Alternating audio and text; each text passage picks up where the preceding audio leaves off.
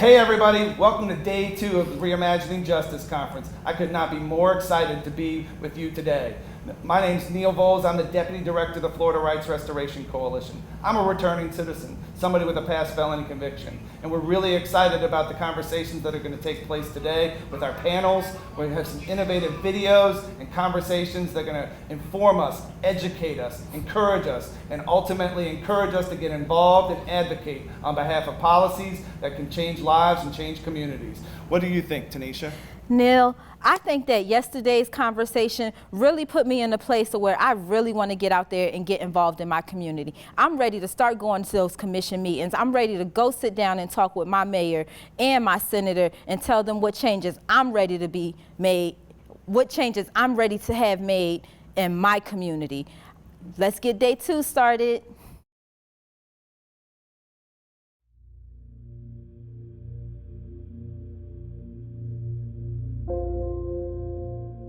Yeah, my name is Joshua Underwood. I'm a returning citizen. I'm an author, spoken word artist, motivational speaker, mentor to at-risk kids, baby boy to my mother, brother, and just a productive member of society, a pillar in my community, and a leader.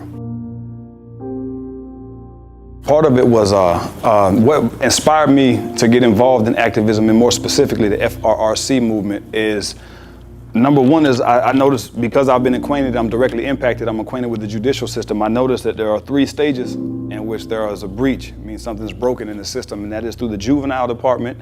And so trying to stop that process, trying to get involved and meet them before they get acquainted or before they get sucked into the judicial system and try to prevent some of that.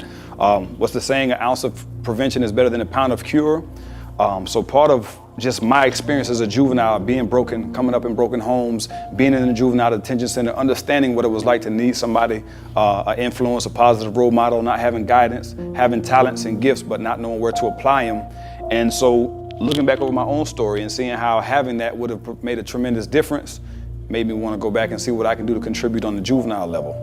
There are men who are incarcerated, who are subjected to all sorts of inhumane circumstances and conditions, and I want to do whatever I can to change that. I was there, I was subjected to it myself, and because of that, I want to do what I can. And the same thing even upon release, transitioning out of the institution, there are so many hurdles, so many roadblocks, so many things that we have to overcome, from housing, in terms of trying to find stable residence, in terms of trying to find gainful employment so that I can continue to provide for my family, my means of protecting my family, not able to bear arms. There's so many areas in which, because at the age of 17 as a juvenile, I committed a crime. I was direct filed and charged as an adult while being a juvenile, and I emerged as an adult.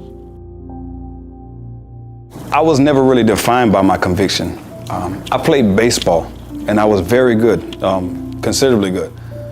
I played in high school, I played in middle school, I played Little League, I didn't make the grades to play much in high school, but when I did, I excelled. And so what happened is I quit. I got kicked out and I went on about my life. People don't call me a baseball player anymore. You see what I'm saying? I played a little basketball. I joined the team and played while I was incarcerated. People don't call me a basketball player. They don't define me by the team I played for 8 years ago in prison, because I'm not a basketball player. And I'm not a criminal. I'm not a felon because I made some mistakes as a juvenile. And we talk so much about, if a man forfeits his rights, if a man this. I went into the system at the age of 17 years old. I served a 15-year prison sentence, of which I did 14 years. So I go in at the age of 17. I'm not fully developed. I'm guilty of my crimes, but not really able to appreciate the full magnitude of those crimes. And I'm given an adult sentence and told that I have to, go spend 15 years in the Department of Corrections, come out at 31 expecting to rehabilitate myself while incarcerated, make a transformation and come out and be a productive member of society, when I've never been a productive adult in society. But what happened is I emerged. I grew from a juvenile into a man. And society now holds me accountable as a man. I didn't commit crimes as a man. I committed them as a juvenile. I paid my price, transitioned into a man, and here I am in society being told that I'm being judged and being held accountable for things that I just served a 15-year prison sentence for. I'm paying the interest on the debt that should have been paid in full when I walked out of the prison case.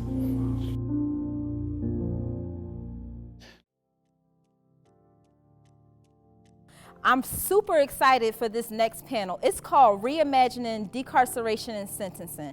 I reimagine what decarceration and sentencing looks like all the time because I am a returning citizen. I think that we should be treated fairly and equally just like everybody else.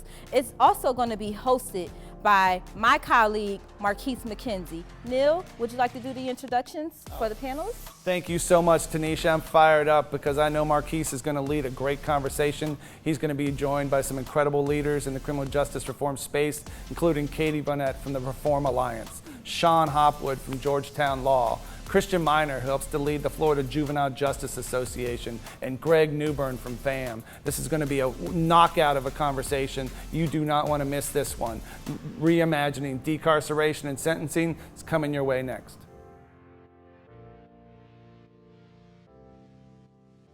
Welcome to Florida Rights Restoration 2021 Reimagining Justice Conference.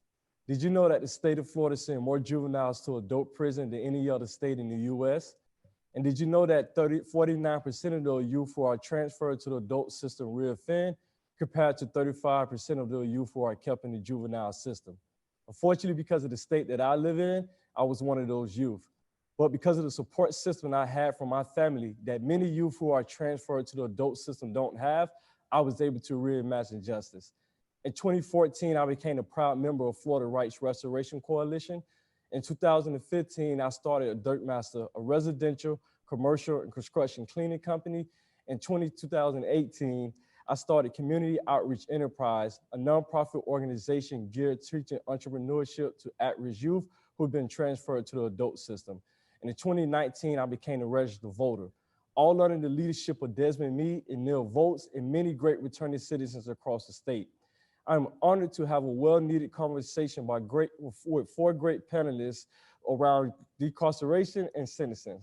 Joined by me today is Katie Bohnett, Reform Alliance, Shon Hopwood with Georgetown University Law Center, Christian Miner with Florida Juvenile Justice Association, and last but not least, Greg Newburn with Families Against Minimum Mandatories. And as we go into this conversation, I ask you guys to imagine if it was you, yourself, or a family member who was took out of the juvenile system and charged as an adult. And let's get right into this conversation. How you guys are doing today? Doing well, thank you for having us. Good to see everybody. Thanks for having me here. Very well, thanks. This is great, awesome panel. Thank you. So we jump right into the questions. And this question is targeted to Greg Newburn and Shauna Hopwood. First question is, how are sentencing policies impacting people's lives in Florida and across the country? Go for it, Greg. Oh, wow. That's a pretty broad question right off the bat. It's a good question. Well, I think the answer is that too many sentencing laws are negatively impacting too many people, both in Florida and around the country. So I don't think it's the case that every single sentencing law on the books anywhere is per se bad. The problem is that too many states, Florida among them, have too many sentencing laws that are overly broad, overly severe, and unnecessary, or lead to unnecessary incarceration. That is certainly the case in Florida, where we have more than 100 mandatory minimum sentences on the books, where we have more than 50 drug trafficking statutes that cover a wide range of activity from, from behavior everyone would consider drug trafficking to simple possession of comparatively small amounts of controlled substances, to 10-20 life gun sentencing laws that again cover behavior from everything from robbing a store at gunpoint to burglarizing a home and stealing a gun and calling it armed burglary. So the short answer to that is too many states, Florida among them, have far too many laws that are unnecessarily severe and lead to unnecessary incarceration for thousands of people. And as anybody watching this knows, that in turn has collateral consequences on families, on economic mobility, on the ability to build themselves up and achieve the American dream. And it's certainly the case that states, again, Florida among them, could recalibrate their sentencing laws and save tax dollars, reduce crime, and save families and save people all of this heartache, unnecessary heartache, by more narrowly tailoring their laws and making sure that they're proportionate and just. Yeah, and I would add to that a whole number of states, I think Florida is included in that, came up with this idea of truth in sentencing, that we're going to sentence people harshly and that we are not going to allow them the ability to earn some sort of early release, whether through parole, probation, good time, earned time credits, or what have you.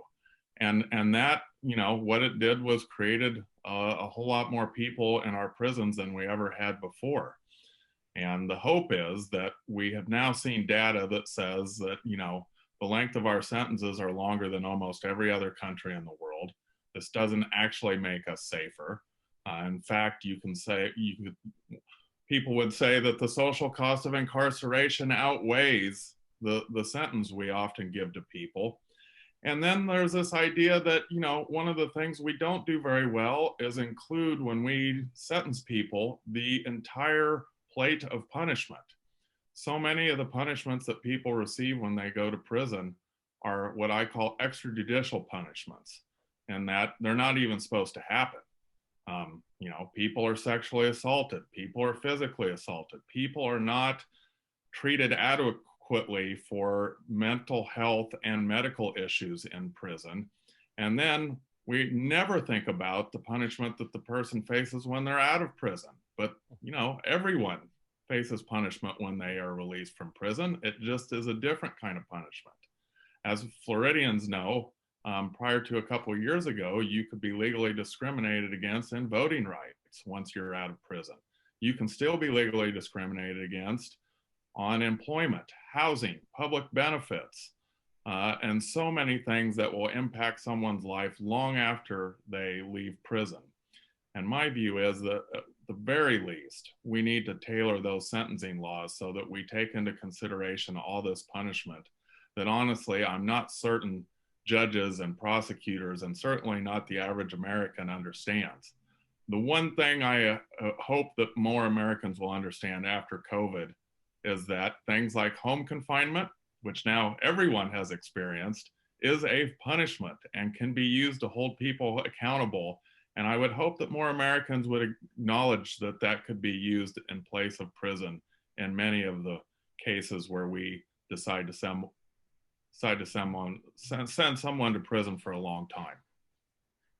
Definitely, thank you. And it almost seemed like going into the system in Florida, you get consequences as a punishment. You get sentenced to incarceration, but also going through that incarceration, you ought to become some type of victim for the hindrance and roadblocks that you may have to face, or things that you may have to face in being incarceration. Definitely appreciate you guys' answers.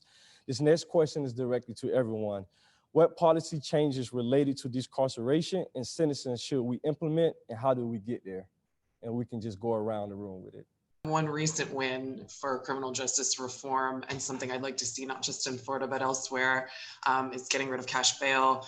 Governor Pritzker just recently signed a bill. It also had some policing reform in it. And that's a good example of something that a lot of criminal justice reform entities and folks have been trying to achieve for quite some time in multiple states. And I think Illinois, a state that is certainly diverse, has certainly issues with crime on their own, and population-wise pretty high, will be a good case study so other states can start to follow suit, because the cash bail system is, there's really no rhyme or reason behind it, and it certainly negatively impacts those that just can't afford it. And I'll go ahead and piggyback off that, Katie. So I think when we think of terms of decarceration, and I look at it, I started out my profession working in reentry services for justice-involved populations, transitioning back into society. So obviously the goal is, reducing recidivism and ensuring success as you transition back to society. So now I work on the front end. And when you look at it, I think decarceration starts with our youth and quelling that school to prison pipeline. You look at a person, a justice involved in adult transitioning back into society, average reading levels around 3rd grade, and that's kind of where you see the school to prison pipeline working. So with the Department of Juvenile Justice in Florida, really there's been a huge shift to prevention and diversionary services. Okay, so in the state of Florida, we're at a 47-year low for arrests. A lot of that's probably attributed to COVID, with law enforcement, not making as many arrests, the courts being shut down. But a lot of it too is that the Department of Juvenile Justice in Florida is really focused on rehabilitation of our youth that are being touched by the justice system, but works more importantly on ensuring that they don't go deeper into there. So in terms of decarceration, increased use of juvenile civil citations. We see massive disparity. That's law enforcement using their authority to provide a diversionary mechanism in lieu of an arrest for a child. And that keeps that asterisk off their record. Okay, so it makes life a lot easier for them. One of the big things we're dealing with, at least from a policy standpoint, our association and many of the stakeholders that are on this line here in Florida, has to do with the expungement process. So in the state of Florida, a child can be arrested with misdemeanor offense. They can be referred to a post-arrest diversionary program, and once they complete it, their record's automatically expunged free of charge. That's great. Decarceration. Let's not have one child's mistake follow them the rest of their life, because where do they go when they lose hope? Okay, where do they go? Now, additionally, for a felony offense, a child can be referred by a state prosecutor to a post-arrest diversionary program, and when they complete it, we're saying, okay, you've made good on your second chance. Your record should go away. Well, in the state of Florida, it doesn't for that felony offense. And that could be a kid who has a marijuana THC vape pen. That could be, they take an iPhone that's just over the felony property theft threshold. It actually stays on their record for 5 years, in which they can petition the courts, or it comes off at the age of 21. So what you see is a kid could be 14. He's applying to jobs. He's applying to the military. He's applying to school, applying to housing, student loans, and he's completed a post-arrest diversionary program for an offense that was essentially dismissed, but it's still on their record. So the bill that we've filed this year, it's Senate Bill 274 and House Bill 93. That's Senator Keith Perry and Representative David Smith. It'll allow a kid, once they've completed that post-arrest diversionary program for a felony offense, their record is automatically expunged free of charge like a misdemeanor, so they can move on with their life. So when you think of that in terms of human capital, we are allowing people to go ahead and move on and in these youth to lead a life of success, so that they don't get burdened with that offense that can oftentimes lead to the adult justice system. Yeah. So first, I mean, I agree with all of that, what Christian said and what Katie said. Those are all important steps to reduce the number of people we put in the system and ultimately send to prison over the long term. I think in the short term, so prison populations are always a function of who you send to prison and for how long.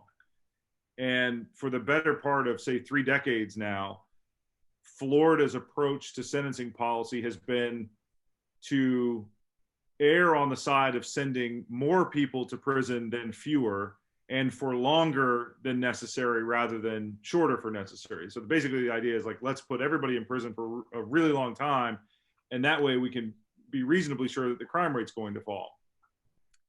And it has, except it's also fallen everywhere else where they didn't do this.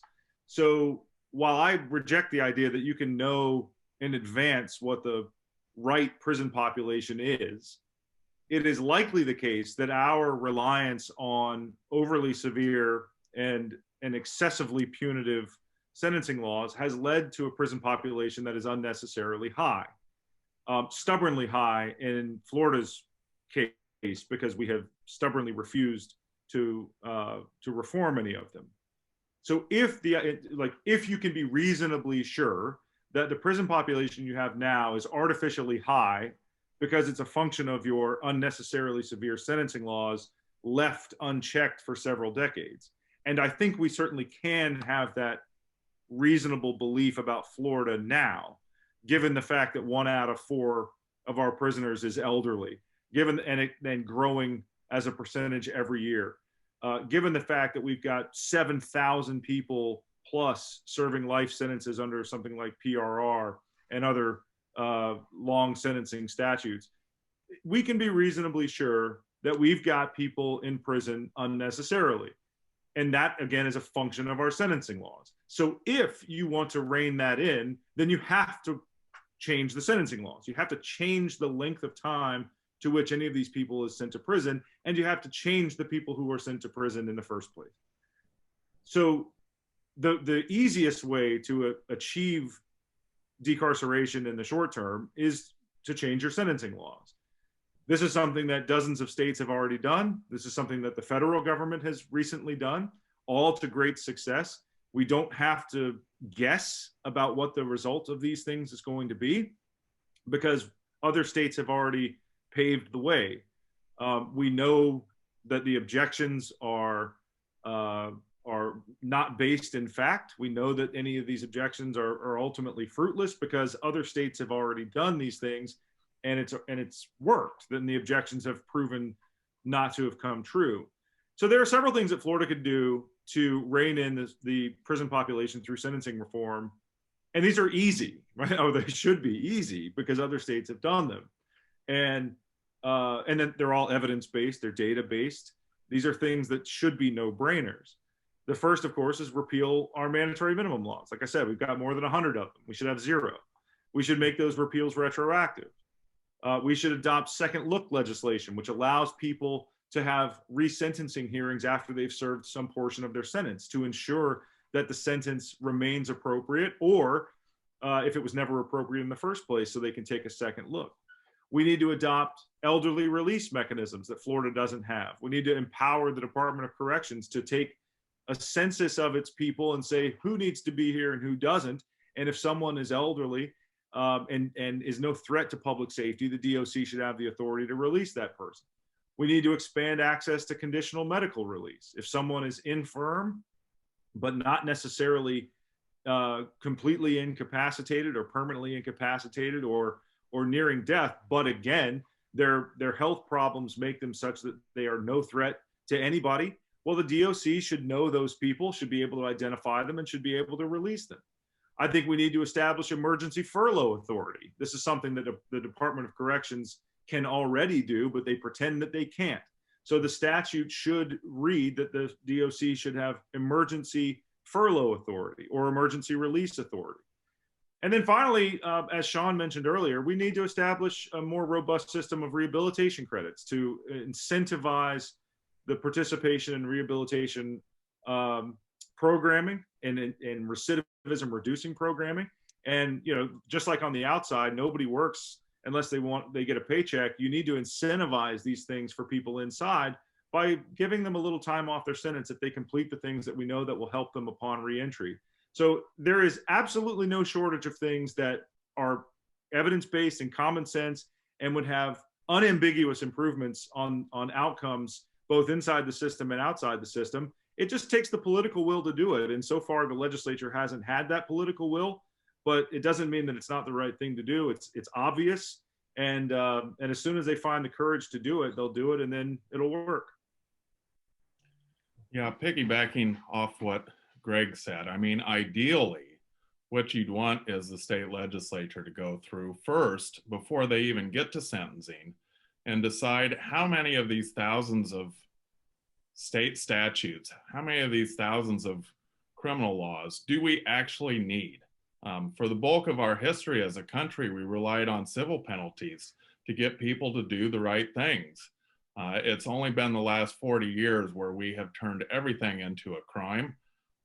I joke with my students at my law school, but I think it's absolutely true. In any particular jurisdiction in the United States, you are subject to 5,000 federal criminal laws and around 2,000 to 5,000 state laws, meaning most everybody in the United States has committed a felony at some point in their life, many of them unknowing.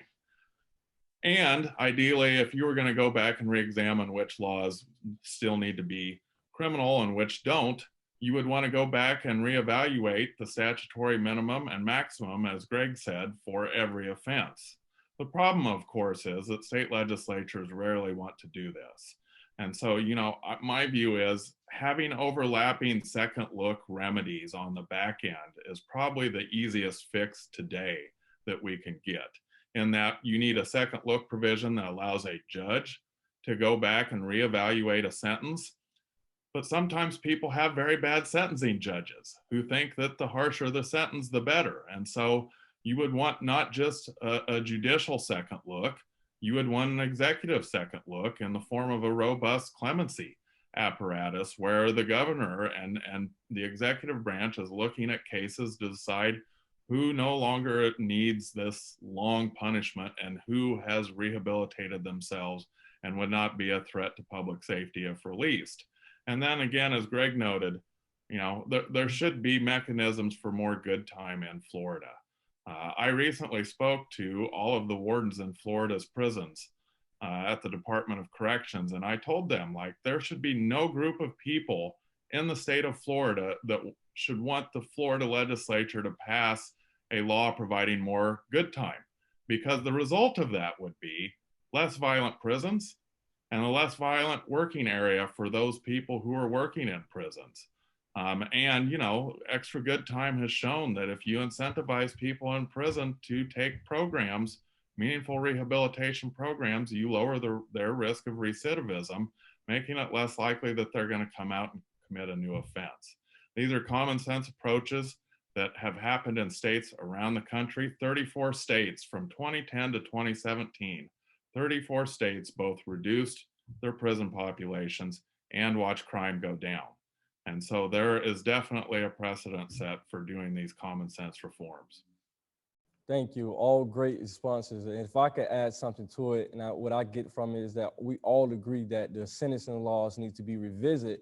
And I know at firsthand, revisiting those sentencing laws can impact prisons across the state of Florida, just for the fact that, you know, individuals who have lengthy sentences, they can't even participate in certain programs. So you have a lot of individuals that are incarcerated, are left intended, can't get the proper education or try to rehabilitate themselves because, again, because of the length of their sentences, they just basically have to sit and rot and just find stuff to get into. And I definitely think revisiting those sentence laws will help. Thank you, guys. The next question will be targeted to Kristen Maynard. What success and challenges have you seen in terms of decarceration and sentencing reform? What lessons can be learned from juvenile justice issues in particular? And can you talk more about SB 274 Juvenile Justice Bill? Yeah, again, when you go back and you highlight, you know, we are at a 47-year load with the Department of Juvenile Justice. For those that are familiar with Chairman Jeff Brandis, who's kind of like the real OG of criminal justice reform in the state of Florida. When you talk about, you know, the DOC and DCF systems, he's oftentimes pointed to DJJ as working. And again, you know, what we've seen is we've diverted kids that shouldn't go, not only to be direct filed into the adult system, but as we've diverted kids that shouldn't even go into secure residential or non-secure residential settings, what we've seen is we're starting to treat kids in the residential settings that really have a lot of underlying, whether it's substance abuse or mental health issues.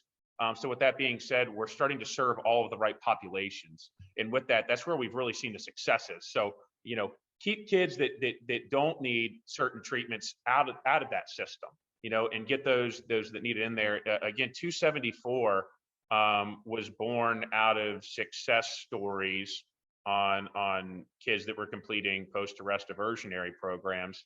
And again, this is when a state prosecutor is making the right decision. They're going, this is a kid that deserves a second chance.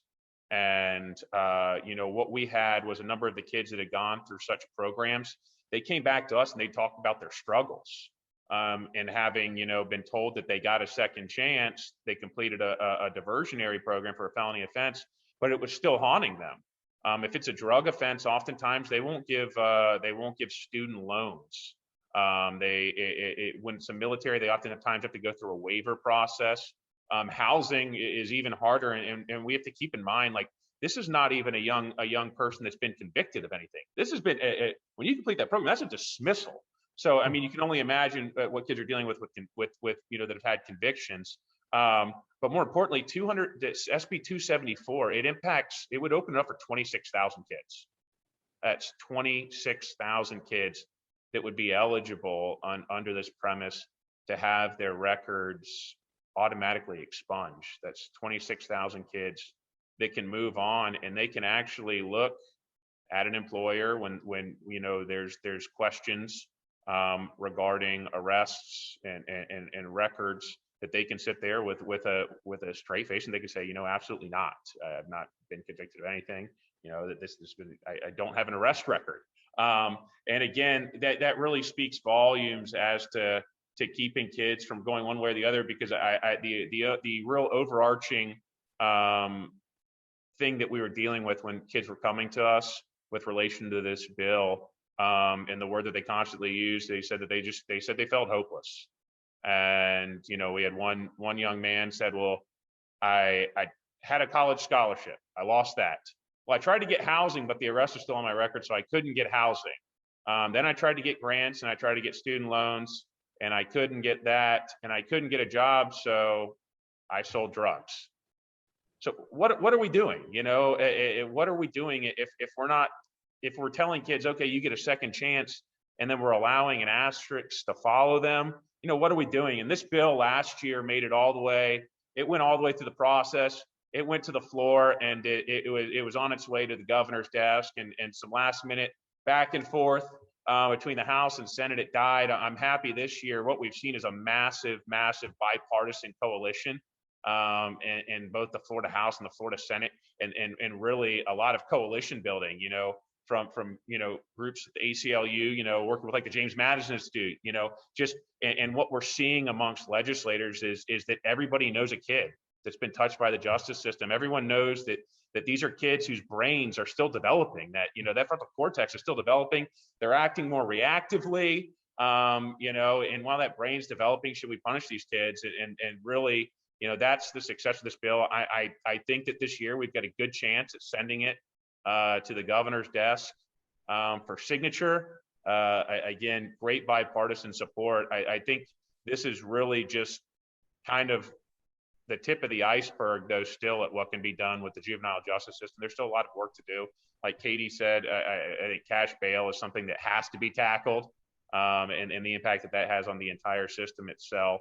I think that one of the things that we're really going to need to tackle too is parity in the issuance of civil citations amongst law enforcement, and some standardization amongst law enforcement as they're receiving those. You know, you have one judicial circuit where there's a affluent white kid that gets a civil citation, and then, you know, in the next judicial circuit, you know, right neighboring there's a kid that commits the exact same offense. He's a minority kid, and he doesn't get a civil citation. He gets arrested. You know, where do we come up with parity for this, so that we're not, you know, that there's got to be equality in how we're administering justice. You know, not just those kids that have the resources and the affluence to go ahead and be, you know, referred to a civil citation program, you know, due to their skin color. We need to ensure that, you know, within the juvenile justice system, we are continuing to advocate for parity on all fronts. Thank you. Next question will be targeted to Katie Bohnett. What lessons have we learned about decarceration and sentences in the context of COVID-19? Sure, awesome question.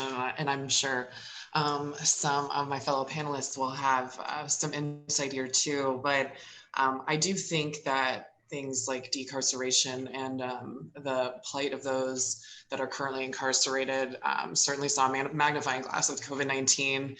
A lot of people that it never really crossed their minds. And in the very beginning of the pandemic, even though Reform Alliance's focus is parole and probation reform, we're still relatively new. So we pivoted pretty quickly and worked with a lot of researchers and partnered with a lot of groups, certainly a bipartisan coalition, to come up with a safer plan, which were protocols we were recommending for jails and prisons to prevent the spread, because for very obvious reasons, to physically distance the way the CDC recommends, 6 feet or 3 feet, is very difficult in a jail or a prison.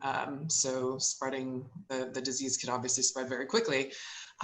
Florida, unfortunately, was a state that did not adopt most of those recommendations. Other states, we certainly had more success. I would say things like visitation, was postponed, but that certainly negatively impacts those that are incarcerated and their loved ones, but certainly limited the spread. What other protocols did Florida adopt? I think that was it.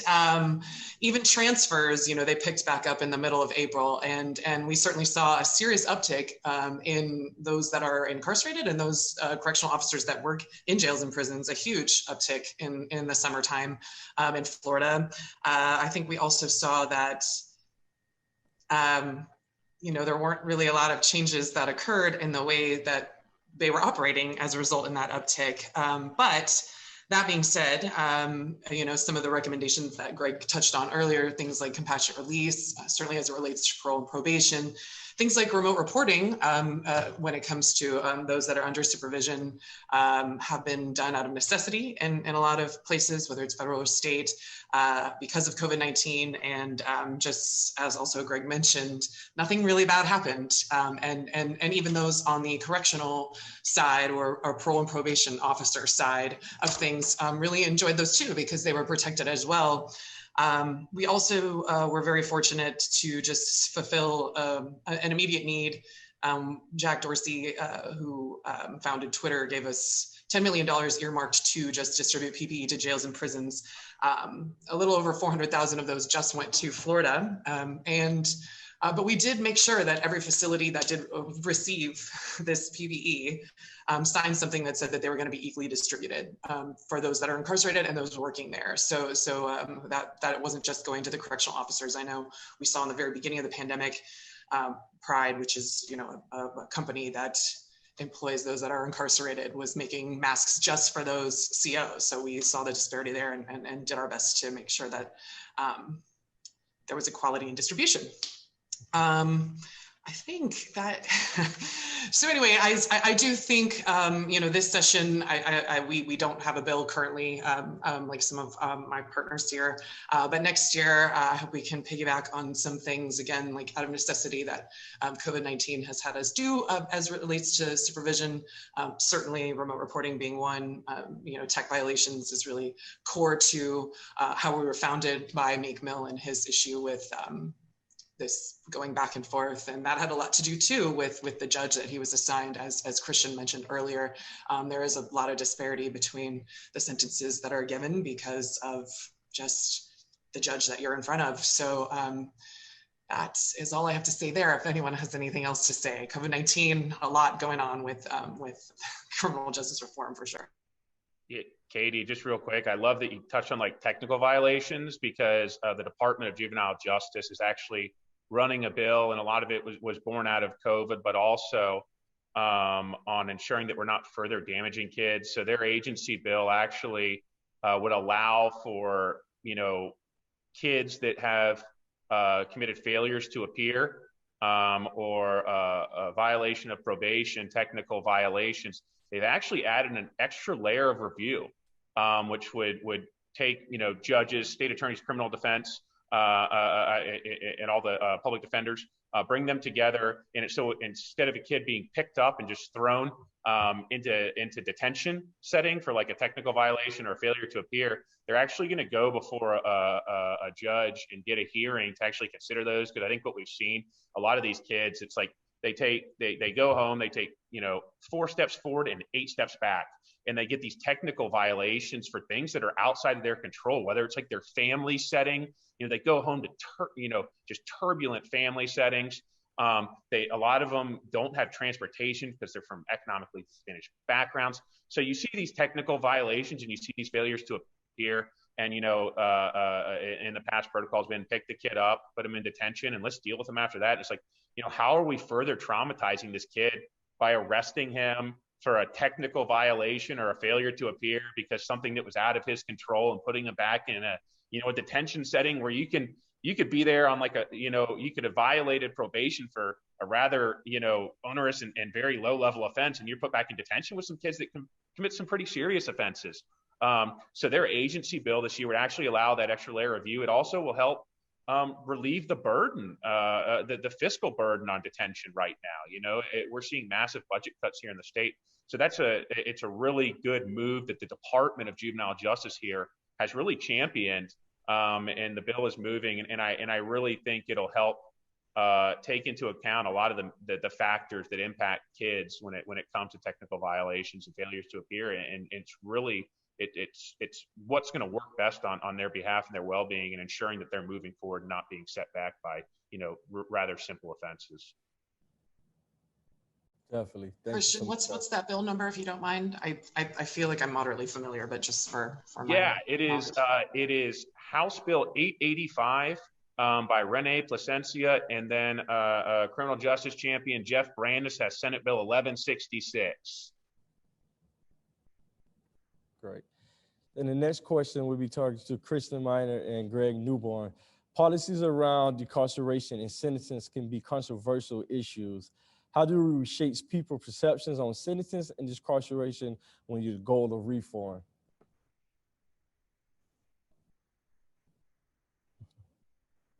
Yeah, it's a good question, and in a lot of ways, it's the most important question. If we want to succeed in passing legislation, then we have to persuade the people who are accountable to voters that this is the right idea.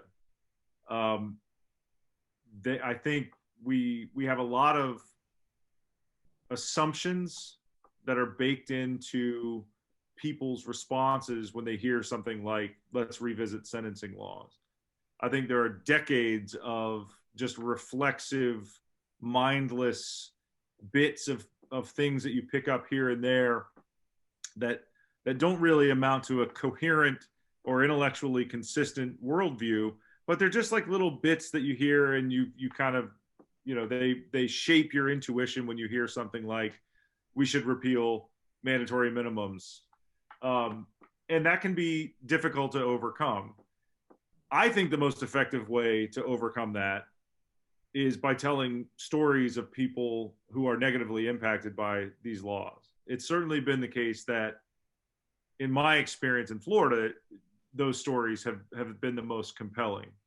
We told people about how many, we told legislators how many people were sent to prison under 1020 life, how much money it costs every year to incarcerate people under 1020 life for aggravated assault and so on.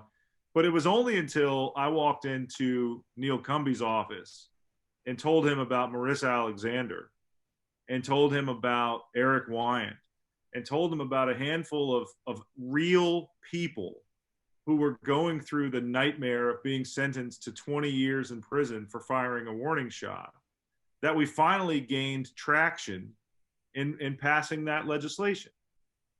There's only so much that simple academic data can get you. You have to be able to show the real human impact. And as Christian says, I guess we have to call him criminal justice reform champion Jeff Brandis. We'll put that in front of his name every time. But as he says, the most effective thing is a mom and a story. And I think families of incarcerated people in Florida have done a tremendous job, and directly impacted people, returning citizens, have done a tremendous job over the last few years of organizing and mobilizing and sharing their stories with their individual legislators, coming to Tallahassee and sharing their stories. They're getting smarter, they're getting stronger, and their stories are being heard in ways that they have not been heard previously. And over time, I'm of the opinion that it is simply impossible over time for any legislature, even this one, to hear these stories over and over again and simply remain intransigent. Eventually, you have to move your back row when you're playing checkers, right? Like, eventually you have to do it. And I think that pressure comes from directly impacted people and families of incarcerated people telling their stories, the stories that are just unambiguously wrong. I mean, it is just wrong to send a person to prison for the rest of his life because he has a drug problem, goes to prison, gets out, still has a drug problem, and commits a robbery. It's wrong, but that's what we do. But nobody knows we do that until we tell the stories. And when we tell the stories, then they know, and then you can fix it. And like, so right now we're sort of at that, like, tell the story and fixing it. And we've just got to keep telling those stories until the legislators cannot do anything but fix it, because they won't until they can't do anything else. Right. And when you have 100,000 people, 90,000, 80, whatever it is, in prison at any given time. And for the past 20 years, I think the average prison population annually in Florida has been about 90,000. Well, when you have that many people over that long a period, those families, those people, there's a lot of people out there who have been directly impacted by this. Eventually, and especially thanks to FRRC, eventually they're going to vote. And you better damn well be ready for it. Because if you haven't done anything, if you've completely and utterly ignored this massive group of people who is becoming stronger and smarter over time, you're going to lose. So if you care nothing about justice or efficiency or public safety or what's right and wrong, and the only thing you care about is your political hide, even then, you ought to get on the train, because it's leaving the station and you're going to get left behind. I'm with you there. I'm actually with Greg there. I mean, this is done at the ballot box. Okay. I mean, look at what the Florida Restoration Rights Coalition, it's done at the ballot box.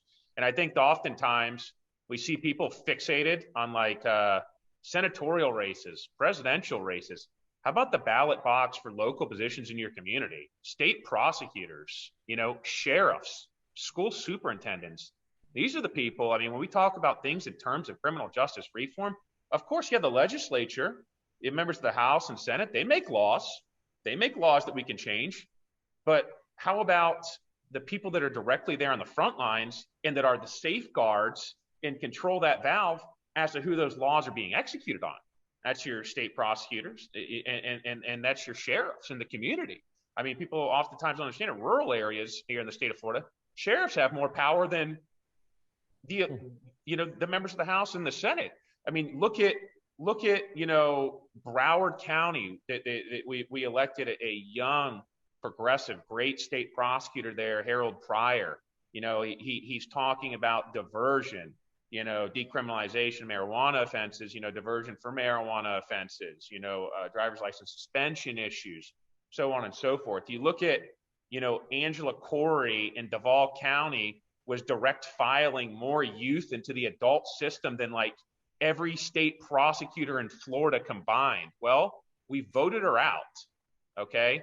We voted her out, and direct files are down exponentially. This is done at the ballot box, and you got to care. And outside of, as Greg's saying, stories, stories, but also creating awareness at the local level as to the people, and having awareness as to those people at that level that you're voting for. It's critically overlooked, the level of engagement that these individuals have in your life, because the average person commits multiple felony offenses every single day without even knowing it, and it's a matter of getting caught. So if you're not electing people at the local level that are enforcing these laws, in the right way, at some point, trust me, you're going to fall victim to it.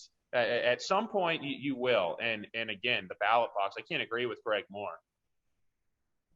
Definitely, and I couldn't agree much more. Once we start educating our community around these issues and who can actually make those policy changes, I definitely see a lot of political things are changing, especially in the criminal justice reform. Appreciate that. This question here is targeted to everyone. What is the action that people, whether policymakers, advocates, communities, or returning citizens, can take to support reimagining justice and decarceration and sentencing? I think it takes a lot of things.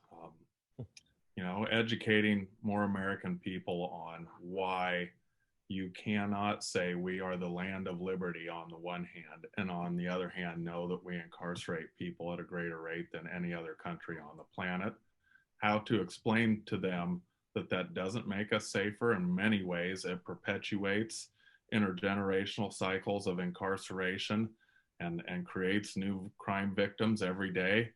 And you know, it requires not just educating the American public, but also policymakers. And sometimes, you know, the one thing we left out about one remedy is sometimes it takes the heavy hand of litigation and filing things in court and getting judges to strike down laws as unconstitutional, or getting judges to say that certain conditions are just beyond the pale. They're so bad that they violate the Eighth Amendment.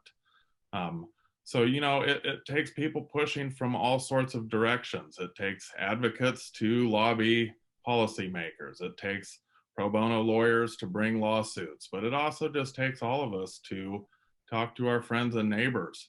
You know, most of the people that I grew up with had no idea about how bad the criminal justice system is, and I talk to them about it. And I'll tell you, I get tons of mail every day from moms who had no idea how bad the criminal justice system was until their son or daughter gets caught up, and then they are furious. I spent a lot of my time trying to think how to make people furious before their sons and daughters end up in the prison system. So I think, you know, talking to people, as many people as you can, wherever you can, about these issues is really important. I can't stress, I think, enough buy-in from the small business community and the business community in general. Okay, having worked, starting my career on the back end, doing reentry and transitions stuff out of adult corrections, and then seeing it on the front end, doing juvenile stuff. I tell you what, when I was representing a reentry provider, our best relationships and what was key and critical for success for justice involved populations was a job. And these men and women were employed with local employers in the community. And I tell you what, until these local employers knew the hardships that these individuals had endured and how much a job meant to them, they're the best employees ever had, because we're all human. One mistake the mistake doesn't define your work ethic. It doesn't define how you're going to proceed forward with your life. If anything, you're going to have a greater respect for the opportunity you have. In the small business community, it's absolutely critical. And until we start involving, you know, oftentimes the small business community, when they're not involved, they'll complain about crime. Well, my business has experienced crime. Okay, well, what are you doing? You know, what are you doing to ensure that crime doesn't occur? Are you providing opportunity? You know, if you're not complicit in helping, then you're going to be a victim of it on the back end. And that's, I really believe that until we can unify the small business community in on this issue, it's never going to really go to the extent that it can as it pertains to reform.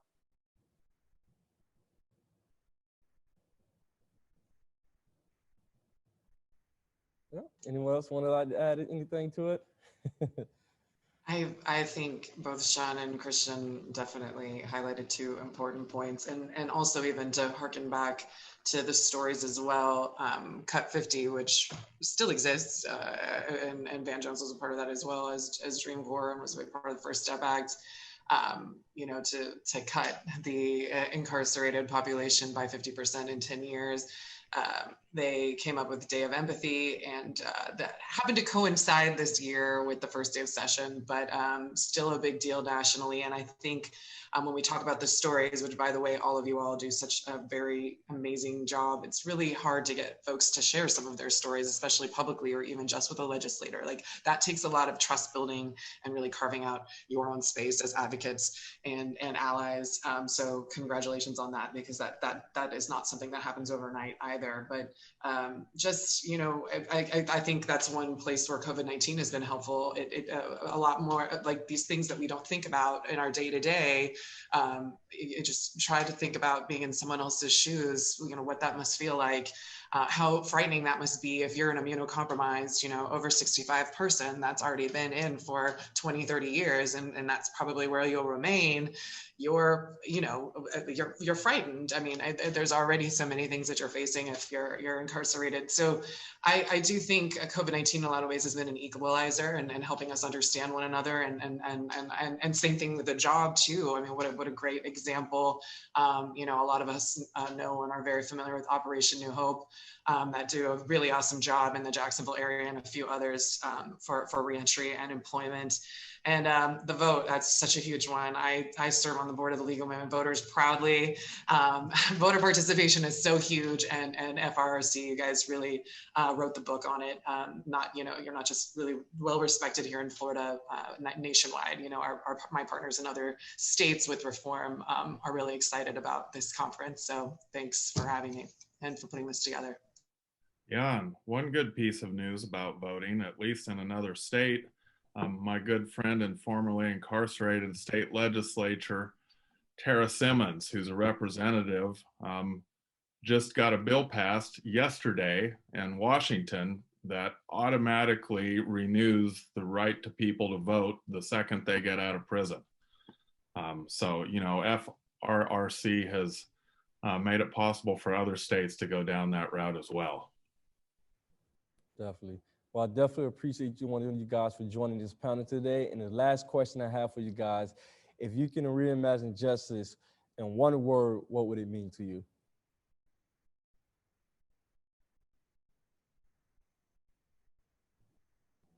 Can I go last?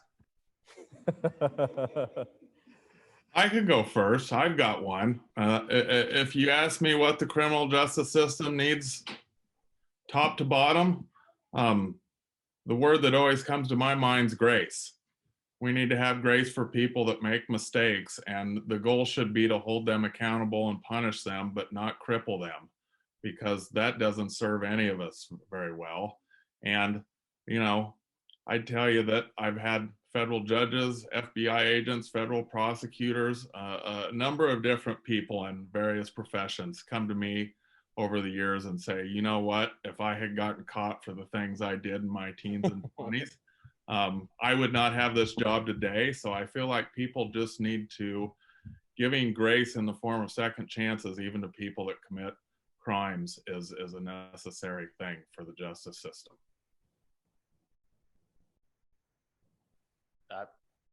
Piggybacking off of grace, hope. Give people hope. People respond to adversity different ways. When people get in trouble, some people shut down because they feel they have no hope. They have nothing to look forward to. Whether it's a kid that's been touched by the justice system or an adult. What hope is there for a life of success post that interaction? When people lose hopelessness is when they give up, and they tend to revert back to whatever poor decisions led them to where they're at. So, whether it's hope to be able to vote again, hope to be back with your family and have your family be made whole again, hope to get a job or pursue higher education, just hope.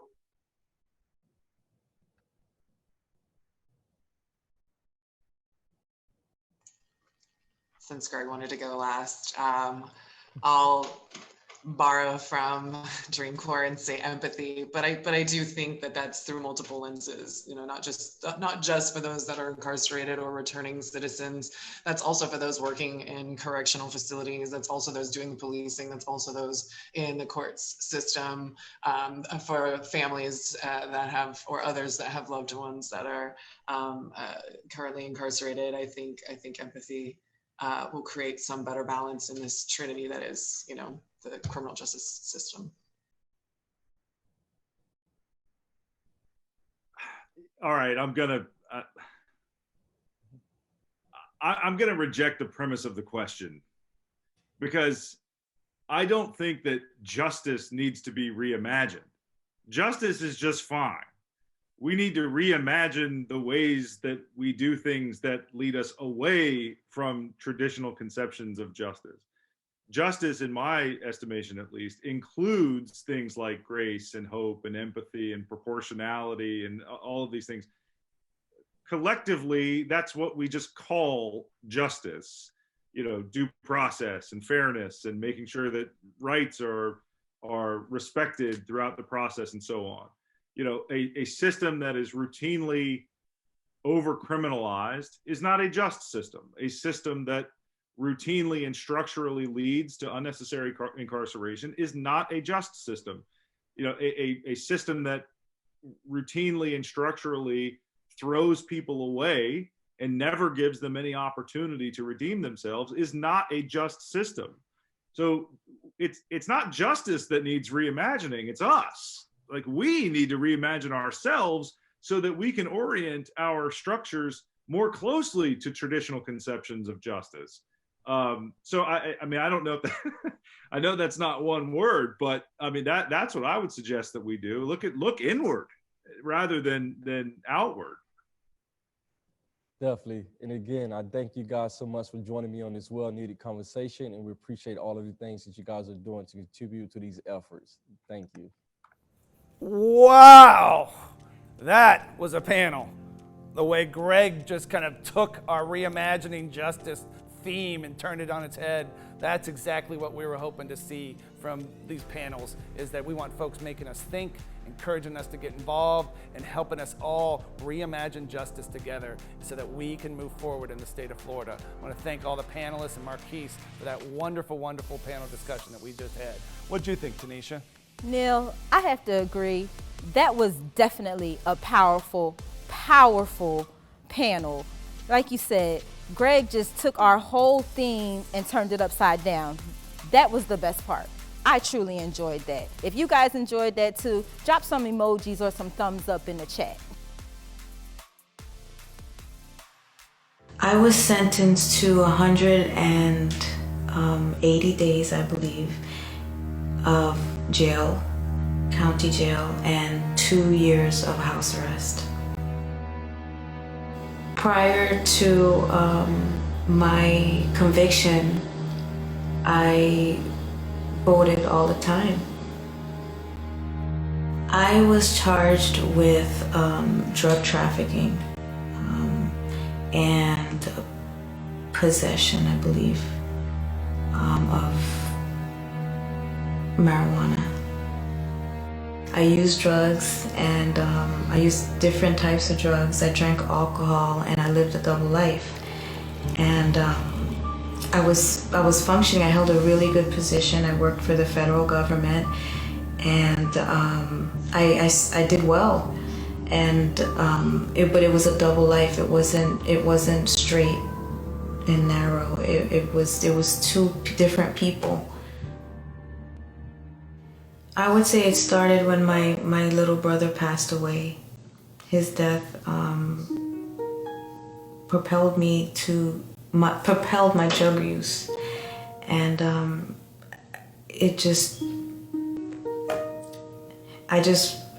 felt lost, and he was a part of my life that I felt was gone, and didn't find the only way that I could deal with it was my use of drugs. I was terrified, I was scared, and it was the worst experiences of my life, and I just continued to drink and use drugs. When I was going through court because of my arrest in 2008, I didn't know how long I had to do in prison. If it was 99 years, my life, I was living from month to month, not knowing my future, not knowing if I was going to be there for my children. I could not face another year fighting this.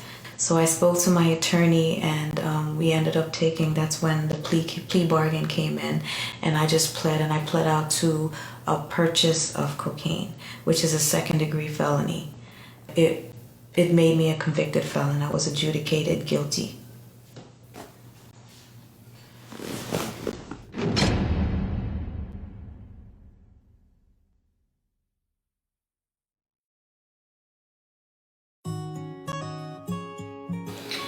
I signed up for a marathon because when I run, it's my meditative, I speak to God through running. And whereas CrossFit gives me that strength, running gives me that meditative time that I speak to God and I listen for what He has to say. And one day I was on fire for God. I was like, I love you, Lord, and I was on fire, and I just signed up I don't know what I was thinking because it's 26.2 miles, but I was on fire and I said I was running for him.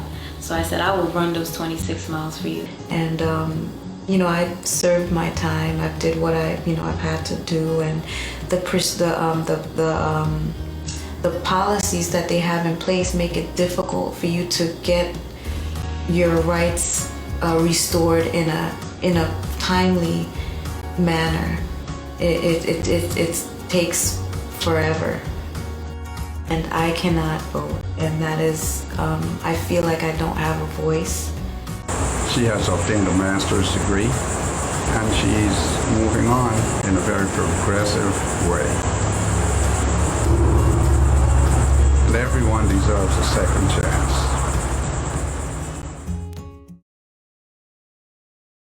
Our next panel is Reimagining Incarceration and Supervision. This is one that really cuts to the heart of what we're talking about with this conference. I know it also touches on the really important topic of COVID. I hope that they unpack that a little bit and talk about how COVID has shined the light on incarceration and supervision here in the state of Florida. I'm excited for this panel. Tanisha, what do you think? Neil, I'm super excited about this panel too. And again, as you said, it's called Reimagining Incarceration and Supervision. And when I reimagine incarceration and supervision, I want to think about how can we make our communities safer. So that's what I'm hoping to hear out of this panel. And it's going to be hosted by my colleague, Chasman Barnes.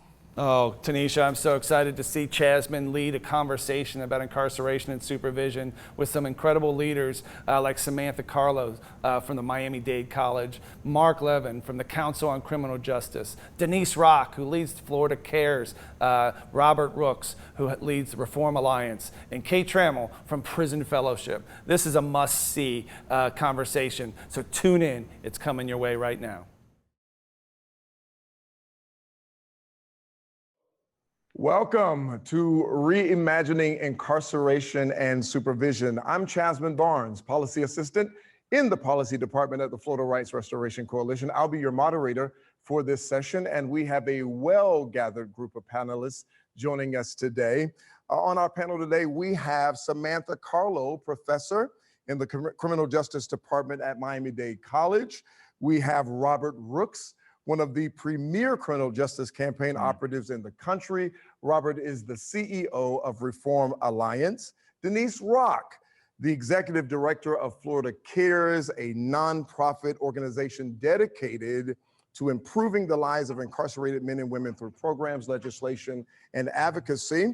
And we have with us Mark Levin, Chief Policy Counsel at the Council on Criminal Justice, Kate Trammell, Director of Policy and Research at Prison Fellowship, the nation's largest Christian nonprofit serving incarcerated citizens, returning citizens, and their directly impacted family members. So the goal of our conversation is to inspire people to reimagine incarceration and supervision. We will discuss today how we can best fulfill that vision. The Florida Department of Corrections is the third largest state prison system in the country with a budget of $2.7 billion. There are approximately 90,000 incarcerated citizens in Florida prisons right now. That's just 10,000 beds away from the maximum capacity of 100,000. That is far too many people. Nearly 155,000 returning citizens are on active community supervision, also known as probation, and that too is an excessive amount of people. But there's hope of reducing those alarming numbers by reimagining how we get to a person's incarceration or supervision in the first place. How I wish someone had reimagined my incarceration. I too am a returning citizen, having spent 20 years in the Florida Department of Corrections for a crime I did not commit. It's the goal of people like me and a panel like this to get to the heart of the matter on how we can move from incarceration to transformation and from mere supervision to reentry success. So let's get started. Let's begin here with this overarching question. What does reimagining incarceration and supervision mean and look like to you? Mark Levin, I'll start with you, sir. What does reimagining incarceration and supervision look like to you? Well, thank you. And your experience is incredibly inspiring to all of us. And I'm really privileged to be part of this discussion.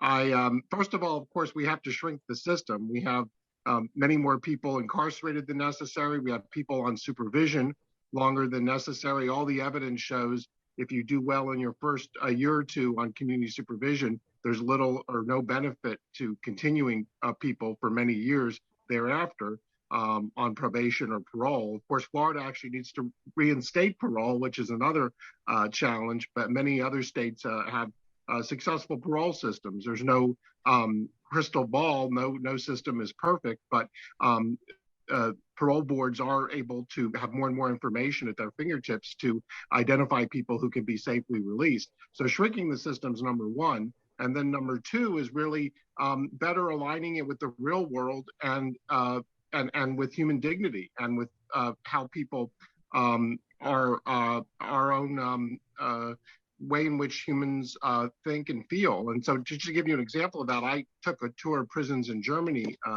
several years ago, and it was just astounding to see that people who were incarcerated there were able to pick out ingredients, make their own meals, decide which library books to check out.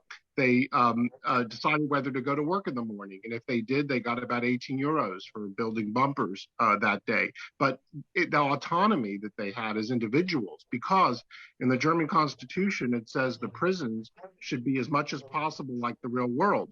And also recognizing the nature of the human condition. They allow conjugal visits, for example, that isolation and loneliness and being deprived of all choice and autonomy is not consistent with who we are as people. And I'm struck by, I went to an event for the Prison Entrepreneurship Program, which is a great program here in Texas, but they take folks out to dinner the first day they're released from prison. And they would just stare at a menu because they couldn't decide what to order because they had been locked up and deprived of autonomy and the ability to make choices for so long. And that just illustrates how fundamentally flawed our system is when it is not preparing people for the real world, because it's very much based on taking away people's ability to make basic decisions. And in fact, you know, in Germany, what they believe is it's the separation from society that is the punishment, the deprivation of liberty. So prisons should be humane. They should be as much as possible like the real world. And that's what we need to get to here in this country. Of course, they also have the incarceration rate, a 10% of what we have. So I think that's where we need to go. Thank you, Mark. I appreciate that. Samantha, what's your stance? How should we reimagine incarceration and supervision? What does that mean? What does that look like for you? So I teach in the School of Justice at Miami-Dade College an introduction to corrections class. And I take my students through kind of a chronological history on how we have viewed incarceration in this country. We started off with the penitentiary era in Pennsylvania, with the beginning of the first prisons that were really based on redemption and trying to restore people. And there were very short sentences historically in the late 1700s. It was a movement away from physical and corporal punishment, right? And so then, because of politics, right, and policy, we moved into what we call the mass prison era, where in the early 1800s in this country, we built about 40 prisons. And that's a lot for 1800s technology, right? And so we've gone through these cycles where we've been focused on retribution, maybe play a little bit with rehabilitation, then we move towards incapacitation. And really since the 1980s, in my personal opinion and based on research, we've been stuck in this commitment to incapacitation and retribution-based policies, which is a huge flaw because like Mark said, that means you're stripping people of their autonomy, right? And how do you expect someone who's been in prison for 20 years, like yourself, you were, right? and you were told what to do, when to do it, and how to do it, right? And you had no autonomy to really make decisions while incarcerated. And now people are released and you say, all right, make all the right decisions and do all the right things. I mean, it's very contradictory to reality, right? So for me, reimagining our Florida Department of Corrections is really modifying that budget that you spoke about, Chaz. The $2.7 billion is mostly devoted for security, for personnel salaries, for health insurance benefits, retirement benefits, and a large chunk deals with healthcare. A very small percentage deals with programming. So while the Florida Department of Corrections likes to say they're focused on programs, there is no financial commitment to programming. The biggest bulk of programming would be the high school equivalency, but then it stops there.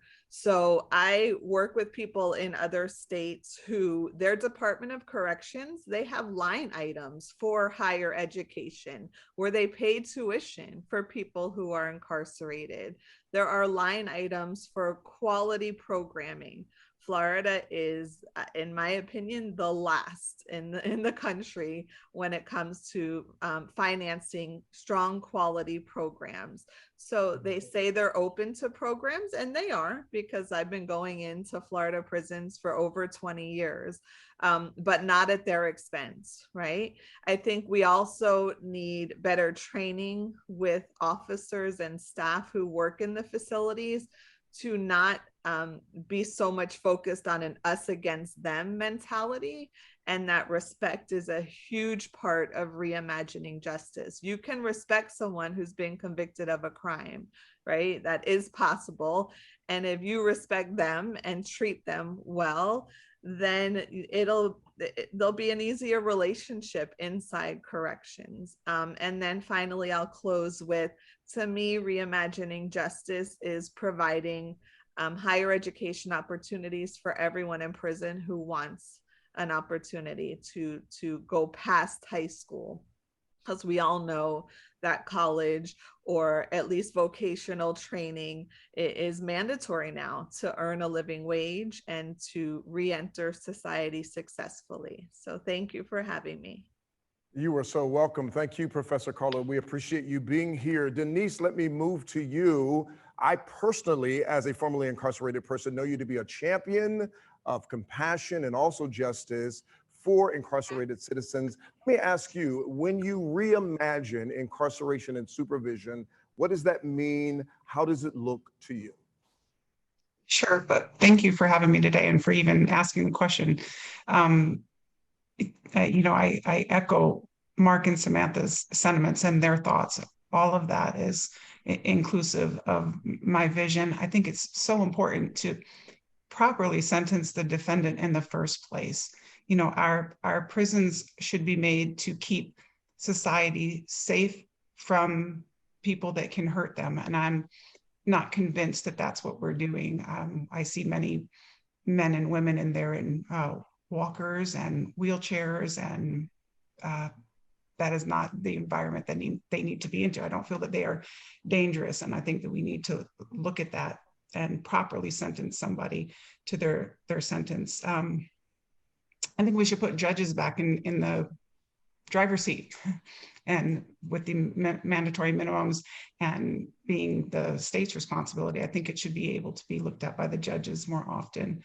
I also think that we should look at the defendant's growth while they are incarcerated. So much of our system is punishment and, well, the original act. And when we have people that are even reaching the parole boards 25, 30 years later, they have no disciplinary reports.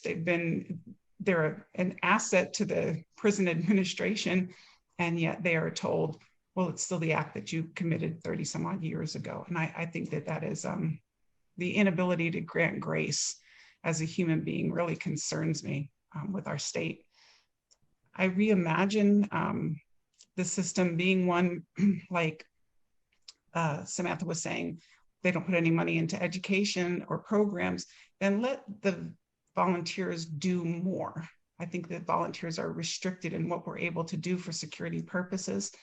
I envision a visitor-based volunteer system where, similar to in the school systems, when school systems were failing, they went to their community and the parents that had children in that school. One of the problems in our Department of Corrections is a visitor, someone that's on a visitor's list for a defendant, can volunteer, but not at the prison where their loved one is incarcerated at. And this just seems counterintuitive to me. You would be more willing to help the prison that you are currently frequenting, you know. So I would love to see a visitor-based volunteer system that worked. Increased visitation. Visitation is the single most recidivating factor that we have, that right below that's education, but above it is visitation. People that get visits are not getting in trouble in prison, and they're not getting in trouble when they get out of prison. Yet we are restricting visitation right now here in Florida during COVID, where we've opened the entire state back. We still have restricted visitation. We should be working to increase visitation, increase contact time that family has with the incarcerated. We also should reinstate overnight visitation. We should have some overnight family visitation, allow the family to be a unit together. I embrace the Germany model, the Norway model. Those are all wonderful and include officers and staff that are trained in sociology, social environments, and they have de-escalation training, crisis intervention training. We need all of that. We need a restorative community.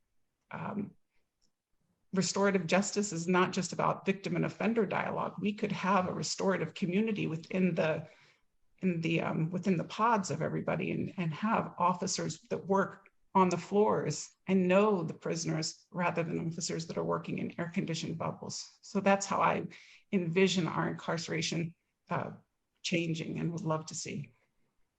Thank you, Denise. Robert, my friend, how does incarceration and supervision look reimagined? What does it mean to you? Ultimately, you're fast becoming a national expert on safety and justice. Tell me how you're reimagining incarceration and supervision. Well, Chaz, thank you so much for the question, and also for opening us up with sharing your story. I really appreciate that, because that frames a lot of where this conversation needs to go. From my perspective, to reimagine incarceration and supervision is really an exercise about reimagining safety. For it is safety that is the justification for our incarceral system. It's safety that's the justification for our current supervision system. And we must put the current incarceration supervision system on trial, because it is not delivering real safety as we know it.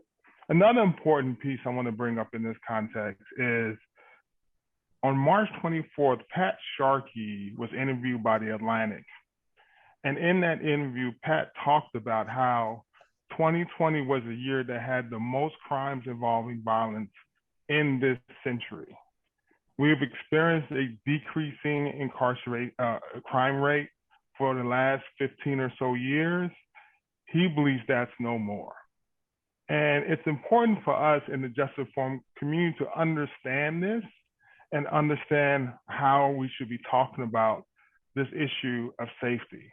For it's been crime and it's been incarceration, criminalization, has been the reason why things are not invested in the way they should be invested in.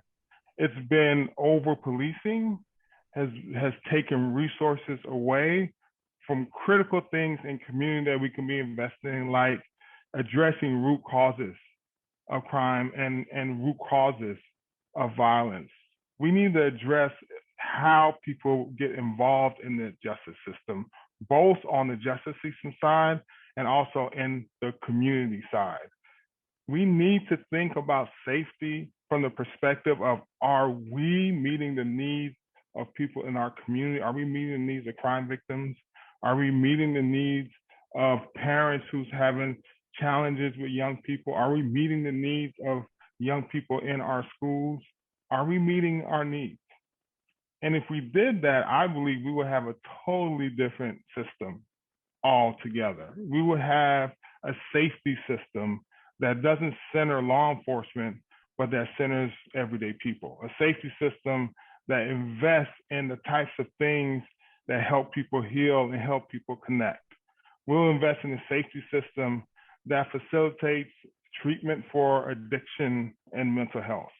It will look totally different than what we are doing now. So I would take a step back and not really talk about incarceration and supervision. I would talk about safety and let safety, real safety, guide how we make decisions each and every day. And I'll end on this point. If we don't get out in front of the conversation about rising crime rates, then we will be the ones that law enforcement will blame. They've already started. They've already started blaming Black Lives Matter for an increase in crime rates. They've already started blaming criminal justice reforms in places like California, Illinois for increasing crime rates. That is not true and cannot be furthest from the truth. What's true is our investments in the last 30 years in an incarcerated system that doesn't help. That's been why we are dealing with what we're dealing with. But it's really about connection, and we need to facilitate connection and safety moving forward. Thank you so much, Robert. I do appreciate that perspective. Kate, let's round out this perspective with you. I personally have been touched by a prison fellowship as a formerly incarcerated person. So tell me, as you are reimagining incarceration and supervision, what comes to mind? What does it mean? What should we do? Yeah, I love to hear that. Thank you for sharing that. It's awesome to be able to speak to men and women who are impacted by our programming in prison. And I think that really informs the first part of my answer here. To me, to prison fellowship, most importantly, reimagining these issues of crime and incarceration means taking a fresh, hard look at the purpose of both.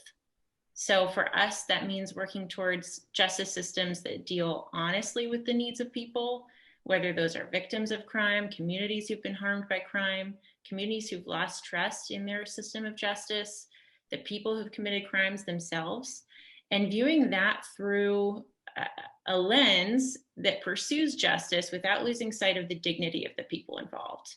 Dignity that, as a Christian, I believe is inherent and unshakable because every person is handmade by God. So that's the first overarching, if you're asking me to reimagine, I'm going there first.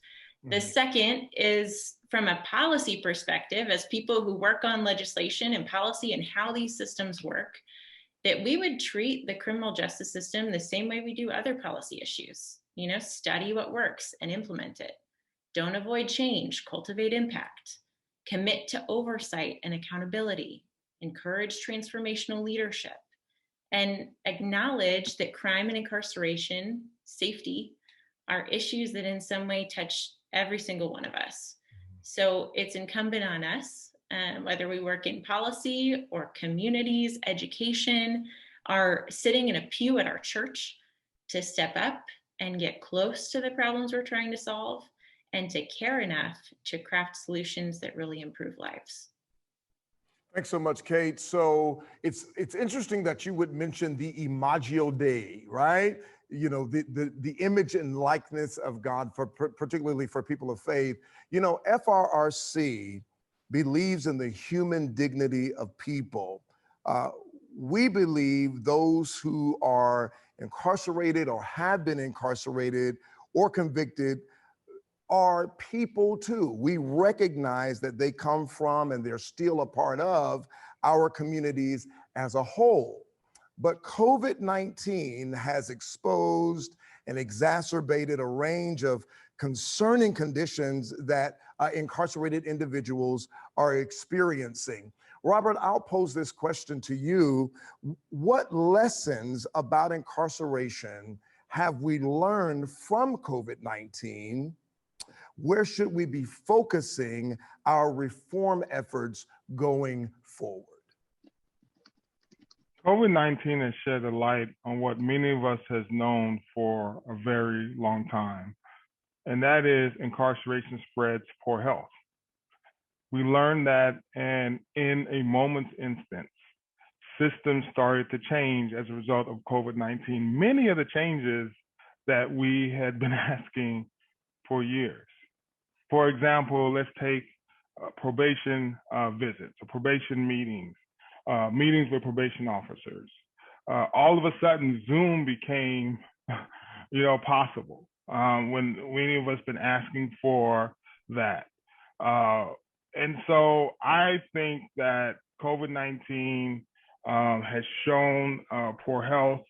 COVID-19 also has shown that systems do not have to be so punitive and demanding, that we could actually have a different type of justice system. I believe 40,000 people, somewhere around 40,000 last I checked, was actually let out as a result of COVID-19. And so I think that it's important that we think about how to keep some of the changes that's been made as a result of COVID permanent.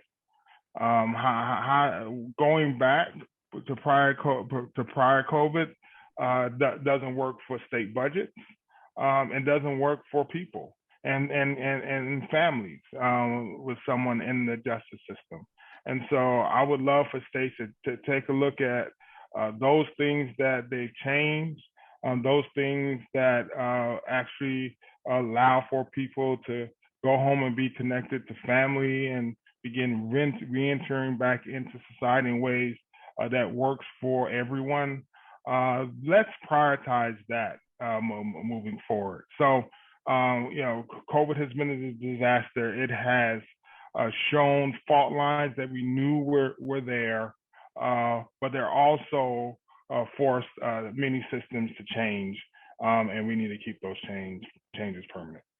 Thank you, sir. Samantha, I saw you shaking your head vigorously in both agreement and assurance. Tell me, what lessons have we learned from COVID? Where should reform efforts be directed? So first, as an educator who has students inside prison, we have lost students to COVID. And I just have to share an anecdote. I was attempting to register a student and communicating with someone at a prison, an employee at a prison. And this employee wrote back and said, "Oh, well, such and such student must have been transferred." And I'm like, that sounds weird. I knew this student and I knew that he was at this prison for a specific reason. So I did a quick online search and I saw that he had died. And my stomach dropped, and just how callous, and I don't think this employee was trying to be callous. They didn't put any thought into, well, before I tell this professor that the student was transferred, let me see if he's even still alive, knowing that we're in a national pandemic. And what's even sicker is that on the Florida Department of Corrections website, it has him as released. It doesn't even, there's no recognition that he passed away to COVID in this system. And I don't know that they can do anything about that, but just the callousness to me, like just people are disposable. So that hit us pretty hard. And I know of some other individuals who have passed away as well. There is no social distancing in prisons that are, 1,500, 2,000, 2,500 people. I've been in an institution recently. The masks are not appropriate. They are sewn from the uniforms and they're tied. There's no elastic to keep the mask really close to the face and covering the nose. But for my purposes for education, COVID, there are states that are now fully implementing online, remote, synchronous instruction, just like how we're talking. The professors talk to their students and run live classes through Zoom or some other web-based technology. And so my dream is that every single prison in the state of Florida has a computer lab set up. And if a student wants to do remote synchronous learning where they're sitting in a classroom virtually, and getting that instruction. I think that that's a possibility. You know, the security side of things, they say otherwise. But if I get my wish list, as Desmond said, we should have computer labs in every education building where students can log in to a distance-based learning system. I'm not in favor of complete remote instruction where there's no interaction with a live faculty.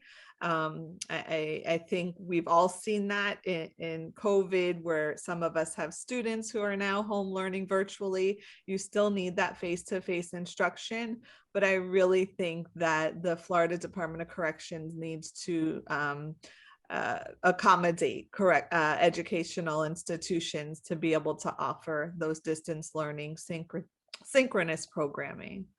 So thank you for that question.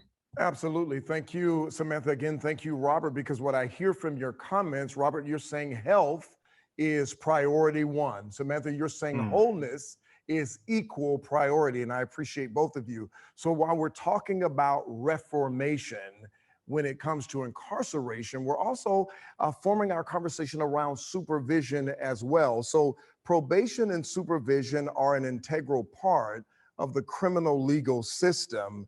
What reform efforts are underway and what efforts would be most effective in reforming probation? Robert, I'm going to send this back to you and I'll kind of crisscross a little bit, but what current reforms are underway when it comes to probation and supervision? So first of all, the Office of Community Correction currently supervises more than 164,000 people throughout Florida. People are caught in the supervision trap and are easily revoked based on behavior and activities that many people that are on probation and parole take for granted. On any given day, about 16,500 people are incarcerated as a result of technical violation. That's a problem. And at least 350,000 people are booked into Florida's jail as a result of this issue. And so that's the way I see it, is kind of the meat of the issue in the state of Florida. And so there is a coalition of organizations that are working through this issue right now. They're looking at ways to cap technical violations in the short term, and in the longer term, replace a system of technical violations with a system that actually rewards behavior and incentivizes behavior. And so if someone is doing what they're supposed to do, then their time gets rolled back and they'll be off earlier. The issue of technical violations is one that's unnecessary. We don't need punitive action.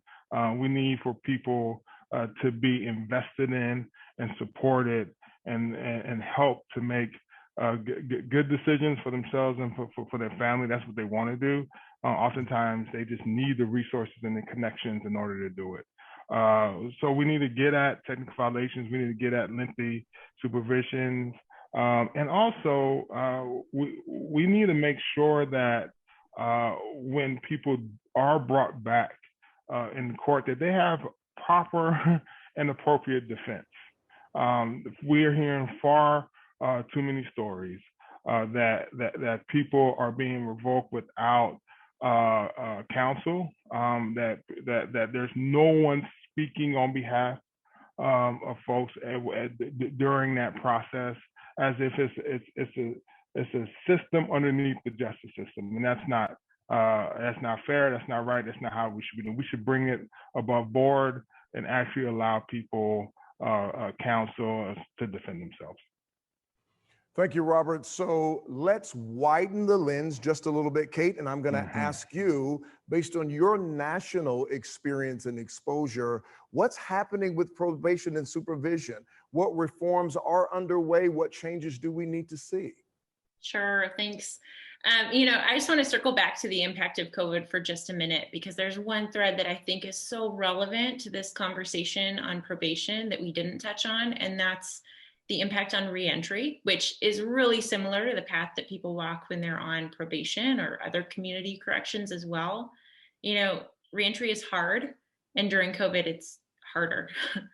We've seen that in addition to the many existing legal barriers to reentry that people face with a criminal record in ordinary times, that right now, nearly half of reentry providers are afraid of a permanent end to operations because of COVID. So as businesses are struggling, that includes reentry providers in the community who play a vital role of support. So just wanted to flag that, because I think that has some lessons to learn for all of us, and what we need to do to provide an ecosystem of support and success in communities for people with a criminal record. But turning to your actual question about what we're seeing in probation and supervision reform across the nation, so much opportunity. It's a great time to pursue policy change in the states and to see experimentation, learning from mistakes, learning from successes. And so I'm going to bucket those together into a couple of areas so they're just easy to talk about. But one, I think, is the area of eligibility. So we're seeing reforms to ensure that probation is offered as an alternative to incarceration broadly for people who don't need to be in prison. And that's a lot of people who we had typically been relying on prison to hold accountable. And so for those people who don't need to be held in prison, ensuring that they're eligible for probation, for community oversight, and that they're diverted there properly. And that's one great piece. Another is what Robert spoke about really, really eloquently, which is conditions. So there's a lot of work across the country tailoring conditions of release so that they're limited and really focused on what is required for accountability and safety. This means a couple of things at minimum. So avoiding blanket conditions, like these are so familiar to me. I used to be a magistrate before this job, and I would assign this to people all the time without even thinking about it, because it's what we did. Avoiding conditions like don't associate with anyone who has a criminal record, or avoid alcohol, right? Like those are very typically applied to everyone on community oversight, regardless of their offense, regardless of their history, and without any analysis of if it's appropriate. So thinking for a second about these conditions, does someone with a fraud charge really need to avoid alcohol? Is that integral to their success? Does it relate to what they've done? And understanding the grounding influence of people who've walked a path from incarceration to success, the influence that they are to others in their communities, the positive impact they can have. Is it even wise to limit their association with people who are struggling and who are on community corrections? These are just a couple of examples of those blanket conditions that are being rethought in the states. And then when we're looking at technical violations and revocations, how we set conditions like check-in requirements and other things really play a huge impact on this. So, thinking about, is someone required to hold on to employment, but they're required to have check-ins at the probation office in the middle of the workday? Do we consider functional questions, really practical things that people will have to walk through, like how check-ins can be built around existing healthy priorities like family, jobs, access to transportation? We overlook so many practical, essential questions about what community supervision looks like whenever conditions are set. And so there's a lot of momentum to change that. And then finally, looking at how long a term of probation needs to be. So we work all over the place on probation caps. I know personally people who have been on probation for decades, right? I have friends who have been on probation for decades, who have demonstrated redemption, rehabilitation, are a vital part of their community for positive reasons and outcomes, and they still are under the supervision, the punishment of the state after 20 years. That's too long. Reasonable caps on probation lengths serve a really great purpose. of focusing someone's time while they're on community corrections to provide helpful accountability, not draining taxpayer resources or overburdening people with oversight that they don't require. And the other thing that I'll mention is something that Robert mentioned as well, which is giving people incentives to perform. We actually do this in prison, sometimes well, sometimes not, right? But when we think about earned time credits and good time credits, how can we take what we've learned in one part of our system and apply it to another? How can we incentivize good, healthy steps towards community participation, engagement, a second chance, by saying, if you accomplish these things, we'll trim this much off of your community supervision sentence, both because it's an incentive and because if you're achieving those things, you're not a threat to public safety anymore. I like that, Kate. I really like that thought because I hear incentivize and I also hear taking personal initiative and action. So our conversation is fastly coming to an end, and I hate the fact that we've got to come to an end, but let me end with both Mark and Denise.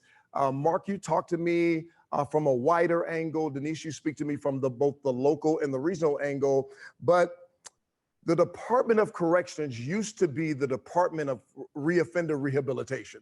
So somewhere along the line, we moved from rehabilitating the lives of people to just punitive corrections in some form. And I think we all agree that that has to change. So here's the question that I pose to you. What is one action that people, whether they be policymakers, advocates, community activists, or returning citizens, what one action can they take to support reimagining incarceration and supervision? Denise, I'll begin with you. Well, I think there is so much that could be done in reimagining incarceration and reimagining our correction system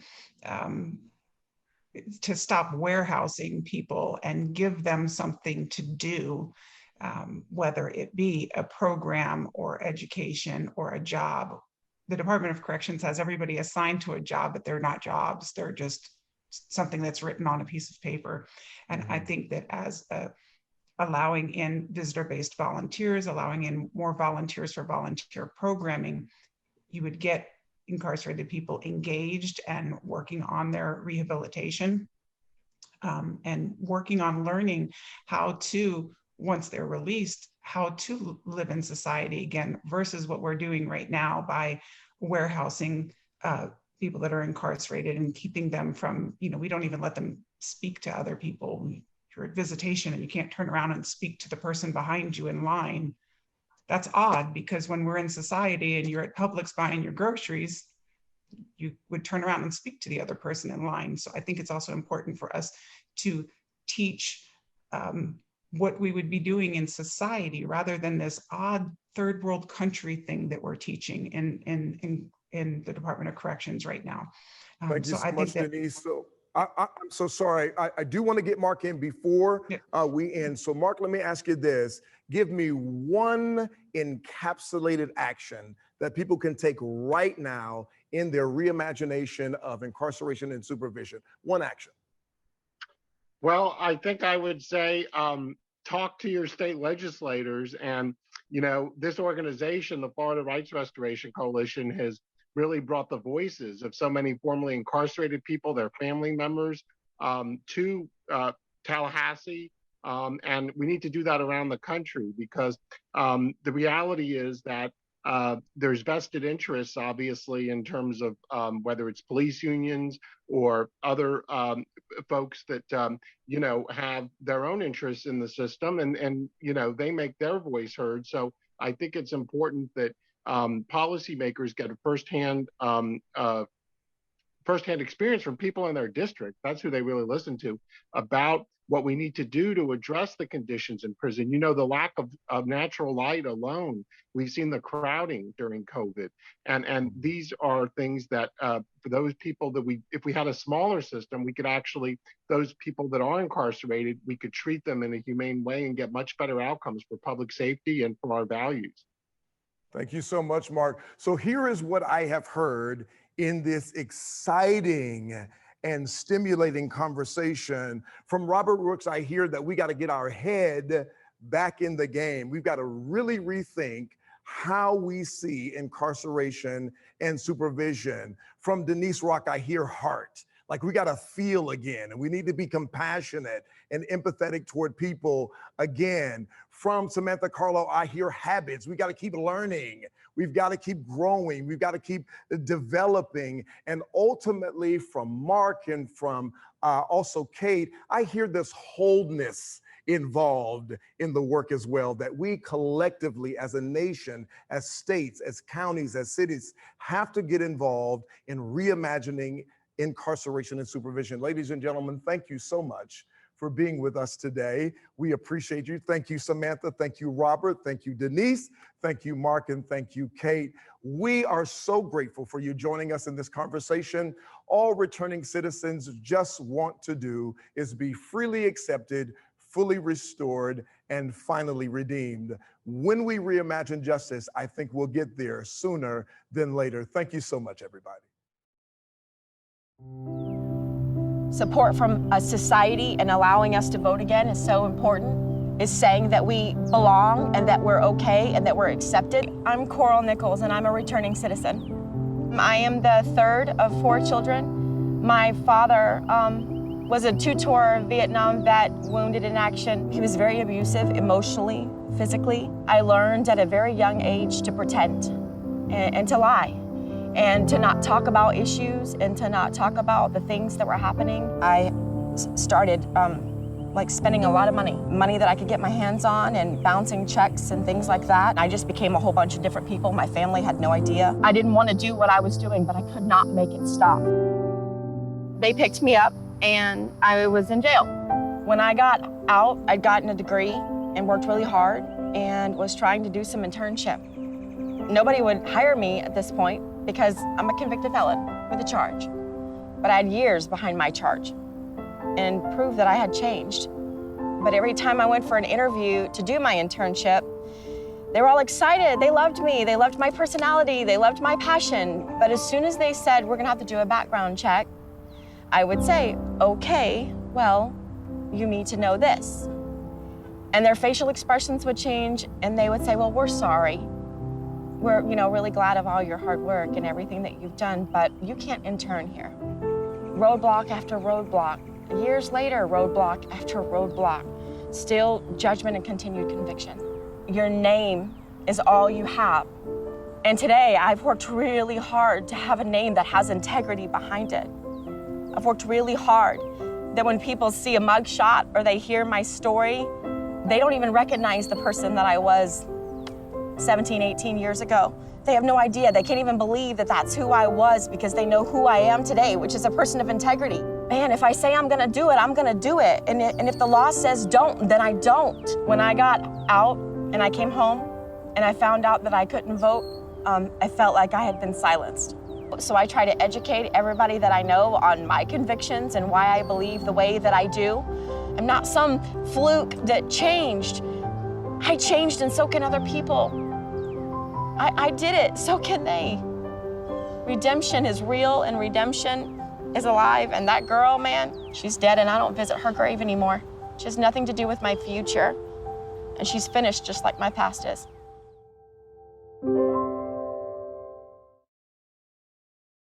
I'm super excited about this next panel. This next panel is going to be talking about reimagining reentry and record clearing. What does record clearing and reentry look like to you? I hope that they get to talking about what partnerships with different advocacy programs look like with Florida Rights Restoration Coalition. What does that look like? What does reentry look like with us? Neil? Great question, Tanisha. That's a real key question in terms of, what does reentry and record clearing look like? How can we reimagine that? We've got an incredible panel ahead of us that's actually hosted by Jasmine Kendrick, who a key member of the FRRC family. She's going to be joined by Kevin Gay, who helps lead Operation New Hope, and John Koufos from Right on Crime. We're also going to be joined by Sheena Meade, who runs the Clean Slate Initiative, and Coral Sheppard from Empowered to Change. Finally, we're going to be joined by Ashley Thomas, who helps lead the Fines and Fees Justice Center.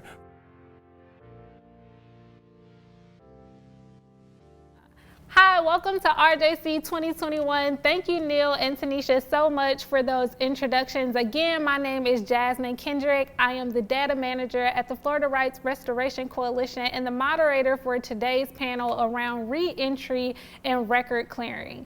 Nearly 1 in 3 Americans have some sort of previous conviction, and for the vast majority of Floridians, those charges stay with them well beyond the completion of their sentence. And that's why today it is important to reimagine what reentry and record clearing looks like here in the state of Florida, how we reduce recidivism, how we engage eligibility for record clearing, and how we use invaluable partnerships to ultimately create safer and more vibrant communities. My father was one of those 1 in 3 Americans who was unable to get his record cleared before his passing in May. And so I do this work and continue to run this marathon in his honor. I'm joined here today by a group of individuals that I'm so excited to interview. I'm joined here by John Koufos, Ashley Thomas, Sheena Meade, Kevin Gay, and Coral Sheppard. And I want to start off with the question for you, Coral. Coral, I would love for you to set the stage for us for this conversation and tell us what reentry and record clearing currently looks like here in the state of Florida. There are many, many barriers. We have to create space for those who are formally incarcerated and returning to our communities to not just return to the community, but provide the resources, the connections, the hope in order to get them to return to our communities as actually citizens and not secondhand citizens. Unfortunately, that is the state that we're in. It's become a form of racism. It's a social bias, and it is up to us within our communities to change the communities in order to be a place where we give a hand up and not a handout and not a disservice to them.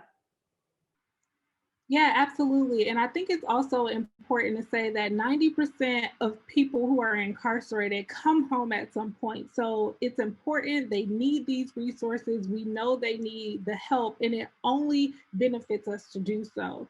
With my dad being a returning citizen, I've seen firsthand how intimidating and costly and time-consuming seeking record clearing could be. So I would like to hear from you, Sheena, and also from you, Ashley, especially with the new clemency reform coming out of Tallahassee. How does record clearing and reducing financial obligations help people in reentry? And how do we start to streamline those processes? Well, Jasmine, thanks for the question. And one, I'm excited to be here at FRRC's Reimagining Reentry and be able to talk about record clearing. I'll let Ashley talk to the financial obligations and stay specific to Florida. The organization that I'm leading is the Clean Slate Initiative, which we are focused on not only record clearing, but expanding the convictions and charges that are eligible to be expunged and cleared for Americans across the country. As you stated, there are 1 in 3 people who have some type of criminal record. That's probably 70 to 100 million people who are impacted by this. And a lot of times when you think about clearing a record, you think about someone who has a conviction, but there are hundreds of thousands of Americans who also have barriers because they have an arrest on their record that may didn't lead to a conviction, that may was dropped, but still when they're applying for housing, when applying for a job, when they're even sometimes pulled over by the police, this record may show up. And that is an issue, and it creates a collateral consequence for these individuals. So at the Clean Slate Initiative, we're pushing to be able to remove the petition-based process, because right now in most states there is some type of mechanism to try to clear your record, but it's very cumbersome and it's costly. You have to petition the courts, you have to petition the clerk, you have to get sign off from the DA, you have to get legal assistance. And after you've been rejected and already like beat down by the system, that's the last place you want to go to try to say, look, I need a new, I'm just looking for a second chance and I need to reenter. So we believe that when, there's many obstacles and opportunities for people, there's many obstacles that are in front of people who have convictions or arrests on their records. But we believe that one way of being able to clear some of those barriers is just being able to let people clear the record. After they've done their time, there's been a set amount of time that people have been already re-entering into society. We believe that they should be able to apply for jobs, schooling, and housing without having records pop up in data systems. And so that's what we're looking to be able to push. And right now, we're not currently in Florida, but we are looking at ways that we could start expanding these policies in Florida.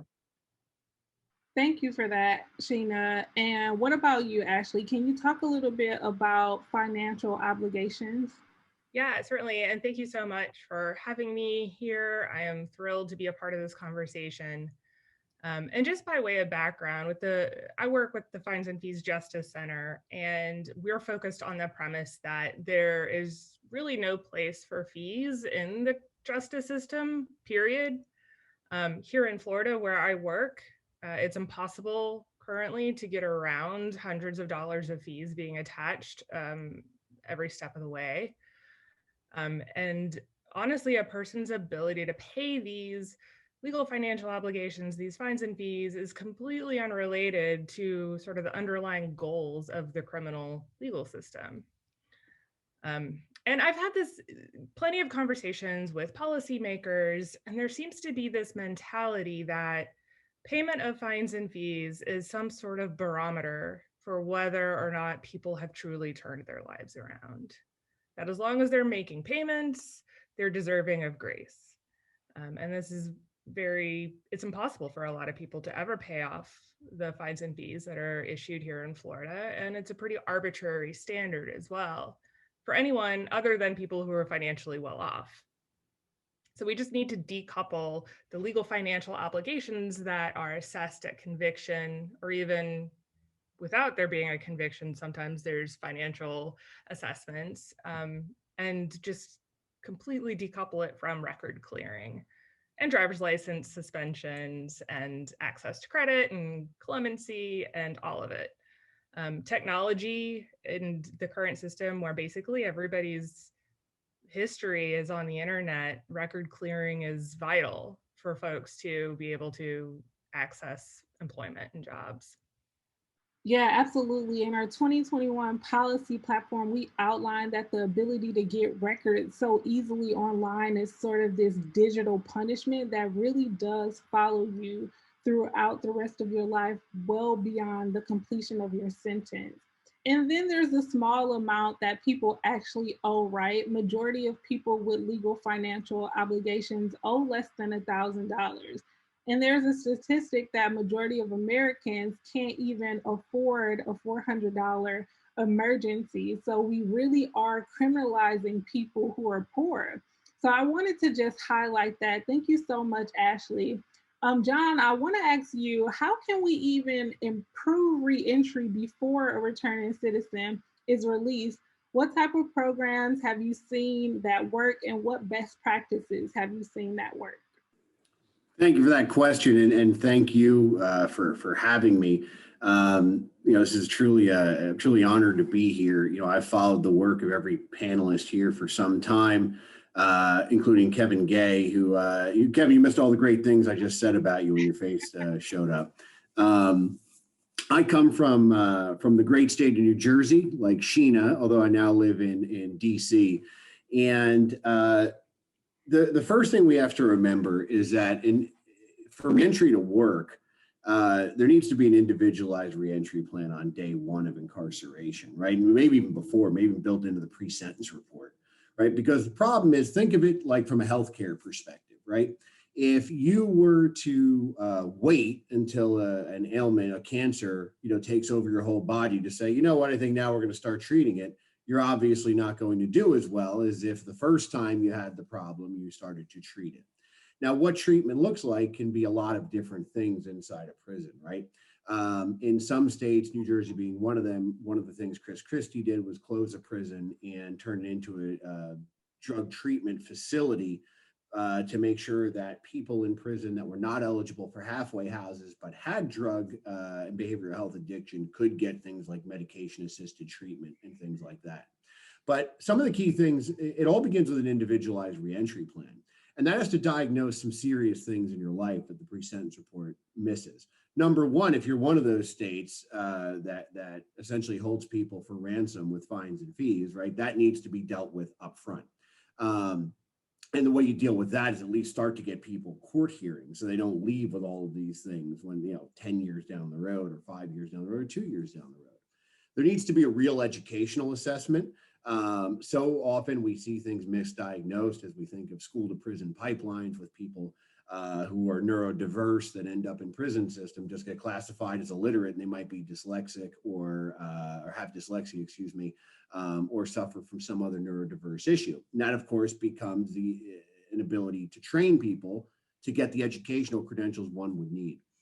The other piece that I think people need to do is housing solutions need to be identified in the way that states are trying to do addiction treatment beds. In some places, you'll have a managing entity that will control, that will essentially serve as a repository of all treatment beds. There needs to be something similar for housing in a state, so that way reentry program managers can tap into that on the way out to form housing solutions. And finally, of course, workforce development opportunities need to be there. And I think that too many places don't get involved in workforce development. Think of a continuum of care. Now, some places do it better than others. I don't want to single out any states in particular, but what I can tell you is that one key component, one common component is there must be connectivity to reentry programming and supports on the street. So if you're in Jacksonville, you need to be connected to Kevin Gay. And if you're in New Jersey, you need to be connected to Volunteers of America or the New Jersey Reentry Corporation. So identifying those places and getting them involved as far upstream as possible will help the reentry process. Yeah, you just unpacked a lot there. You talked about mental health, you talked about jobs, you talked about housing. Is there any sort of priority? I know that all of them are very important, but I learned in my career that you have to start small and tackle one problem at a time. So what would you consider a priority out of those? Sure, it depends where you are on the timeline. So let's assume a person has 2 years before they get out, right? And let's assume this particular prison doesn't do things on day one like they should. The very first thing that needs to be handled is probably Ashley's wheelhouse, right? Fines and fees. How do we get this person back to zero so they can get ID and then hopefully a driver's license before they ever walk out along with every other document, right? In addition, there needs to be, if they suffer from addiction or a behavioral health issue, that treatment needs to begin. And then, of course, upon release, I think we all agree housing has got to be number one, because no one's going to participate in the rest of their care plan if you're on probation or parole, or supervised release or parole post-release. If you don't have a place to live, it's going to be very difficult to meet those conditions. So I think of what any of us would do if we didn't have just an ID in our pocket and a roof over our head, right? Even if, well, I have a criminal record, but for those of the people who might be watching this that do not, think of what you would do without an ID in your pocket and without a roof over your head, and think about how successful you'll be at every other thing in life, and then multiply that for the challenges that a returning citizen faces. Yeah, that's a great segue into my next question, because in order to pay legal financial obligations, you have to have a job, you have to have an income, you have to have some sort of money. And we all know that there are tons of barriers for returning citizens when coming home and trying to get a job. And you say yourself that you are a returning citizen, and you have attributed your successful reentry to your network, and that being key to being able to get a job. So I would love to hear from both you and Kevin on how important partnerships are and how that helps to support reentry. Kevin, why don't you start, please? Good morning. I would be honored, and it's great to see all of you this morning. And John, as always, great to see you, and Ashley, and thank you for all the great work you guys have been doing, all of you. I know this is work that touches all of our heart, and I think that's why the passion that we put into our work is, I think, reflective of who we get to serve and work with. The question, Jasmine, that you teed up is a great one. One of the things that we have learned, in the 21 years that we've been involved in this work, is that we're really good at what we do, but we are just a part and parcel in the equation of all that's there. John had mentioned, and I really think it's so true, this continuum of care that has to be in place. And so when you think about a continuum, there has to be a lot of really intentional, dedicated partners that are involved in the process. Above me, you see, we came up with a phrase a couple years ago, City of Second Chances, that we really believe our city and other cities are moving towards. And I think it talks about that. John talked about what we learned, 15 years ago or so with our University of North Florida, is that when we have such a wide audience or client base of people coming in that have a range of different issues that we're facing. Some could be, they have great family support, great education, they made a stupid mistake, and they're not going to need quite as much resources, but they're going to need some, all the way over to where we see probably a lot of our folks that are coming out that are lacking education, work experience, don't have family support, have some substance abuse, mental health issues, across the board, fines and fees.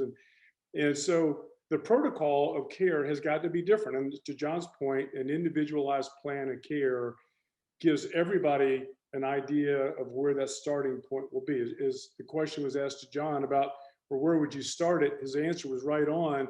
You really got to kind of figure out what are those essential basic needs that need to be met, and a plan of care does that. But what we saw in Jacksonville, and it was unfortunate for me because it was really a lot of missteps. We got a grant in 2003 from George W. Bush, that administration. It was the first iteration of the reentry funding, and it was a DOL grant. And we really weren't smart enough back in the early 2000s to know that we were going to need a lot more than just dollars to help people get a job. The key is where they're going to be sleeping at night, how are we going to address their fines and fees, how are we going to address their issues, substance abuse, mental health, whatever it may be, family issues. And so, and we pressed on it, but at that point in time, labor that's all we do. And so what we've realized we had to do with our community is that we had to get our community on board to make sure that those buckets or those areas were going to be addressed. And that's why I think it's important to really begin to bring in every community together. I know there's a lot of great programs that are taking place, dedicated partnership opportunities that cities have that are bringing criminal justice, faith, business, all the community stakeholders together on a regular basis to make sure everybody is on board. We're partnering with each other when we go after grants, whether they're local, state, federal. We have a couple big foundations in town that we all need to be shoulder to shoulder, even though it might be a space that our organization's not doing. I need to be over here supporting John or whoever is going after other grants together collectively. But for us, we kind of look at it as a stool. If it's supposed to have 4 legs, and if you have 2 of the 4, obviously it's just going to be out of balance. And we learned that early on. We got our employers on board early, which was pretty remarkable. I would have lost that bet. I thought that would be the last group that we would be able to get in, but we got employers involved and at the end game or getting hired. But we didn't understand enough at the time to know how important it was to get the colleges involved to do vocational training, to do these 40-hour, 5-day vocational training. And if you look at the graph that tracks along over the last 3 years when we had our colleges on board with this, our average wage rate in Jacksonville has gone from less than $9 an hour to $12.60. That's a big move. When you think about 30 or 40% move based on that vocational training. So it really shows that folks are marketable at a higher level. And we also understand how important it is for them and their families to be able to be living, earning a wage that's a living wage. But we had to get the partners on board.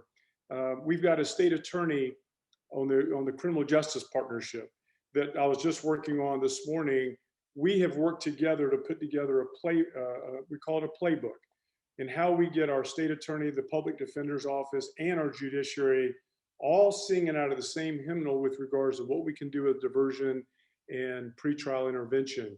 And part of that now is developed conditions that if they go through a program like ours, folks will not have any mark, not anything at all if they go through the program successfully. So our end game goal is for people to not have a record if they're moving through the process and doing all the things that we're asking them to do. We know how important that is.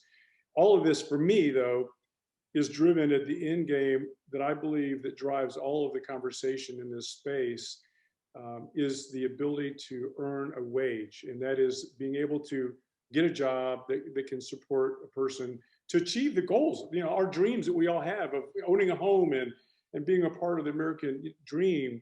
But all of it then has to work backwards to make sure all of those component pieces are in place. Are their fees and fines been addressed? Do they have good housing?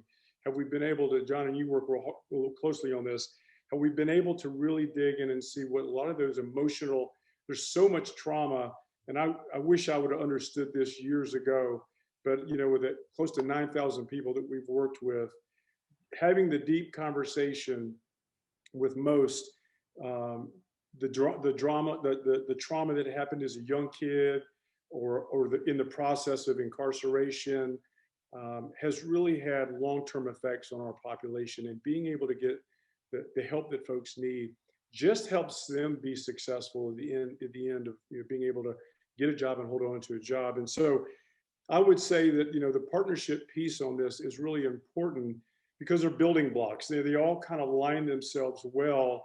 And what we see too, the more we've been able to bring in these strategic partners, our recidivism rate, which I really hate, that's what the world gauges us on, how successful we are at reducing recidivism. It is way more than a stat. It's about people. But at the end of the day, when you look at those measurements, when we have taken that individualized plan of care and been able to align great partners in this conversation with us, every single one of those building blocks improves that recidivism rate or successful transition in a real significant way. So anyway, that was a long answer to a short question.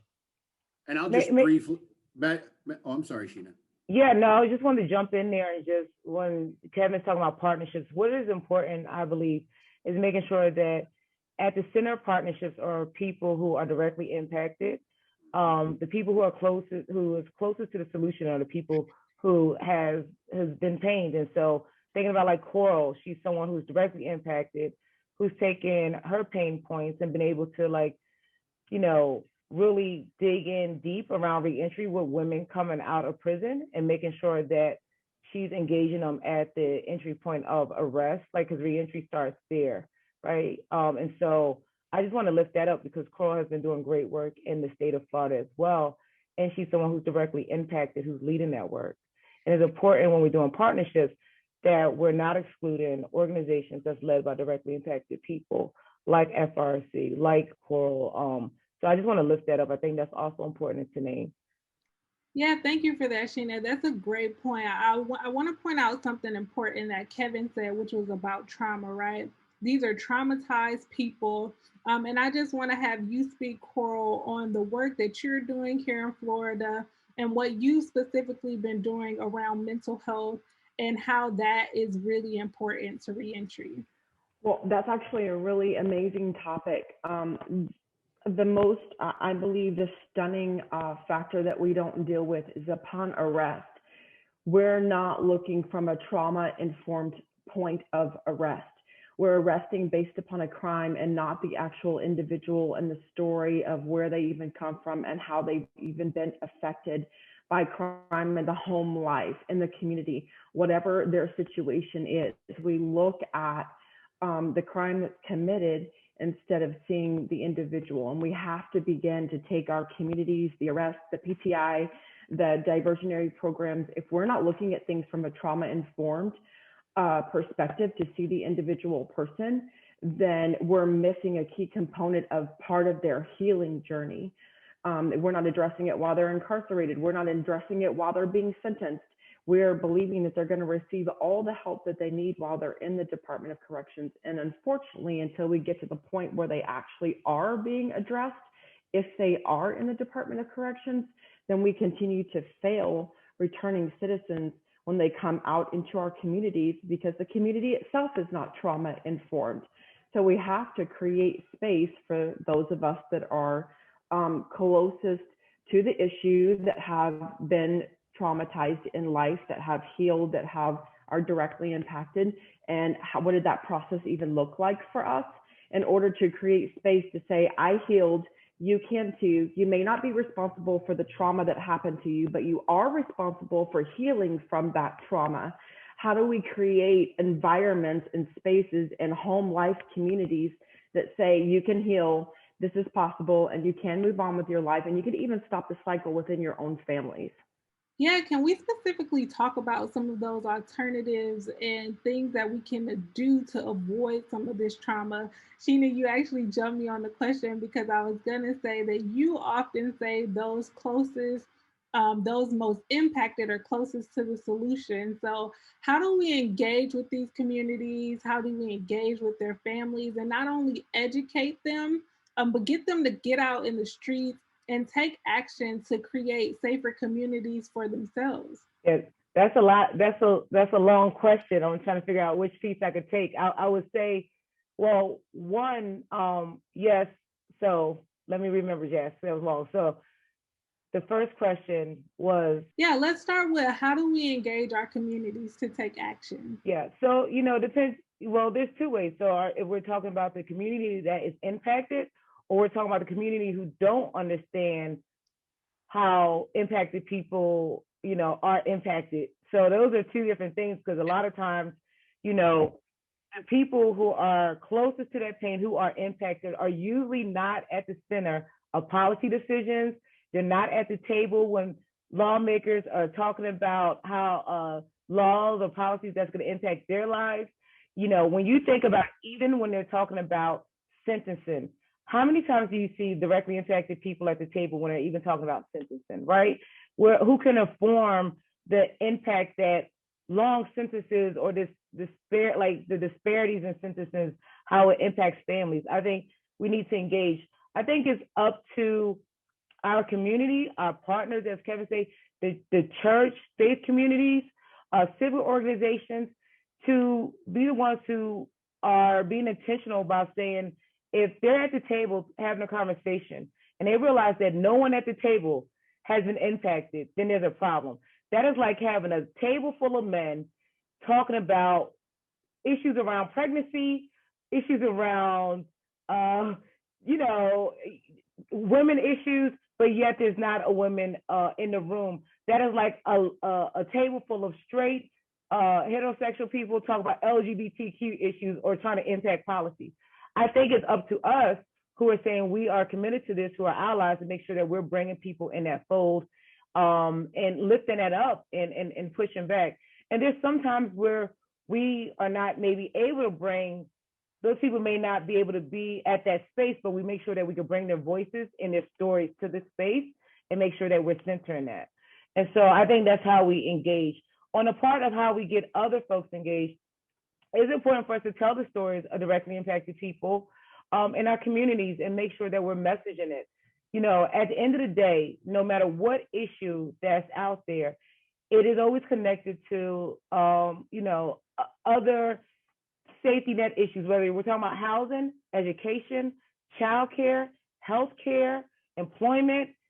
You can always pin that back to the barriers that impacted people are facing when it comes to those issues. And I think there's a way to continue to just make it a norm, lifting those voices up and those stories and those issues. Yeah, absolutely. Going back to that partnership piece, because I think that the resources that partnerships bring are super invaluable. And anyone, please feel free to jump in here. But what role does the public and private sector play in reentry? So I think it's huge. I'll just jump. Sorry if I jumped anybody. I think it's huge. And that's how, really, when I was in New Jersey, I got exposed to this in prison. Prior to prison, I tried complex criminal cases and civil rights cases. for the NAACP in Middlesex County. And alcoholism, contributed to me going to prison. I crashed my car drunk and nearly killed someone. Thank God that person lived. And that's how I found myself at Bayside State Prison in New Jersey. And right away, one of the things I saw is that, nobody asked me for money, which was good because I was going bankrupt, but nobody asked me for money. But everybody asked me for a job. And I got to learn about the various barriers in the private sector and the public sector. So when I came out and I helped build what was the New Jersey Reentry Corporation, the first thing I did was I got all my lawyer buddies together to restore driver's licenses to handle fines and fees, because New Jersey had a very Byzantine fines and fees structure back then. But the public-private partnerships were critical in the sense that we were lucky in the sense that Chris Christie was very into this issue. So because Chris Christie was into this, he was our governor at the time, because he was into the issue, the cabinet was into the issue. So that meant we had access to the DMV, to human services, to labor, right? Seamless connections to them that a lot of states don't have. So what I try to do in every state I go to is to speak with the governor early on, and then start to talk about, this is the buy-in that we need from the cabinet. And if you give us that buy-in, we'll help build the rest to make not only those systems work better, but to make your streets safer, because people will have the services they need to not find themselves in trouble again. And you're gonna see families reunify. And if it's a place that doesn't care about any of those things, you're gonna see tax bases created, right? Because people will be working, paying taxes. So it's the beauty of it is that if you, with proper public-private partnerships, you get a lot of juice out of the orange, regardless of what political constituency you're speaking with. Ashley, I would love to hear from you, because here at FRRC, we do a lot of work around partnership and raising money for fines and fees, which really do impact people's lives. So I would love to hear what you all are doing at the Fines and Fees Justice Center and how partnerships work in your day-to-day. Yeah, thank you so much for that question. So we've been working in Florida for just over 2 years, and we decided to initially focus on the driver's license suspensions that result when people get about 30 days behind on paying fines and fees. And this is a huge issue in a lot of states, but definitely a huge issue here in Florida. And Florida has sort of a long history of relying on fines and fees to fund the clerks of court, to fund general revenue, and to fund 30 some odd different trust funds that may or may not have anything to do with sort of the criminal legal system. And so there's a lot of people who have a vested interest in the status quo. So it's a really difficult, it was a difficult issue to start off with. Even the states across the country, I think there are 14 states now that have stopped suspending driver's licenses for unpaid court debt, because they realize how counterproductive it is. They realize that, hey, if you want somebody to get a job, they really need a driver's license, especially in a state like Florida. So we've been working hard trying to sort of address the two pieces of this. One is, if there is not this threat of a driver's license suspension, is there any evidence that people will or will not pay? And in other states, when they've stopped suspending driver's licenses, unsurprisingly, the collections end up increasing.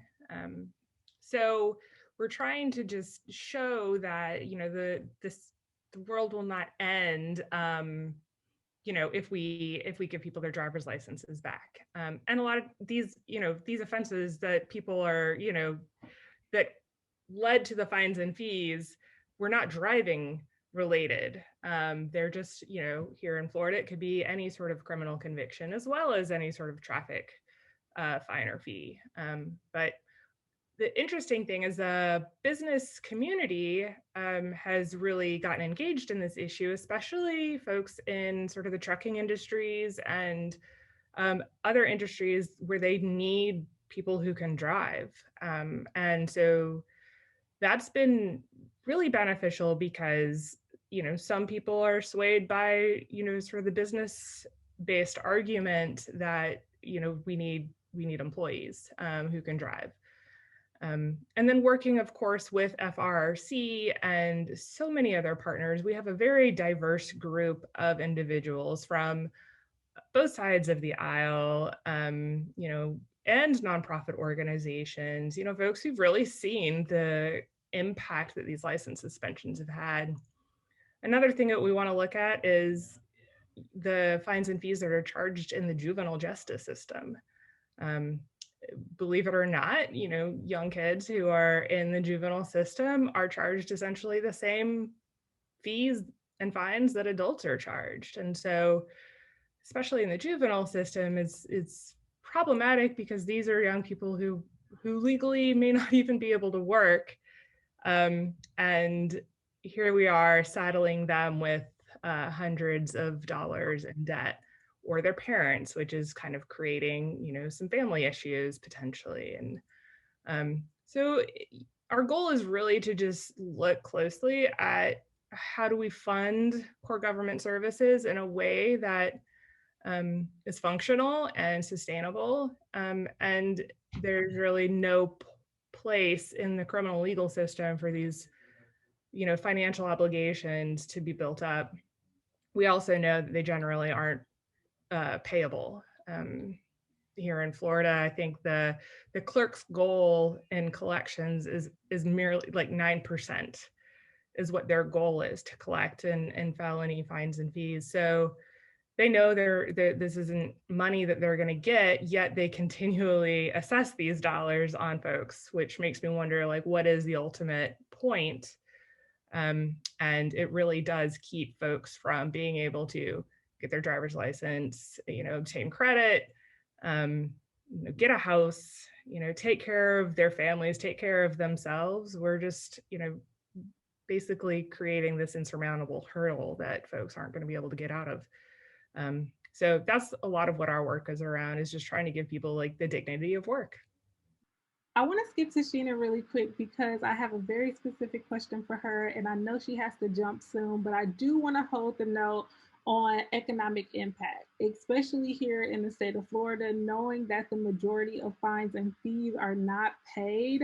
But I want to hold on to that point. Sheena, can you just tell us a little bit of your life experience and how it has informed you on these issues? We know that Black and Brown communities and people who look like us are disproportionately impacted by the criminal justice system, especially here in Florida. So I would love for you to talk about your experience and how that guides your work. Yeah, so thank you for that question. And then once I get done the question, I have to hop. I'm excited to be able to meet with some of the administration today after this call to talk about bringing directly impacted people to the forefront and at the table around policies that impact them. So I think it's really important to be able to lift up even what we talked about here today. So in a nutshell, the way my life, lived experiences, I was a young teenage mother who, I was a teen mom 3 times over by the age of 18. And then in my first state job at the age of, I believe I was 20, so excited. I worked at a state maximum security men's prison, Martin CI.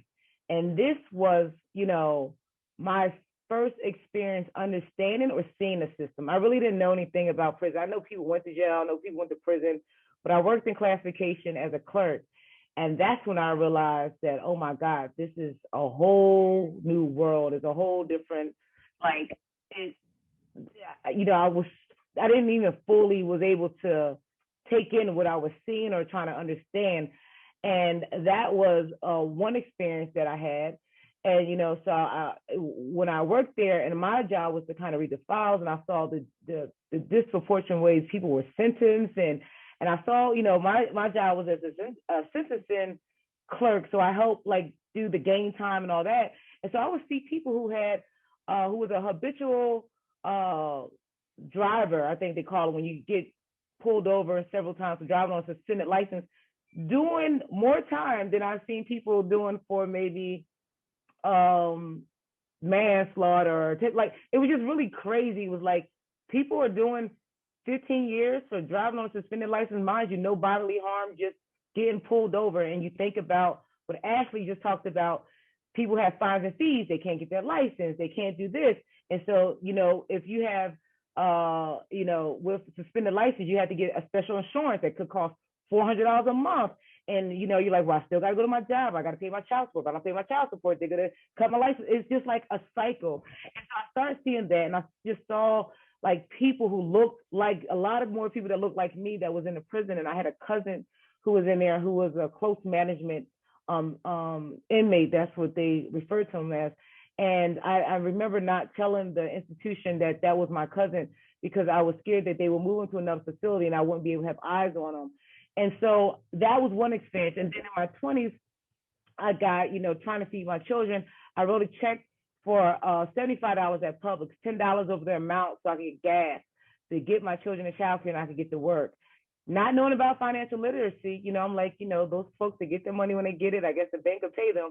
Well, guess what? Publix didn't want to hear that. They sent that $75 check to the state attorney's office. I got picked up by 2 police officers for a $75 bounce check. At that time, again, I don't know about how this system works. I know I had to place bond. I called my mom. I need you to get me out. Pay $300. Then I got to take time off of work. Got to go to court. You go from there to me doing organizing in the community, trying to register people to vote. And I realized I was coming up to men and women who could not register because they had felony convictions.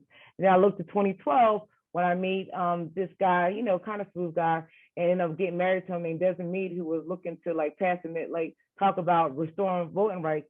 So when I think about all those lived experiences, and I look at it now full circle and where I'm at today, being a managing director of a national organization, pushing to clear people's records, I really understand full circle now, and being someone who's worked in philanthropy to fund movements across the country, understanding that this issue is really deeply rooted in our country, and that we have to dismantle it piece by piece, little by little. And it takes everybody who's on this call to kind of just chip at it, because this thing, if you look at it head on, you could get really discouraged, because like we make 2 steps, we're like 5 steps backwards.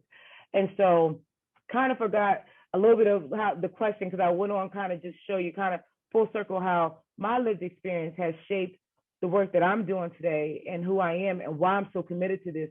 Because not only does it impact myself, I understand the impact that it has on the community. I understand the impact that it has on our economics, our school system, our workforce. And, you know, if we're not talking about criminal justice issue, we're not going to be able to address all the other issues that are happening, even the criminalization of people who are looking to get, you know, their immigration status. And so all these issues that surround me, you know, has impacted me. And the last thing I would say, I worked for the Florida AFL-CIO, and, you know, I worked to make sure that labor and unions were in the workplace and I were organized. And I realized I believe it was 2013, there was a big push from the administration to privatize prisons. And if you want to privatize prisons, that means you're disbanding the unions that are in there that could, you know, keep a strong workforce. And then they start using the labor inside the prisons when they're able to like privatize the prisons. So I just saw full circle how this impacted so many different sectors around us. Yes, I appreciate you so much, Sheena. Thank you so much for your time and all of the work that you do. Thank you. I do want to bring it back to something that Sheena said that I think was really important about fines and fees, driver's license fees, clerk of court fees. You have to pay to get a public defender. Here in the state of Florida, there's a $50,000 fine attached to specific drug offenses. So bringing it back to you, Ashley, and also to you, Coral, on the economy here in Florida and how it's really impacted by the lack of payment around these fines and fees.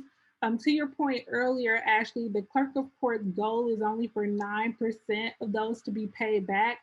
So what does that really say about our system and how it's being funded? And let's start with you, Coral. I think that you have to look at the economic impact all the way around. You see that further incarceration puts more of an economic impact on the taxpayers and the money that we're paying to incarcerate people. And then when you look at the economic impact of them coming out and the lack of resources and the workforce that's not there and the housing that's not there, you look at a greater risk of further impact on them and their families as well, returning citizens and their families as well. So then you have unpaid. I do not understand the cycle and who dreamt the cycle of suspending somebody's driver's license as a means of transportation to get to work or their job that they would pay their child support for, and they can't get a job because they don't have viable transportation because they don't have a driver's license. Well, we're going to charge you a bunch of money for it and then suspend it and then hope that you can get a license. I mean, the insanity of it, the definition of insanity is doing the same thing and expecting a different result. We're doing the same thing with our policies, with not changing the legislation, or even our penal codes. That's what we have to change, is some of these penal codes that are extremely outdated and they don't have, it shouldn't even be written to begin with. But it all starts from the cost of arrest, the cost of incarceration, and then the barriers that are created upon reentry with the lack of second chance mentality in our communities, and coming together and actually realizing that if we want to come together and create that space that allows for the second chance to happen, then we actually benefit by allowing somebody to gain employment, because now they can pay taxes. Now they can be a contributing member of their community, and therefore they have a voice and they have the ability to feel like they belong where they reside. Yeah. And what about you, Ashley? Yeah, so when we started this work, we wanted to know how big of an issue, for instance, driver's license suspension for unpaid fines and fees really was here in Florida. And we found out that in a given year, 2019, I believe, there were 1.2 million people who received a notice that their driver's license may be suspended for an unpaid fine or fee. These are not folks who have DUIs or are, otherwise dangerous drivers. These are not public safety related suspensions. These are solely based on owing the court money. And a smaller subset of that is, we wanted to parse out, what are from traffic fines and fees and what's from, a criminal court debt. And there's a smaller percentage that's based on criminal court debt, but about 195,000 people were impacted by this in 2019. That's a huge number of people. So we actually spoke with an economist out of Dartmouth in New Hampshire, and he actually calculated that in Florida, he did a lot of research on the reduced consumer spending that occurs when somebody does not have a driver's license. And if you just look at the people with felony court debt who lost their driver's license, that reduced consumer spending for a 1-year period is $122 million. So that's pretty huge impact to any states, but a state like Florida, especially, working through a pandemic. But also, what does that mean for the families that are impacted? And, this even goes to sort of the folks who are, while you're incarcerated, trying to stay in touch with family.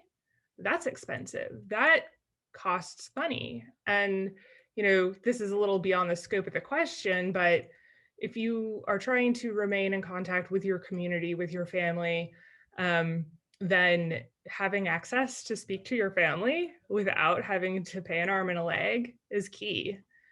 And when it comes down to it, we know that Black and Brown folks are disproportionately represented in the criminal legal system. And so it's essentially extracting wealth from, communities of folks who could otherwise participate, use these dollars, participate in the economy. And with a 9% collection rate, state of Florida in particular is almost better off just letting them, gather the sales tax from using those dollars in the market, without having to go through collections agencies and driver's license suspensions and, civil liens and all the other things that, cost the state money to sort of bring about. So yeah, it is a counterproductive practice. There's no correlation between the suspensions, and honestly, it's the thing that will make people it's harder for folks to be able to pay it off. We talk to people every single day who, just aren't able to get to work because they don't have a driver's license, or then they're forced to either drive without a driver's license, which makes the roads more dangerous for all of us. I mean, Florida already has a really high uninsured driver rate. What would happen if we just let these safe drivers get their driver's license back and be insured drivers? So there's lots of ways that this impacts all of us, honestly. Thank you. Thank you so much, Ashley. I think that is a great point to end on. We've talked so much about how we are negatively impacted and how there's just still so much work to do. So in honor of reimagining justice, reimagining reentry, reimagining record clearing, I would love for you all to just close this out and take a minute to reimagine what reentry looks like, how we move forward from here, and what it means to you. So let's start with you, Kevin. Well, first of all, I'll just say thanks again for the invitation to be a part of this group. I think so much of all of you that are here today, and appreciate all the work you've done. One of the things that Sheena had pointed out earlier, one of the things we've learned and we've got a long way to go still, is to be able to put a human face on this issue. And I think when we really began to see that here in our own community in Jacksonville and Tallahassee and Tampa, that as soon as we could get legislators, corporations, Chamber of Commerce, local city government, state government, to really understand who we're talking about and experientially be able to reflect that to them in the work that we've been doing, not just in a recidivism number, but really through the outcomes. We spend a lot of time and energy. If you go to our website, we call it Voices of Hope. It's the voices of all of our clients that go through through our program and talk about what it means to get a second chance. But let me tell you what it means. Earlier when we were talking about public-private partnerships, we used our early data from 2000 to 2008 to become one of the first cities to ban the box. And the reason I went to our mayor at the time, I couldn't get the chamber involved, and the chamber said, well, the city's got a prohibition. And so who did I take with me? Were a lot of the folks who'd gone through the program who were able to talk personally about these issues. And so, every city we've had, there's been skin in the game from, our organization and our donor base to be able to get the city and the state involved in our state of Florida, our governor or legislature, really see the return on investment of the work that we do. But I got to say, it all came through all of them having an experience. And John does this great. He tells his story. Sheena had mentioned about this earlier, and Coral, thank goodness for your voice and the voice of others.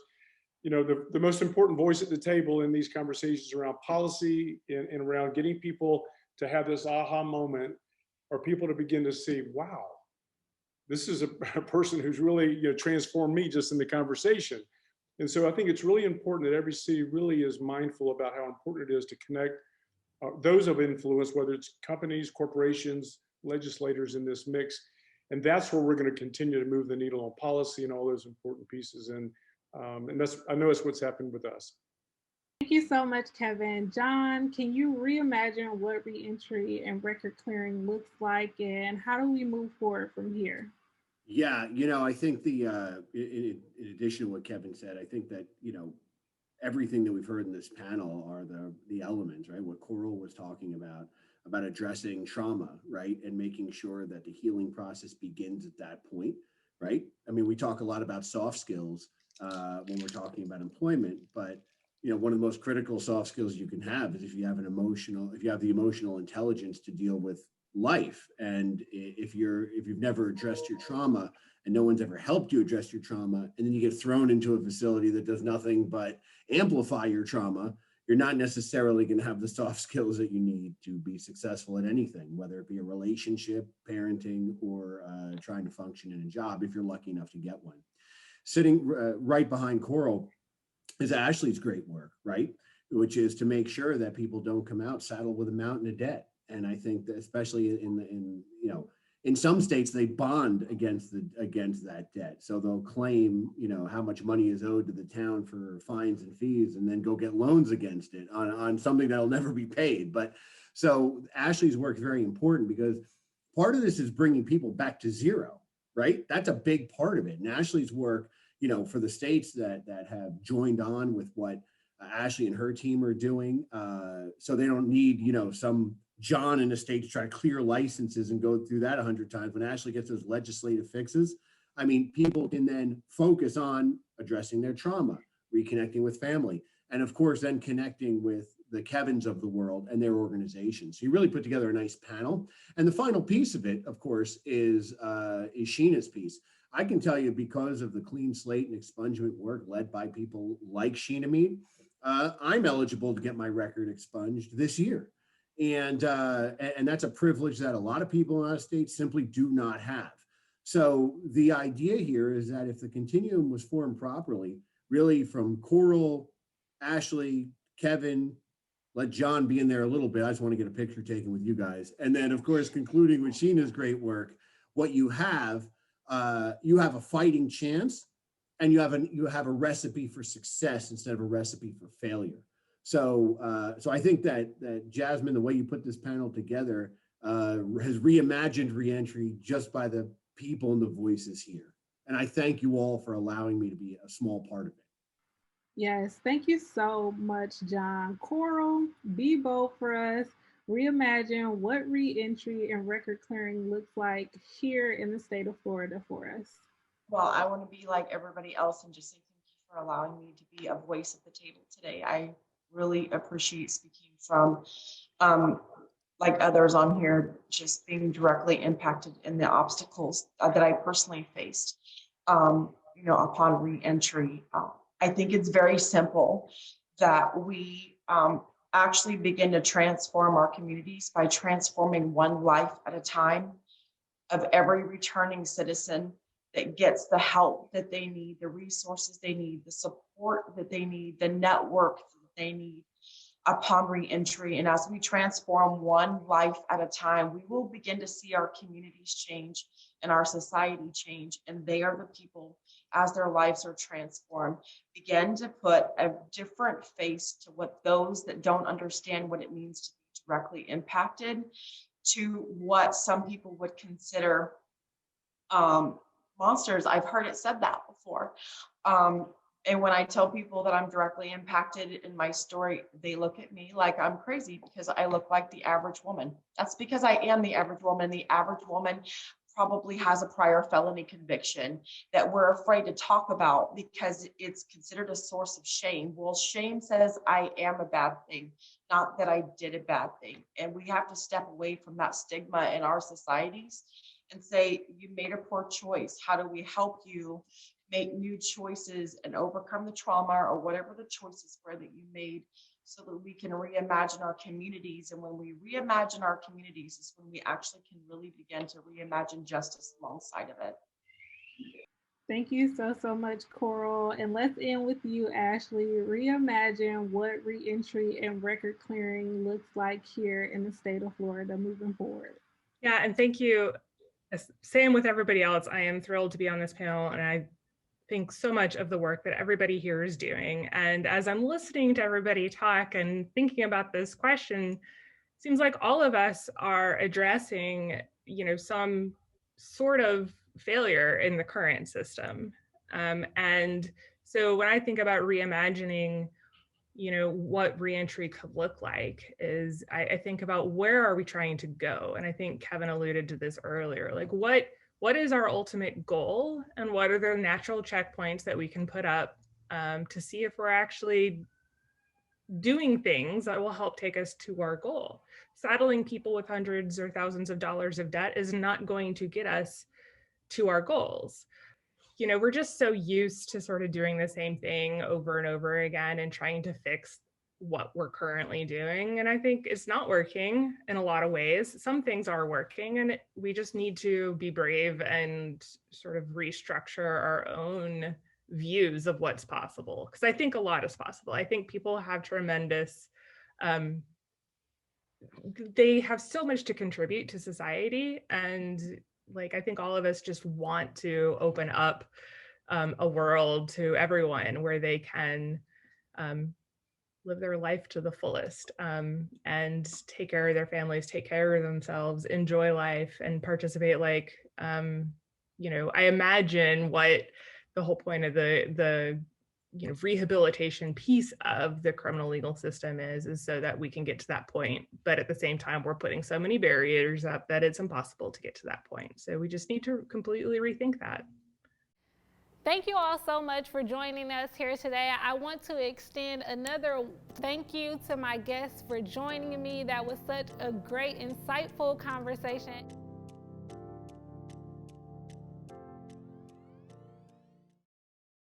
My name is Brett Ramsden. I was born in Palmetto, Florida, and spent most of my life there. I currently live in Sarasota. You know, I was a drug addict for, you know, probably 14 years of my life, and, you know, I've been clean and sober the past 4 years. You know, I currently, and because of that, you know, I'm a 9-time returning citizen. Outside of my convictions, you know, I'm a God-fearing man. You know, I'm a husband, I'm a father, college student. You know, I work in treatment, you know, for substance abuse. I now have freedom, you know, in my choices to do the right thing. And, you know, but I also have the responsibility to carry that out and to carry that message to others. But not only that, I need to speak up for the ones that don't have a voice, and I need to get out there and fight for, you know, what is truly right. I think our nation was kind of founded on second chances, you know, and we talk a pretty big game.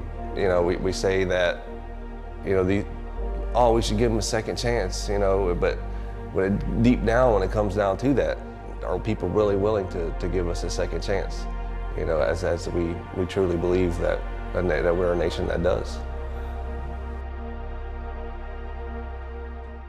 If you didn't know, April is Second Chance Month, and this conversation is going to be hosted by my fellow colleague, Lance Wissinger. Thanks, Tanisha. I'm really excited to see Lance's panel discussion on reimagining second chances. This is taking place during Second Chance Month, and it's so timely, and it's always so timely because second chances is really one of the values that we rally around. And Lance is going to be joined by David Ayala over at FICP-FM, Starla Brown with Americans for Prosperity, Subhash over at Alliance for Safety and Justice, Tachana Joseph-Marc with the Florida Policy Institute, and Vivian Nixon, an incredible leader with the College and Community Fellowship. They're going to have a full, thorough conversation around second chances, and I cannot wait to see this. This Reimagining Second Chances, this panel is coming your way right now.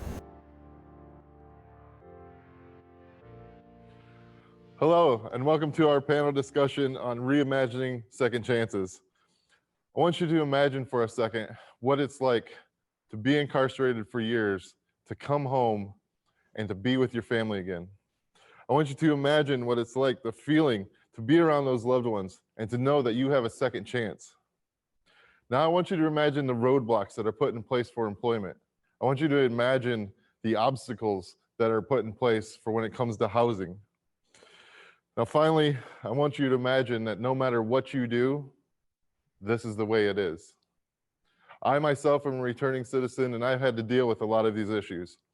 My name is Lance Wissinger, and I've experienced each of these issues regardless of my character or how much success I've had in my life.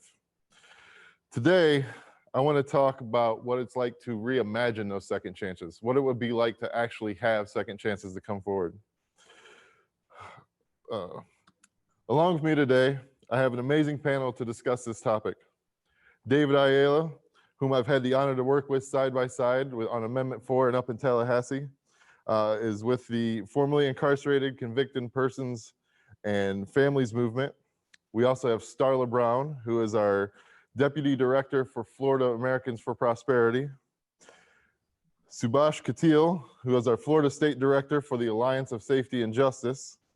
We also have Tachana Joseph-Marc, who's the Florida Policy Institute. And I haven't had the honor to work with Tachana yet, but I'm really looking forward to her insights. And finally, Vivian Nixon.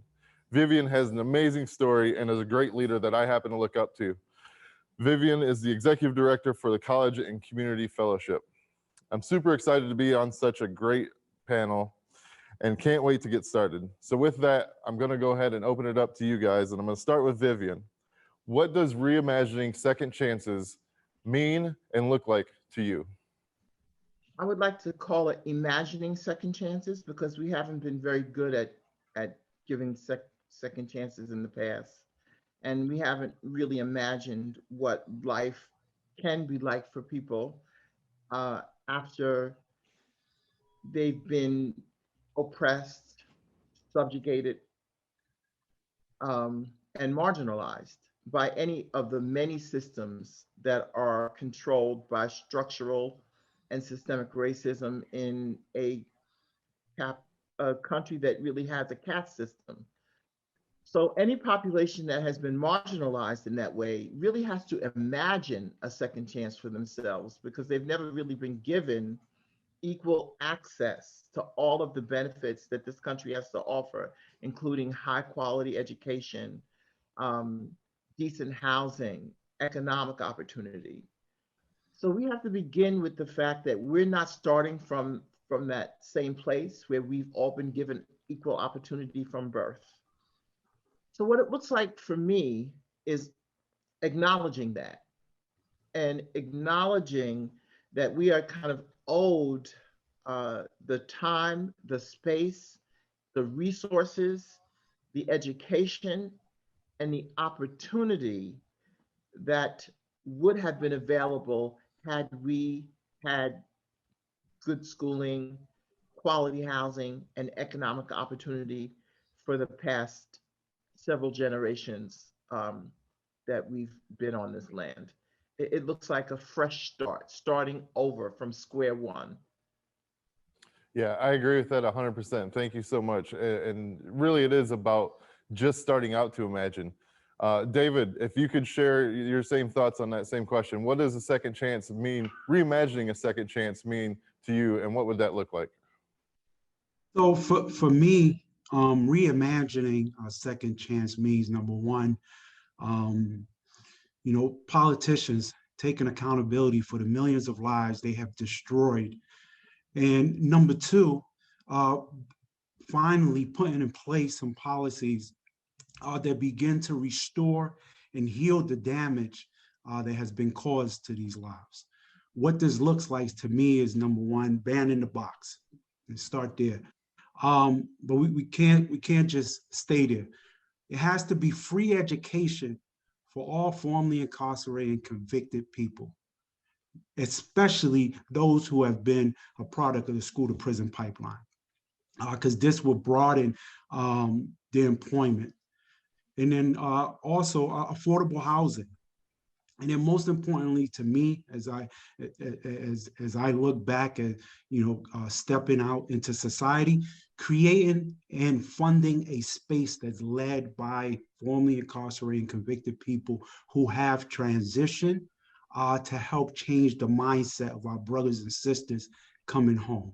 And maybe this space needs to be created inside of prison, allowing us to go back and really creating a space and coming together with our brothers to change the mindset of what it's really like coming out.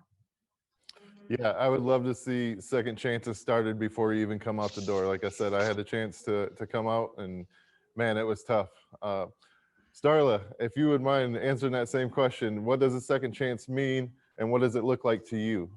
Right. So I think from my perspective and from the organization and what we do, I think it's important to start with a belief that everyone has potential and that everyone can contribute to society when the barriers are removed that prevent them from success.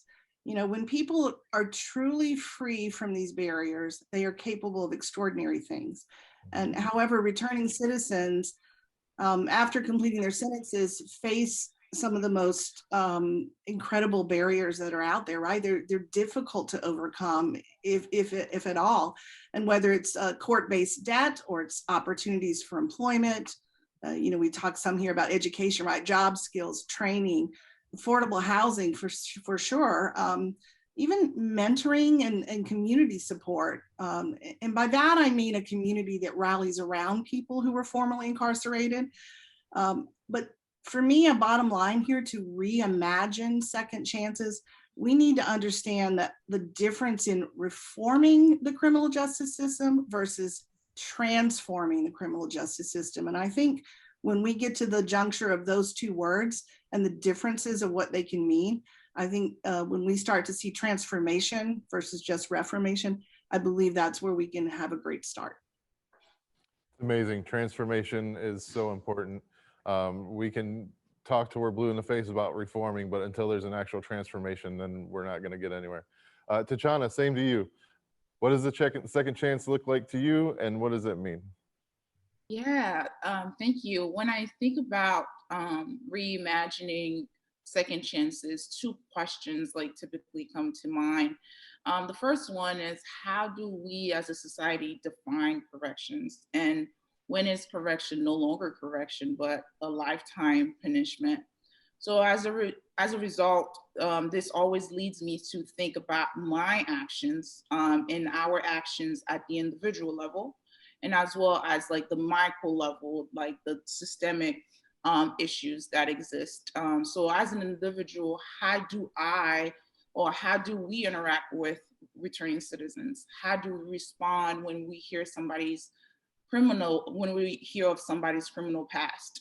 Do we limit them to that past, or do we attempt to see their whole humanhood?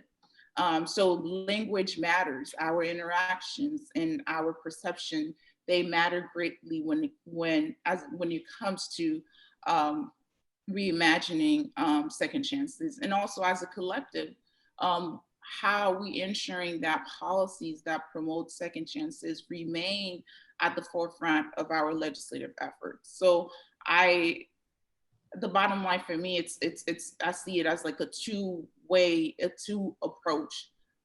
You have the individual level on one side, and you also have the collective and how we can leverage our power to make sure that we are reflecting some of those changes at the state level, the national level.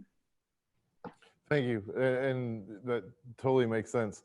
One of the things that I think about is I had that second chance, and there wasn't really any help out there. Thankfully, we have an organization like ours and everyone that's on this panel that's out there reaching out and really trying to embrace what that second chance is. Subhash, sir, I'd love to hear what your take is on this same question. Great, and apologize for the bad internet connection. As an organization that represents almost 5,000 crime survivors across the state, I think there's one thing that sits with us, which is it's a new chance to really rebuild our communities and restore our communities and kind of heal the harm that's happened in communities. I think in a lot of families and a lot of communities across the state, you have an individual that you either have a family where you have an individual that was a victim of harm or victim of violence, and another individual in the same family that was a victim of the justice system. Or sometimes you have individuals that were both victims of violence, victims of harm, victims of crime in the state, and at the same time had to interact with the justice system. And I think that when we talk about second chances, I hope we can broaden our understanding of it to really look at a second chance to really restore and heal what's been harmed in our community as a whole.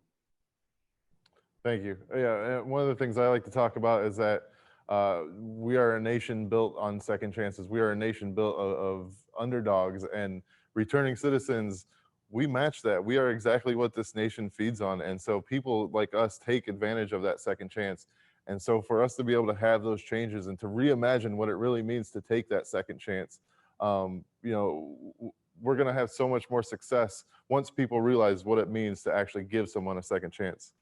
So my next question for us is going to be, How does prison programming help transition from incarceration to the community?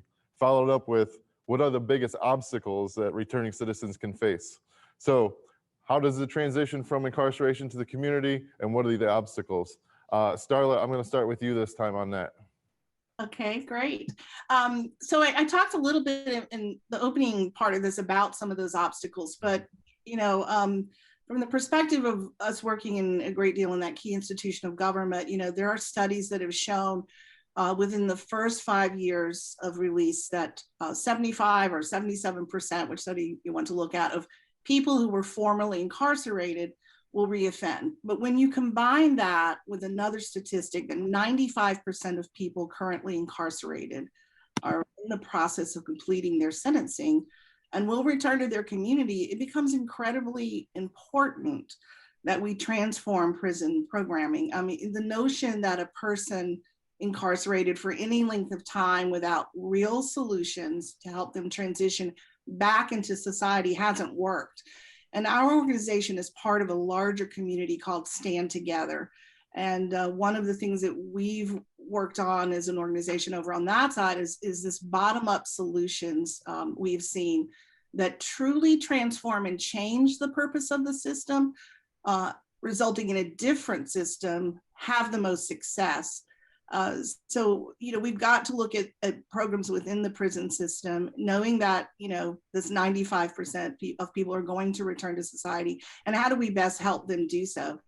I mentioned earlier, again, some of those obstacles, but for the purpose of this question, I think it's really important to focus on some basic needs. If we look at Maslow's hierarchy of needs, right, in order for people to self-actualize, to rise, to be their best person, to reach their full potential, it all starts with basic needs. And there's so many people who are reentering society who don't have food or shelter or security. And by security, sometimes I mean that equates to jobs and economic means. So the more programs out there that can help facilitate this transition, I think the better off everyone will be in society as a whole, right? Working together in our communities. And so that's the approach that I would offer. Yeah, and that's great. I think about my opportunity when I came home and I was in a program to be able to come home and went through the transition. It was amazing to be able to have that, but it's not offered to as many people. Vivian, if you're able to expound on this question, tell me what your thoughts of the coming out of the incarceration into the community and the obstacles that are up in front of us. Well, over the years, I've begun to believe that the only way out of this permanent system of punishment is to begin to look at the process of preparing people for reentry as the process of preparing them to have the type of influence and power that will abolish the prison system, which means providing all levels of education from basic adult education to high school equivalency to college, and giving those who want the option of the type of post-secondary education that really leads to critical thinking, examining history, examining social systems and structures, and learning how to combat that through civic engagement, and then leaving the system and becoming civically engaged in not only making sure people have what they need, food, clothing, shelter, we all need those things. But in many cases, especially in the larger metropolitan areas of this country, a minimum wage job is not going to provide any of that.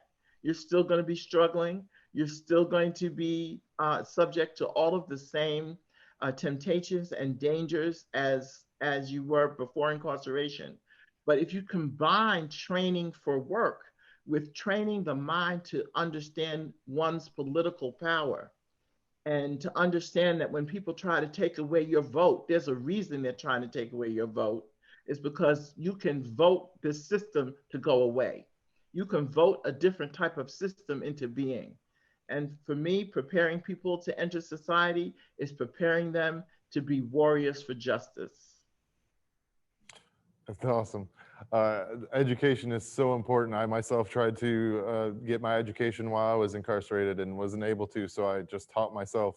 I wish there would have been more programs available, and I know that there's a lot of other people that feel that way, that wish there was more programs. David, if you could tell me about your experience and how you feel that the obstacles are in the way of when people are coming home from incarceration.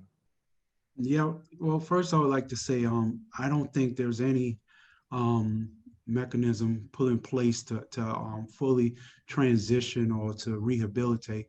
You know, here in Florida, you know, most of us already know that in their Florida statute, it basically says that rehabilitation is not primary. Their primary goal is punishment.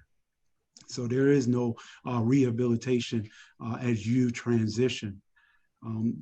Now, with regards to the biggest obstacle, you know, we all have we all see the common ones where we want to ban the box, we want to create more employment, free education, because of I mean, you product of the school to prison pipeline, you've been damaged, you've been your education has been stolen from you, which is why I'm so firm on education and it being free for us. But also, I think a huge obstacle that folks like myself get out, not having a support system, not having that space of, people that just genuinely support you, and having a support group that's knowing that can guide you through these obstacles. Because we get out, we don't know about the banning the box when we first get out. We don't know about the obstacles with regards to education. We don't know that the reason our mother didn't let us come home to her address is because it is in the clause of her agreement that we can't live with her. So it goes back to what I was saying, creating a space and that's funded and led by us, folks who have gone through this transition to help, change the mindset of folks getting out. Because for so long I've heard, oh yeah, I've done the hard part, I did my time. Well, you know what? I've done 21 years in and out of prison. The longest term was 8 years. And I'll tell you, the hardest time I've done was these 14 years that I've spent transitioning my life and staying out. So most importantly to me, I think, is having a huge support group. Support is a huge thing. And in fact, one of the things I talk about is that my hardest day in prison was the day I came home. Everyone would think that would be the day that you're the most excited and that you come home, but instead you realize there's all these obstacles and all these things that are in your way, and you can't just live your life. And so, like, my hardest day was the day I came home. I was totally not prepared to have a life sentence on my second chance. Tachana, I'd love to hear your thoughts on this. Yeah, so several of my panelists here, they've talked about the importance of vocational training and education programming in prison facilities. So at our organization, we always think of it that way. So investment has to be done in two major ways. So the first part is, okay, yes, it's pushing to have those programmings, pushing to have teachers to have some of those industry certifications classes available, and also holding elected officials accountable for when there is a budget deficit, right? So in 2018, when the Department of Corrections faced a $28 million deficit, the first few programmings, the line items that were up for, that carried the brunt of that deficit, were things like, reentry programmings, right? So there's that investment aspect there as well. And there's also the other side, right? Where when folks are returning back, how do we make sure that, okay, if as a state, if the state has invested money into providing some level of education, how do you make sure they have the proper infrastructure to actually apply that education that they've received? So also investment on the back end and the transition aspect of it, as David mentioned, to make sure that, okay, we're not just providing education, but we are also creating a landscape where they can actually apply for certain jobs. So one issue, there's a bill right now in the legislature that's seeking to do just that. For example, in 2018, the Department of Corrections provided training for almost like 6,000 people, some type of vocational and industry certification trainings. However, there isn't like a pipeline program where some of those training hours can be transferred to when they actually, if they do choose to pursue an occupational licensing. So for example, if you receive, if you were enrolled in like a barbering class while you were incarcerated, upon you graduated, the state pretty much has invested that into that education. But after you actually been released, there are so many barriers that are actually hindering you from getting that that license as a barber. Anything from moral character clause to disqualifying periods. There are so many things, so many barriers that are there. So I think of it, yes, for us to make these key investment in educational program, but also similar efforts in the back end as well, to make sure that folks can actually live on the educations that they have received. Yeah, again, education is so important, especially when it comes to second chances and people coming home from incarceration. Subhash, if you could finish us up on that particular question, the transition programs coming out of incarceration, the obstacles in the community, how would you reimagine a second chance of how we work with those? Yeah, and I don't want to speak over anything else everyone else said, because everyone else said great points. And I think from the perspective of our members, who have survived crime or survived harm, survived violence, I think there's a couple questions we should just ask the state and ask everyone, right? What does it take for us to be safe, right? And I think there's a second question after that. Do we want individuals in the justice system to come out better than when they went in? Do we want them to come out with better opportunities than when they went in?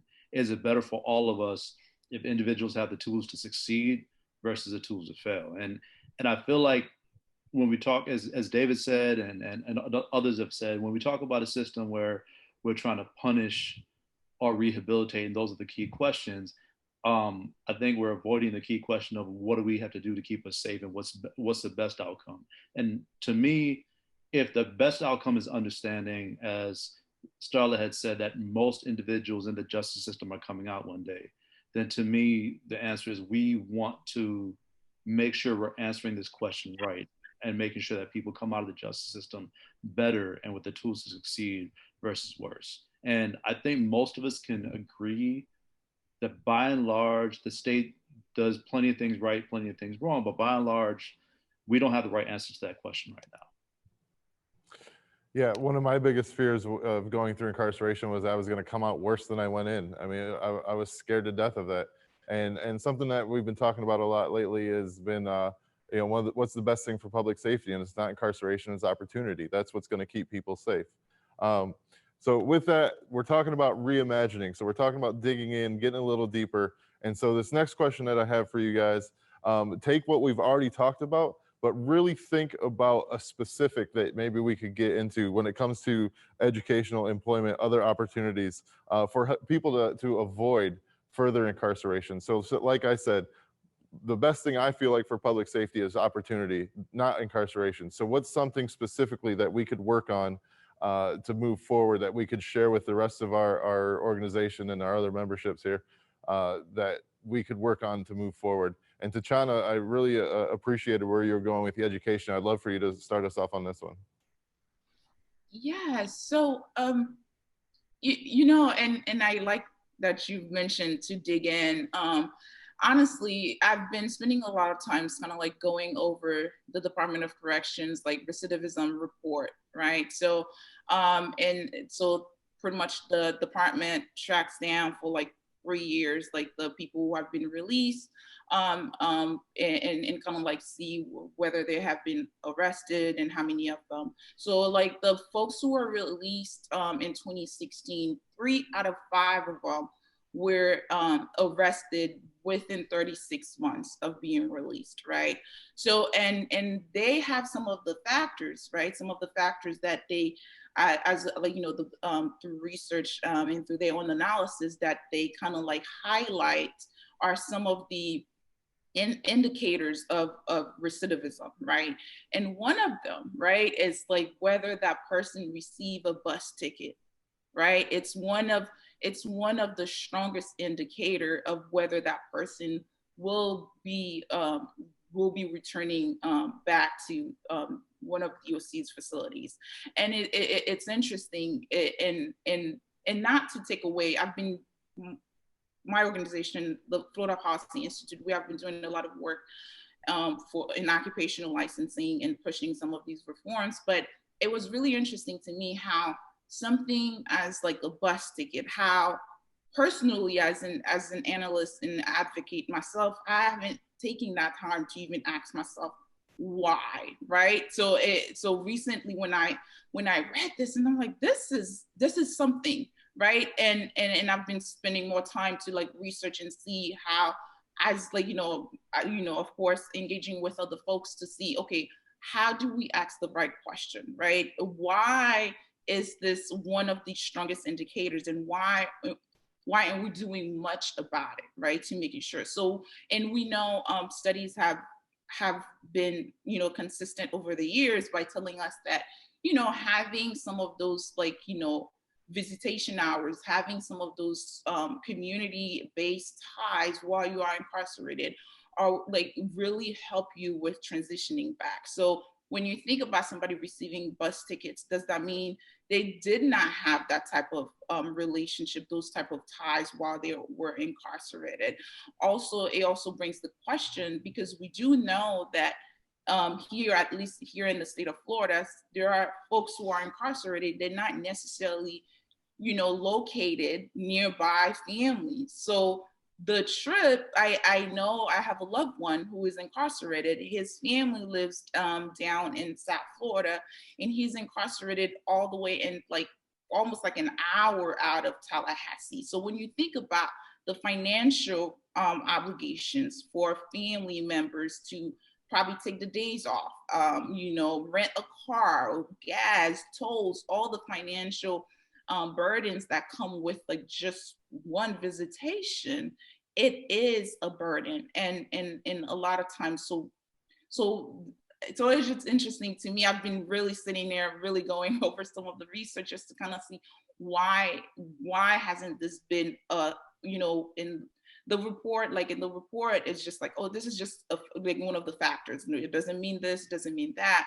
But it was really interesting to me how, as a, how our legislators, and as well as like, as also DOC, how there have not been that like that effort to really understand why and what can we do about it. So I'm glad that this is the very first time I publicly talk about it. And I have all these great minds here with me. So hopefully we can talk more about this. Yeah, I think the point that really hit home was what is the right question? What is the question that we need to be asking these people to figure out, how do we have this success?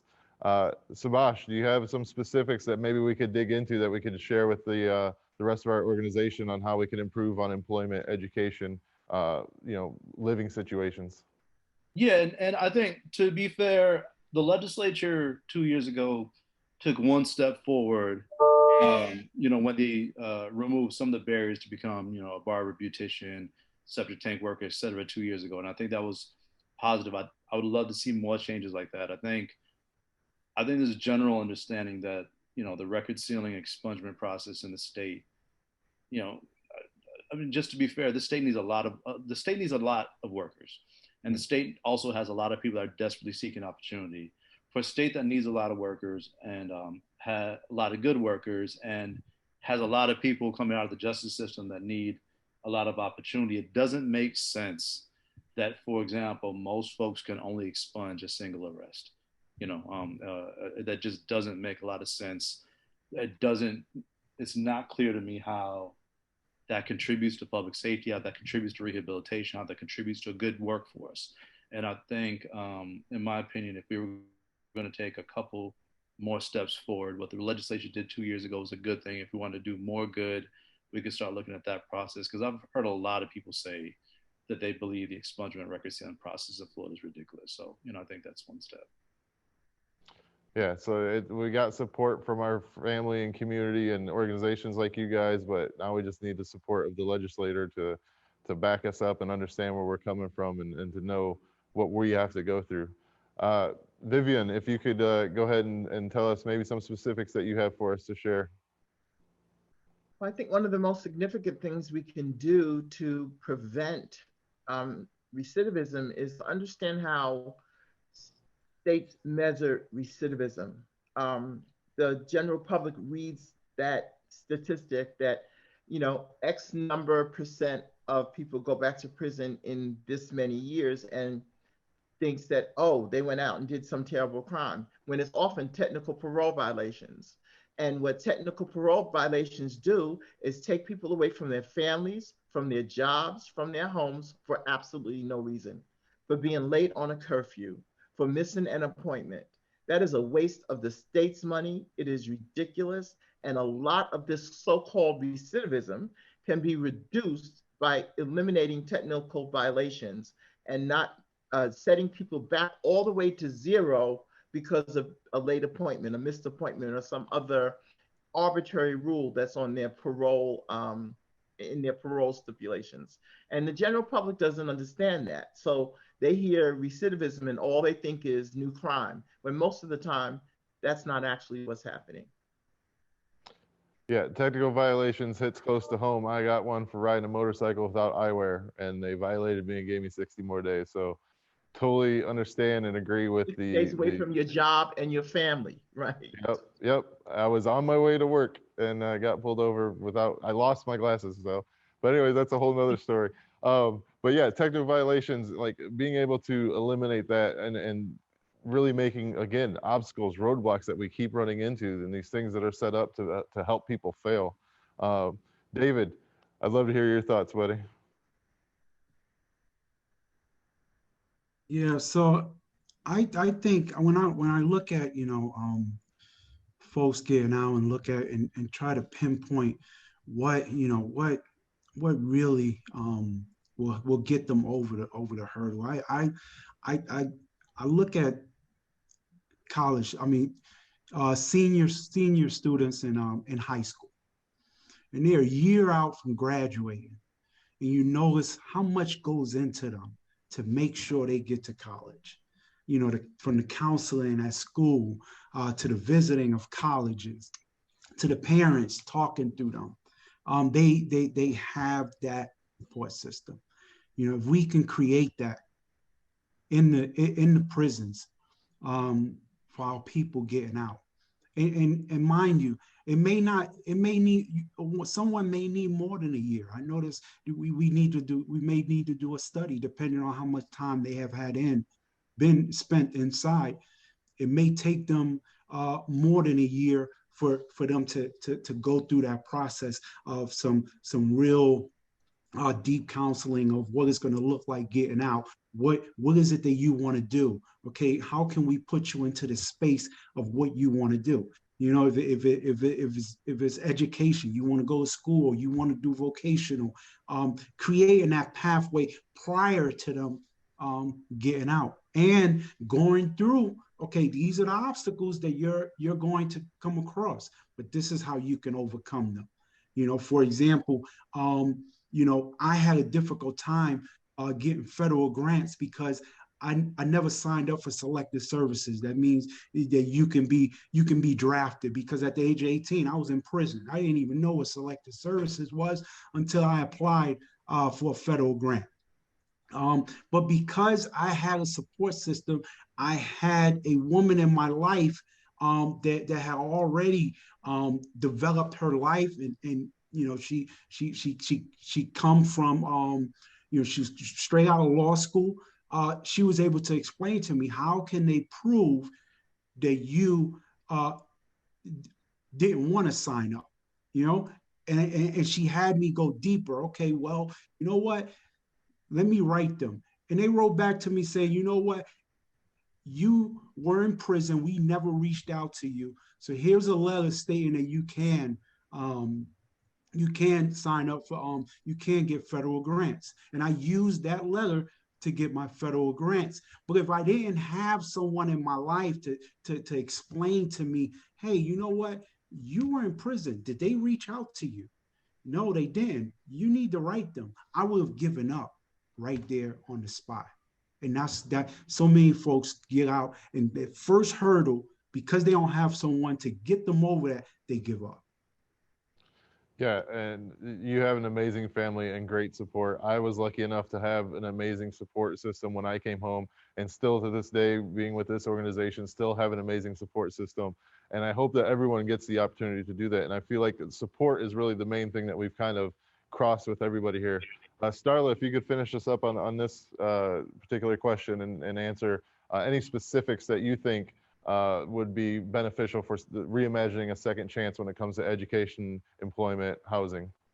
Sure. And I think each of you have shared some incredible barriers, right? I talked a lot about breaking those barriers and these technical parole violations, not being near your family. I have advocates and activists on our grassroots side who've moved to be closer to a family member, right? So that they can have visitation and, you know, and be near to them.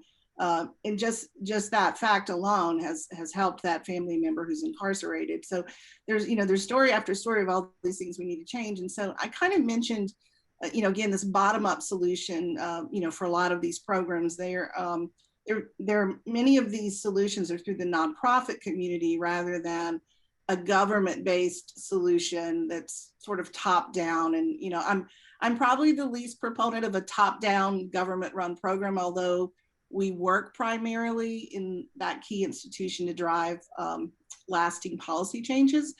The hope there is to remove the barriers to opportunity that already exist, right? These laws and these stories that you can share. And I find a lot with our activists and our people who are engaged with us on criminal justice reform, that when they hear these stories, you know, and keep sharing them, keep telling them, keep doing that, I find more people come along with us who maybe had a different viewpoint of what this looks like when they understand some of the more ridiculous things that have led to reincarceration that have nothing to do with someone, you know, actually committing an offense or a crime. It's really a violation of their parole. And to, you know, to keep government from implementing more of those barriers is another thing that we do. That's, you know, we don't want to see more laws enacted that put up more barriers. We want to tear those down. And you know, Tachana, you mentioned a lot about occupational licensing, and not to get off into another piece of policy, but for example, that's a barrier to opportunity to a job. So if we're talking about jobs in education or even opening a business, the story of Melody Armstrong comes to mind, who in my home state of Mississippi transformed, and I'm going to use that word, transformed, the system in the cosmetology industry to break a barrier for women to become hair braiders. And it immediately opened up more opportunity for jobs. She was able to break that barrier as a citizen activist, right? And working through the state legislature there and even through lobbying. But I think the statistic is something like 400 people applied for that particular license when she got it down to a barrier of it was $25 versus tons of requirements for the occupational licensing. And immediately people who had a skill were able to apply for something affordable and be able to create their own path. One person or one nonprofit can make a difference and help returning citizens with things like educational or employment opportunities. And I think that we need to do a better job of highlighting those individuals, coming alongside them and working with them, and bringing them forth even to the legislator, right? So they understand these programs and how the barriers that are implemented by these laws don't actually even allow them sometimes to be as effective as they could be mentoring in our communities. Yeah, I can tell you, as someone that was incarcerated, I thought, and I would hear policy changes, things that could happen, and as an incarcerated person, I never believed that anything would happen. And now here I am with the opportunity to be on a panel with you great people and to work with an organization and to actually see the change happening. And so, like, this reimagining and getting people involved and having the support has just been truly amazing. And before we move on to the next question, does anybody else have anything else to follow up on this? If not, we'll move on. So, all right, my next question, again, we're boiling down, we're getting down deep, and I really want to get, this hits me personally because I happen to work on an organization down in Fort Myers that is a reentry task force for our county sheriff. And so I want to know from you guys, what's the best role that local law enforcement can do, or as it relates to second chances? So Subhash, I would love to hear what you think, how local law enforcement could really reimagine our second chance. Well, I think you gave one example of the work that some sheriffs are doing, contributing and supporting to reentry work. I think another thing is really,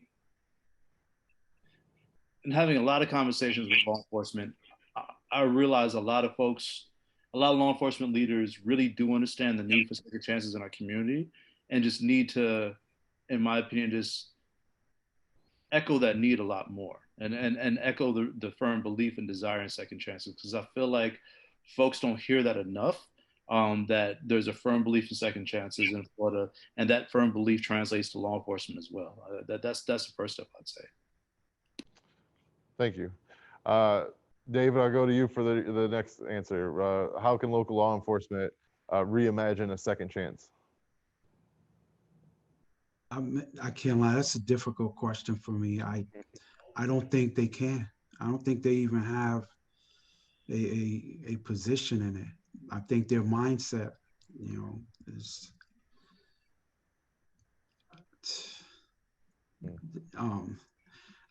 me personally, I think most police officers have a specific mindset to go into that job, and it makes it difficult for them to really play a part in it. Maybe there's a lot of creative minds on this panel that can probably have some other thoughts that can expand and stretch me, but from my experience. Yeah, so again, one of the things, and it's unfortunate that we feel like that, and it's true to some extent. Luckily, I'm able to work on an organization down there. Like I said, we talked earlier about getting a bus pass and how that affects people. One of the things that we've been trying to do is to give bicycles to people that that don't just have to walk home, to help them find a job as they're coming out. And so this, I feel like, is a new thing that's really starting to get started. And so hopefully, as more people can get involved, we can change your mind, that there is things that law enforcement can eventually do to help with second chances. And honestly, I believe that we could get there, but I also agree with you that we're not there yet, and there may not necessarily be anything at this particular moment. Vivian, if you wouldn't mind following that up. Yeah, I do have a suggestion about what law enforcement could do. When communities are articulating that many of the things that drive the input into the criminal justice system, including communities that don't have adequate housing, adequate education, adequate access to jobs, need investment and that city budgets have to be balanced, state budgets have to be balanced. They can't borrow money like the federal government. We need to be investing in those communities so that on the front end, we're not filling up the prisons, and on the back end, we're able to support people coming out. Well, that money has to come from somewhere. So sometimes, in order to prove that you have a mindset that you really are trying to help solve a problem instead of contribute to a problem, you have to give something up. You have to make some sacrifice. So maybe instead of having to have people demand that we disinvest from so much surveillance and control and policing, maybe the police can say, you know what, we are overfunded. We have more police than we need, and we're doing more than we should be doing. And we're actually surveilling communities in a way that they don't need surveillance. When police are really needed, they should be available. But do they need to be funded at the level they're funded? And do they need to have equipment that you could actually start a war with? So maybe police departments can look at their own budgets and figure out, you know what, we're gonna give this back to the community. That would go a long way toward convincing me that they really wanna help. Yeah, I would love to see more community engagement and less militarization. So I totally get where you're coming from on that, and thank you for that insight. Starla, I'd love to hear where you're at on the how law enforcement can reimagine a second chance. Sure. So, you know, we've done some work in the area of policing as far as policy work goes. And, you know, look, our criminal justice system, it should provide public safety and mitigate against threats, right? Such as crimes involving violence. And while protecting unalienable rights of everyone, you know, laws must reflect those goals and be enforced equally. And I think that's the notion of equal rights, right? When we're talking about policing and enforcing laws, there isn't a set of law for one group of people and a set of laws for another. Those have to be applied equally. And while yes, we have a lot to do in sentencing reform, right, to get that right, because the punishment ought to be proportionate to the crime committed, and time spent in prison must include a rehabilitative component. Firmly believe that. You know, one that's effective at preventing what we're talking about here, reoffending and providing a second chance. But, you know, as law enforcement provides public safety in partnership with the community, its practices should respect the rights and moral dignity of everyone and avoid creating a sense of insecurity in the community, you know, which undermines this this notion of self-actualization, right, of people really reaching their full potential. And I'll say to you, last year, you know, prior to COVID, or it all seems like one long day, but at this point, right? But prior to that, in Boca Raton, we had an opportunity to work with the police department there, and we put together a Unity in the Community March and partnered with churches in Pearl City, which is a very historic area in the Black community. And we were marching together. And one of the most poignant photographs that I took that day was a police officer and a member of the community, a female police officer, walking hand in hand as we marched through the streets of Boca Raton and through that community. And what we were talking about is policing, right? We were really marching together to say that the police department can work with the community, that we can come together around common causes. And so I've seen some, you know, Lance, you mentioned a program you've been working with, right? I've seen some police departments and some sheriff's departments start to edge it that way. But overall, we do know that, you know, there's been a lot of times that we're working on legislation, the people who show up for good legislation that would transform the criminal justice system are often the opposition does come from departments of law enforcement. And so I think what we have to do is, you know, Vivian, I liked your notion, right, of you know, are we overfunded, right? And are we spending more towards things that don't matter that aren't improving the community, and could we somehow, turn that into programs or to other things? So I applaud those people in law enforcement who are working towards that goal, and we just need more of them. Thank you. Yeah, I would love to see more programs available. That's close to my heart as well. Tachana, finish us out on this particular topic, then we'll move on to our close. There is an opportunity for more education. So I think David mentioned something along the lines where, to have groups, to have like a community-based organization that is led by directly impacted individuals, and for that type of education, for it to not just be law enforcement educating themselves or policing themselves, but allowing people who have been who have experienced what some of the negative impact of labeling to come in to be able to provide the experiences with the hopes of training them and allowing them to see them like they whole humanhood, and not just like somebody with a felony conviction attached on to their name. So I'm going to finish out with this last question. Just a quick response, something that you can leave us with. What is one action that people, whether policymakers, advocates, communities, or returning citizens, can take to support reimagining a second chance? So what's one action that you want to leave for everybody else here to go out and do right now? And so I'm just going to go around the circle here. Vivian, I'd love to start with you. If you are formerly incarcerated, never hesitate to own that experience in your life, because it somehow changed you, and many times in ways that made you stronger and more resilient. And when you're out here doing a wonderful job in your community or in your workplace, in your family,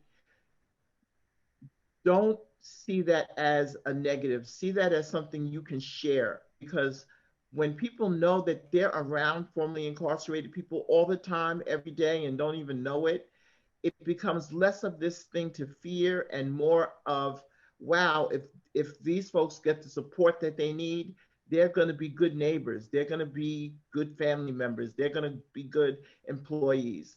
And mentor another formerly incarcerated person. That's the thing you can do. Love it. Preaching to the choir. Like, I feel that I tell everybody that my biggest mistake has now become my best asset. And I talk about my incarceration and my incident all the time. So thank you so much. That's great advice to mentor another returning citizen, formerly incarcerated person. Subhash, give us one piece of advice before we go, bud.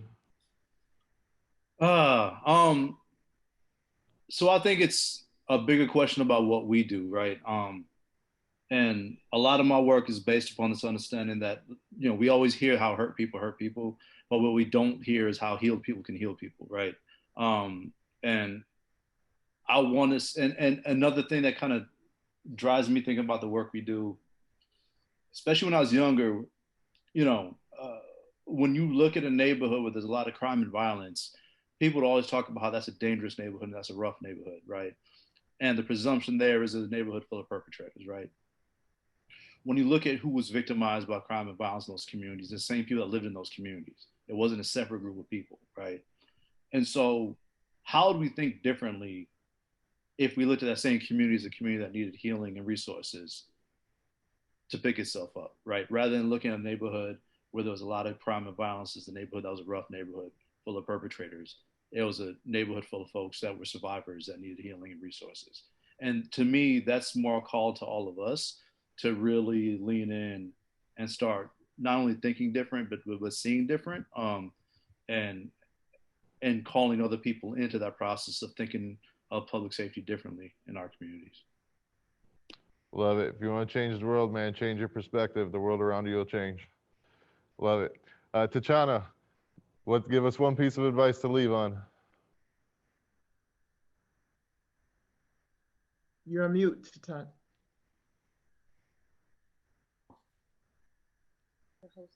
Okay, sorry. Language. I know for a lot of us who are on this panel, we kind of like, we have that down pat. So, but I think when it comes to like the word like felons, ex-felons, like, or like a couple months back, I wrote an op-ed, and in the title it was returning citizens. However, after we submitted that out to the media, and they changed the wording to like felons, right? So it's like checking, being able to kind of like stop and call somebody out, like, respectfully. I mean, and kind of like tell them like, language. So I think language really matters. And we were able to kind of like write an email to the editor and say, hey, like, we don't use that term. But I think it's something that it's to the point where a lot of times people who are not necessarily doing that work, they don't even understand like the impact of continuing to like limit someone to that part of their lives, like, ex-felons, what is that? So I think my final thing would be language, and how we can be active agent in making sure people are being called out on some of those tendencies. Yeah, changing the language makes sense. I know first time I heard the word returning citizen, it kind of took me back a little bit. I was like, but it's true. We are returning citizens, and that changed the mindset just by changing the language. So thank you very much. That's a great piece of advice. David? Yes, if you are a returning citizen or a formerly incarcerated or convicted person, I would advise that you create a support circle around yourself. You know what? If you cannot create one, you don't have one, you have one at the formerly incarcerated convicted people's families movement. You're family to us.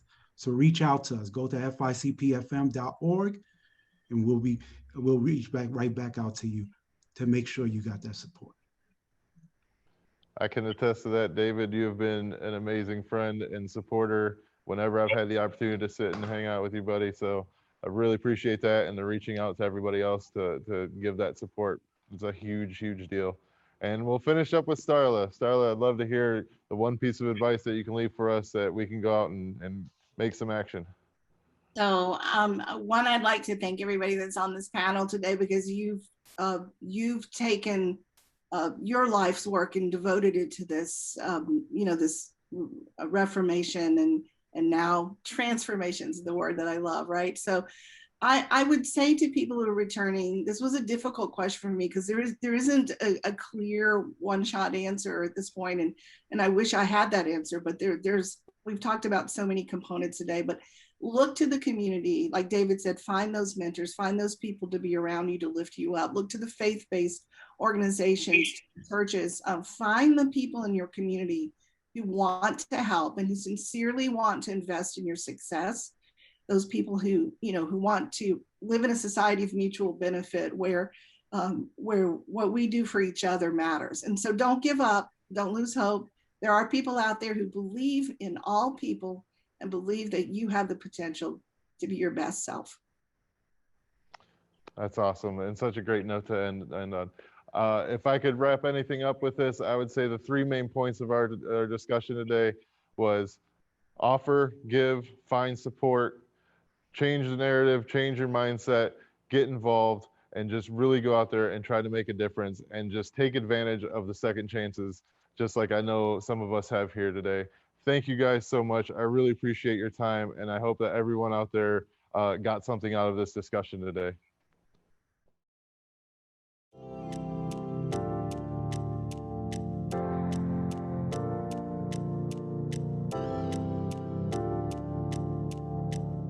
My name is Minister Anthony Durden. I'm a community activist here in Miami, Florida.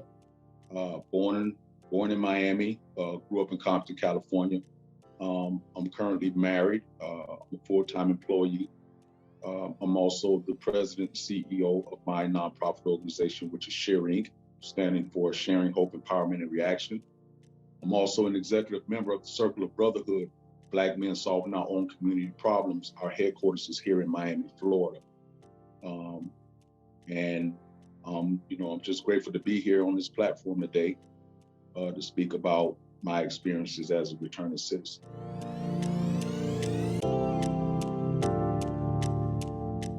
There's a traumatic experience just going through the process of being arrested, handcuffed, and put into an environment of jail. That could be traumatic for someone who's just been a night in jail. So you can imagine a person who spent calendar years, like myself, year after year after year after year, and now you're released back into a population that you can't even relate to or identify with. It can be a very traumatic experience. And I know for firsthand, for many of us who we want to get out and we can't wait to that day that we're set free from prison, but there's a overwhelming sense of anxiety and worry and fear that I may return because I don't have the mechanics or the fortitude or the wherewithal or the support, the strong support system that would allow me to break these walls of barriers that I may be facing once I'm released from incarceration. There's all sorts of resources and help that's out there. If you don't know, get connected to organizations that's doing the work in the community, like Florida Rights Restoration Coalition, the Circle of Brotherhood, organizations like that are based in Miami. In whatever chapter, whatever location, county, city that you stay in and reside, I would encourage all of my returning citizens that while you're incarcerated, try to connect with organizations before you come home so that they can be a buffer between you and the community so that you can have a better reentry experience because it's very traumatic coming out of prison or jail.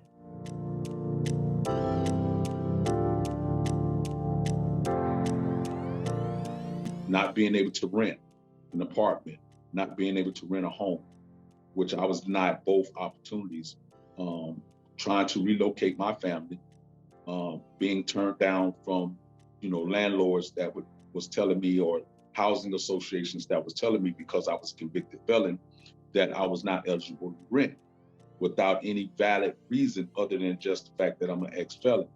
And so I was looking to see if maybe there could be some things that could be done in terms of legislation to try to get some bills passed that would open up a door for returning citizens like myself who have proven that they was rehabilitated and had given back their time and paid their debt to society, that would be given the opportunity to have the basic needs of life, which is housing. And so I had a few character reference letters written by our beautiful newly elected mayor, Daniel Levin Cava, who wrote a very beautiful character letter for me. Also, I reached out to my brother, Errol Iguodaro, who is the city councilman of Miami Gardens. And I reached out to our queen of our community. We call her the queen. Her name is Dr. Dorothy Bendros Mendigal. She's the school board member of the Miami-Dade Public School. They both wrote 3 beautiful character letters to me that I submitted to the landlord. Although my wife had pretty much already opened up the door for me to go ahead and fill out the lease, I believe that that was just an extra measure of, enforcement that, hey, I'm a credible renter, I'm a credible human being. I should be given the opportunity to be able to have a place to stay. And so I spoke with Desmond Meade on this issue, and not knowing that he had also went through the same obstacles. And I talked with Brother Neil, and I told him that I wanted to get more involved in terms of lifting up our voices in our platforms to be able to talk about this issue as it relates to housing and renting, because I'm a man. I can make it, I can survive. I've slept on the streets before. I've been homeless. I've slept in cars and whatnot like that. But I'm just thinking about a woman who's been released from incarceration, who may be trying to relocate with her children and may be denied the basic necessities to find housing because she may have served time in prison or had a conviction on her record and she's being denied housing. So I just think it's a very unfortunate situation that needs to be really addressed and dealt with. So I definitely want to encourage all of my returning citizens, if you haven't registered to vote, get registered to vote. We have to continue to emphasize how important voting is, because a lot of our issues that we face, a lot of our barriers that we face could be dealt with if we vote and if we play a role in the process of voting. Get to learn who your local officials are.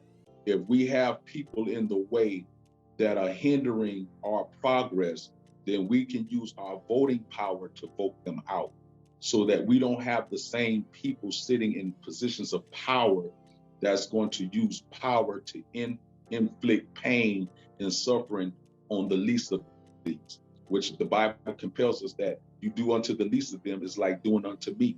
So when we look at the poor, when we look at the downtrodden, when we look at the homeless, when we look at people that are battling substance abuse issues, they are all human beings, and we have to treat them as such.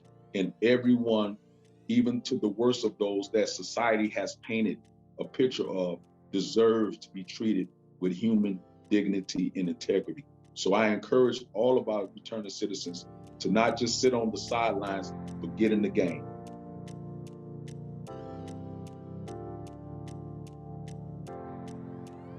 Hi, my name is Heather Moyers. I am the Chapter Development Coordinator at FRRC. My role here is to develop high-capacity chapters and chapter members across the state that can wield and amass power to help returning citizens and their families. That means supporting chapters, developing and implementing quality trainings that develop and empower our teams, and organizing development procedures and structure. Hi, thank you for joining us. My name is Sister Connie Burton, and I am a lead organizer for FRRC. I'm very excited to be in here today. One of my tasks and goals is to bring in and align as many impacted families as possible. One unique thing about my role here is that as we talk about returning citizens and touch their lives, is to pull in members of our community. So I'm very, very excited to be in here today. Thank you, Connie, and thank you, Heather. It's a pleasure to be working alongside you guys.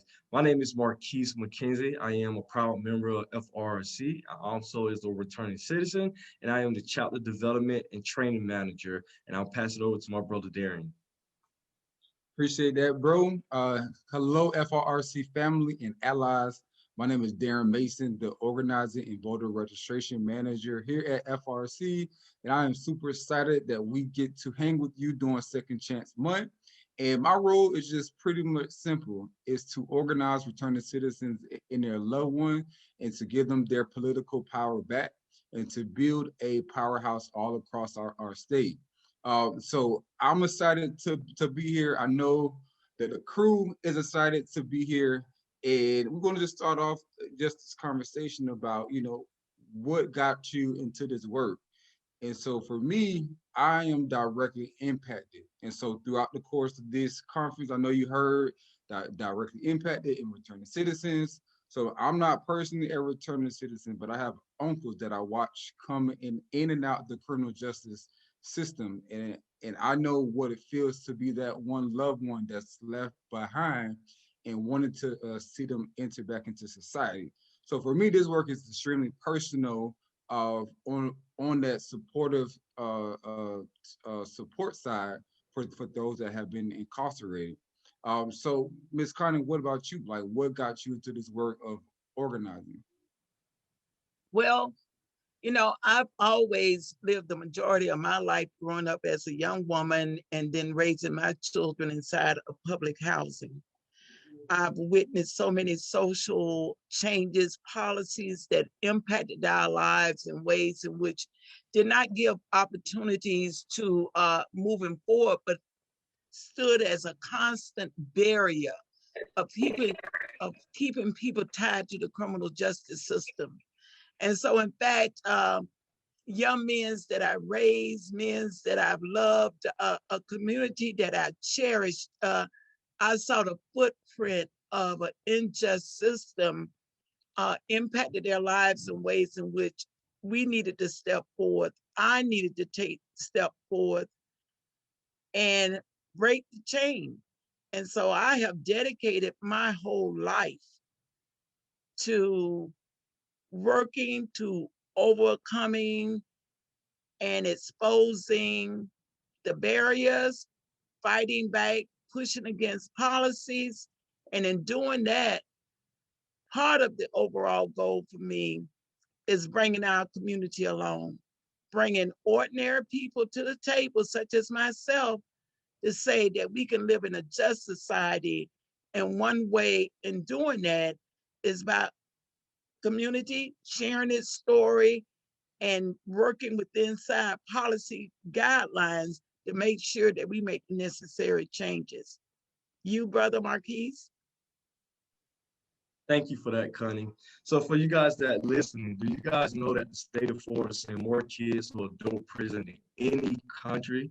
And unfortunately, I'm one of those kids, right? So at an early age, at the age of 15, I got took out of the juvenile system and charged as an adult for my very first offense. So this work is very personal to me, right? And I also made a vow to my brothers and sisters who are still incarcerated that when I get out, I will be advocating for them. So I spend my time fighting and advocating for the ones that's currently still incarcerated and the ones that cannot fight for themselves. So that's the reason why I do this work. What about you, Heather?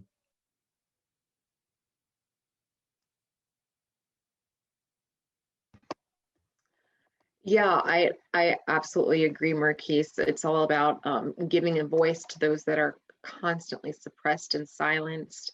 And I got involved with, being directly impacted, this, seeing these things that happen, just, they tear at your heart. And when there's so many voices that can't speak for themselves, you have a responsibility to speak up with the things that you see going on. And so I agree with you. I think the thing that I enjoyed the most about this work is really finding and helping others find their power that's like, it's always been in themselves. Sometimes it just takes somebody else to find it in them. And then watching them step into that and really grow and become empowered into the people that, that they are truly meant to be, because they are there. It's just a matter of finding it. And so I think that's just a really beautiful process to watch and to be a part of. Yeah, and I'm glad that you said that about like the enjoyment of this work and what we do. Because for me, like definitely to be able to see those in this past election cycle, I had the opportunity to manage our Canvas teams all across the state. And going to these offices and you're seeing first timers that's confused, that's nervous, that don't know about it, but they know they got that burning desire to do something, right? Like they know that I'm free, now what? And then to see them grow into our field organizers and some even to our Canvas managers and now organizers, actually made this into a career. And so for me, I love enjoying seeing people that come to us, just unsure, but just become empowered, and definitely just seeing them now being a beacon of hope of the same communities that they once were known or had influence in, and now they're going right back and doing it and changing lives. So to me, that's what I enjoyed the most. What about you, Ms. Connie?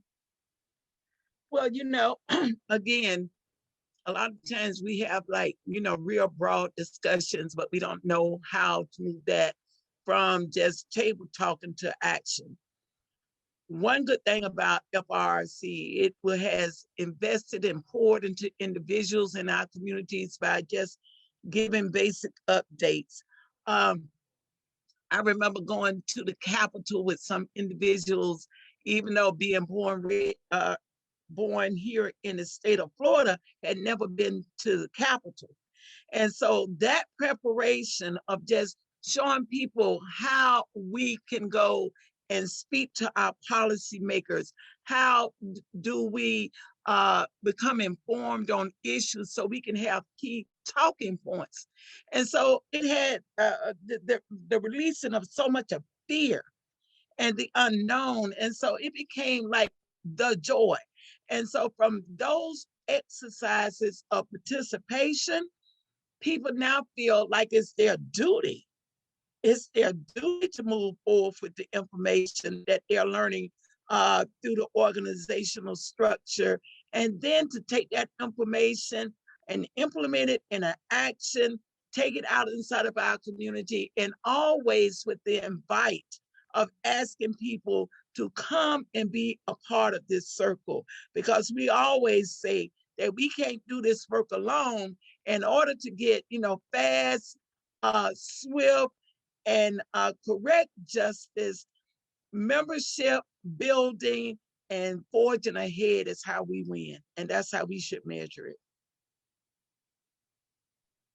Marcus, I see you shaking your head, bro. Yeah, definitely. I agree with all of you guys, right? And I can say, if I can name one reason, things that I enjoy about it is that I have a seat at the table that I was once confined to, right? No, I'm not on the opposite side of the table. I'm not the one that's causing the problems, but one who's uplifting solutions, right? And the most part about it is being able to say, this is where I was and this is where I am now. That gives so much hope to other returning citizens, even juveniles who are still incarcerated right now, to show them that their life is not, the mistake that they made and that their past doesn't determine their future. So being able to show other people that we can turn around and we can build that power and be positive impacts in our communities. And I enjoy what other job or opportunity to be able to fight against a system that once confined you and you was broken to. All right, so I want to lighten it up real quick. So I want us to talk about how long we've been with FRRC and what is your funnest moment during the time of the work that we had. So I'm gonna go, so I don't know, because between Miss Connie and Marquis, y'all the OGs. So I know y'all got a lot of memories of like fun times. I just started in June, so I'm almost at my 1 year mark, but I ain't there yet. So Marquis, like, what is like one of the funniest moments so far doing the work here with FRRC? I think one of the funniest moments, right, for me. So to answer both questions, I started with FRRC back in late 2014. And that was very early on with the petition when we was out collecting petitions for Amendment 4. And I think one of the funnest moments for me is when we went to Tallahassee for Advocacy Day, and the rep that we were supposed to meet with, we found him hiding because he couldn't face the pressure, even, was honest enough to sit with a group of returning citizens who were their constituents, and he was hiding from us and didn't really want to speak with us. And I thought it was very funny because it was like, wow, we got that much power that we got representatives hiding from us at their own job, right? So I think that was the funniest part. What about you, Miss Connie? Okay, so one of the most funniest things for me, I wasn't actually employed with FRRC, although I was doing some volunteer work, and we was campaigning around the state attorney race here in Hillsborough County. And so I just remember people saying, do something that would show a direct action.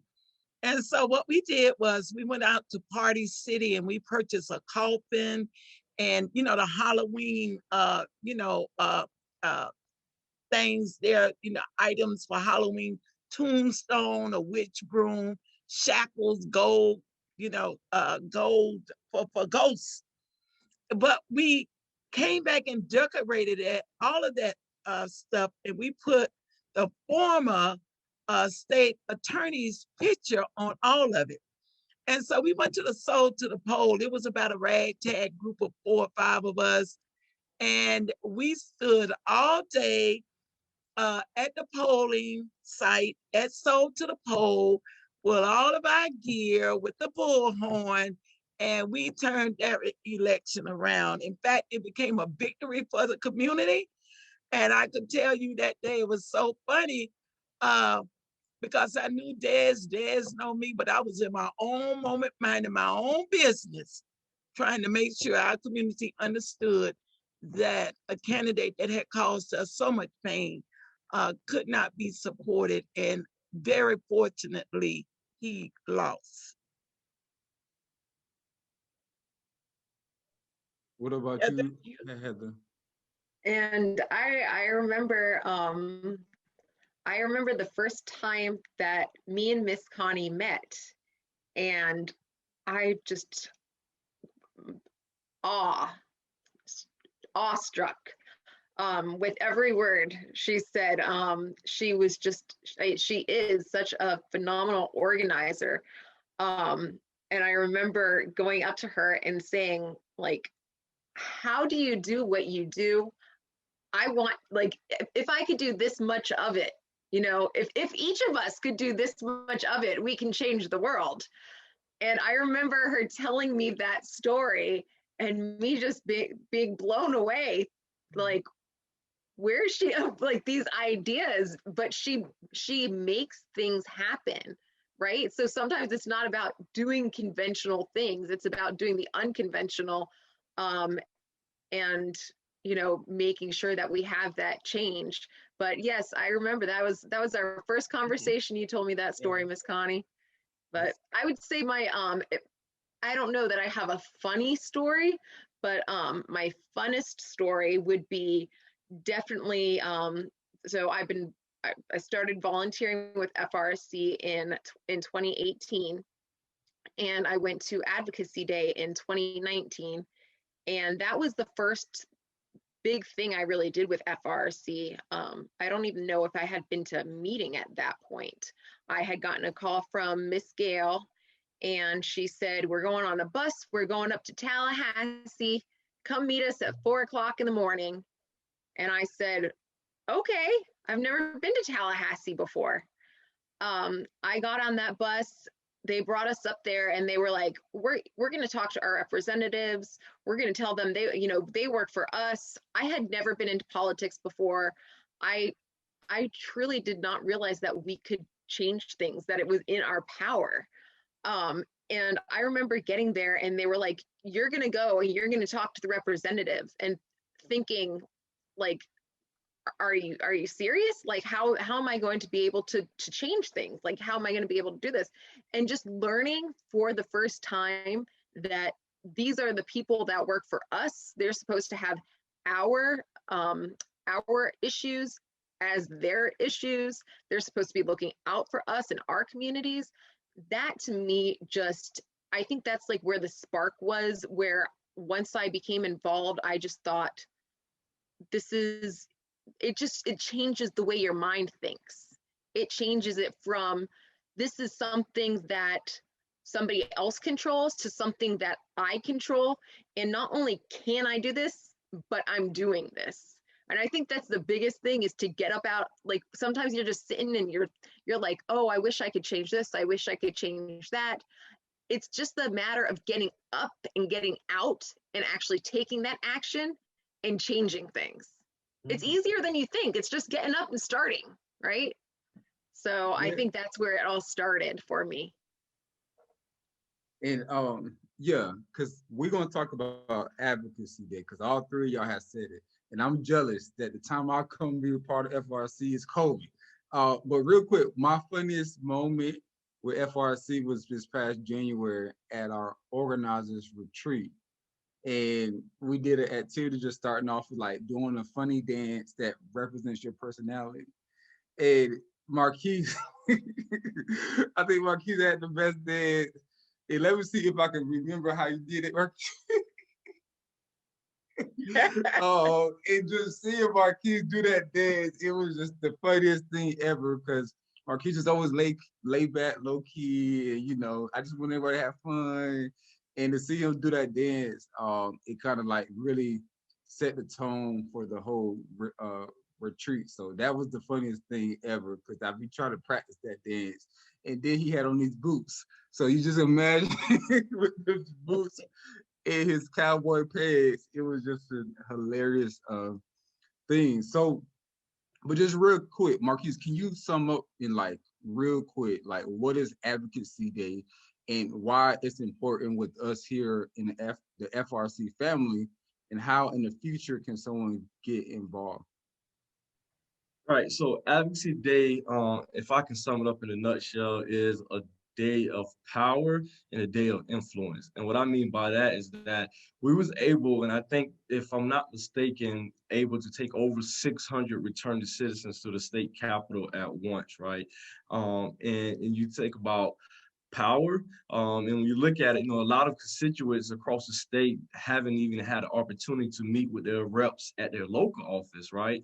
So it built so much power to be able to have so many buses pull up right to Tallahassee, and we sit on those Capitol steps, and we talk and we plan and we execute and we go across the Capitol. It's just amazing. You see thousands of people, returning citizens, going across the Capitol, racing, trying to get to the meetings, coming out of the meetings. We taking up all the space.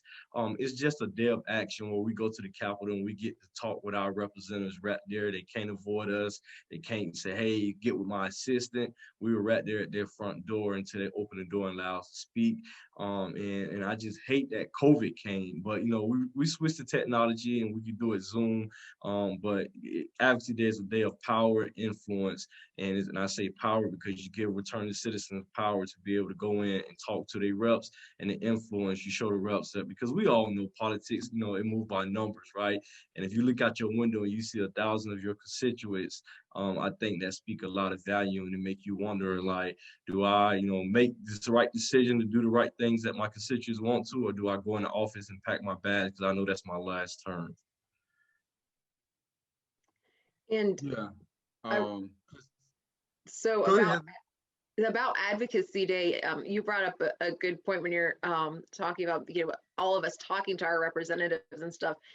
So when we go in there and we talk with the representatives, it is surprising to realize that they don't know what's going on in the communities. They don't know the issues that we're facing, the barriers that people are facing. It's like when we go to them, they're hearing this for the first time. So I think it's really important for the people that do face it every single day to bring it to people's attention, because the thing is unless something is affecting your life, you're not always aware of it. So having to bring it up to people's attention and create that education and that awareness is very important. That was something that I really took away from Advocacy Day, was realizing that it wasn't even always necessarily that they didn't want to implement certain things, but that they were just ignorant over the different things that we needed to be implemented. Yeah, And so that for is me, so true and so key. And Ms. Connie, I think you have one of the most iconic snippets of Advocacy Day. Like, I remember the first time I saw you on that bus and you was getting the troops ready. Like, what is those moments like going from Tampa to Tallahassee? well, just, building confidence, instilling into our group that we needed to be persistent, that here we was going to be coming face to face, what I always consider you work in the interests of the people as a political leader. And of course you get there by virtue of the vote of the people. So going into Advocacy Day, we kind of like steered people like, you the boss for the day, but we want you to be respectful and have a mutual, coming to a meeting of the mind.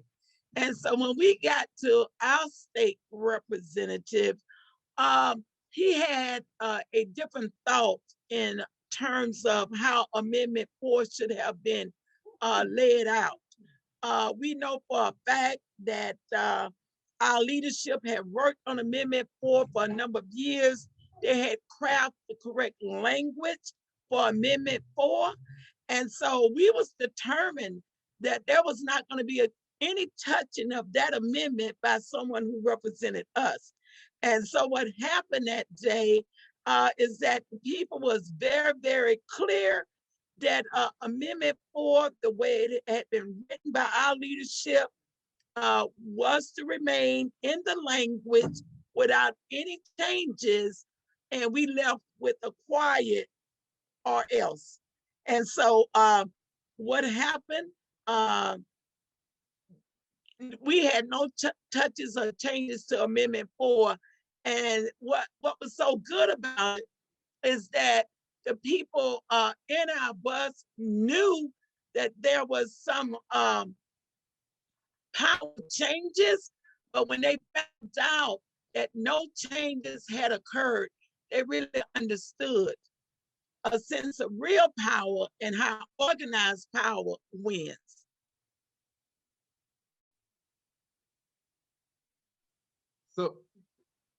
So yeah, so speaking of that power, of that organized power, right now we are in session in the legislature right now. There are some things that's coming that we at FRRC support, and there's some things that we typically don't really support.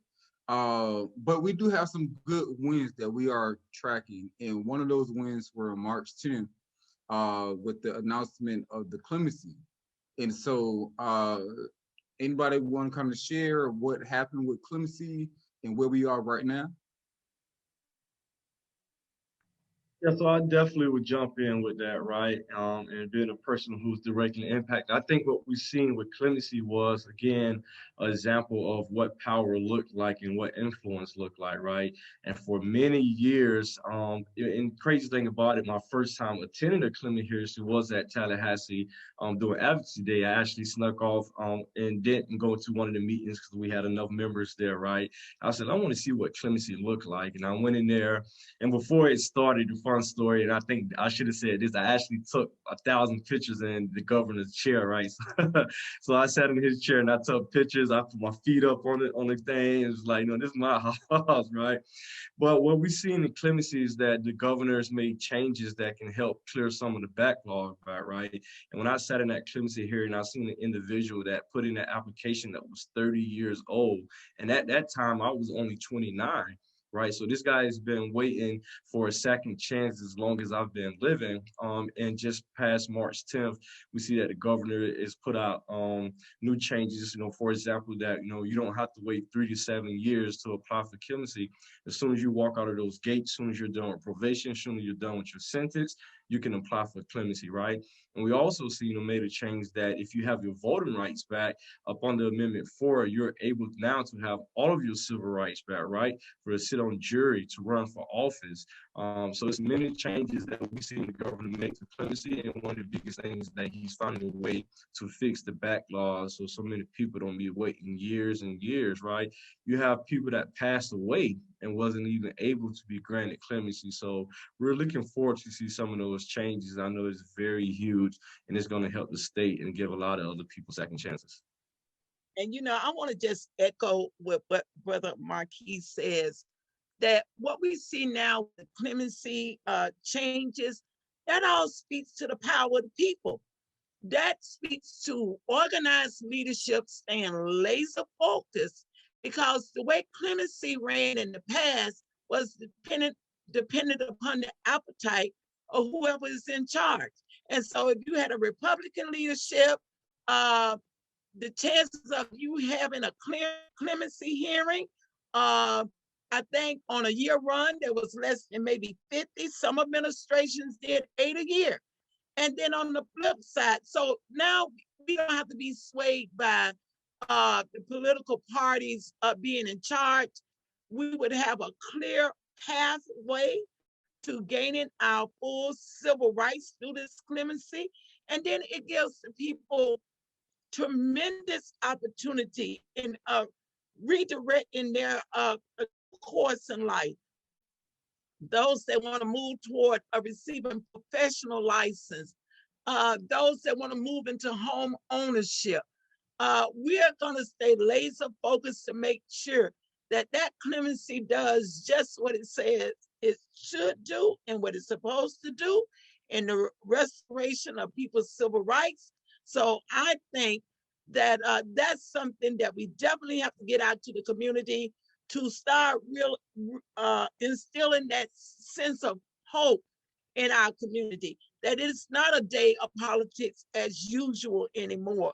But when you have organizations that are working in conjunction with the will of the people, things that the people need to see systematically changes, then this is one of the processes that we are going to be able to measure out in the long term for the community.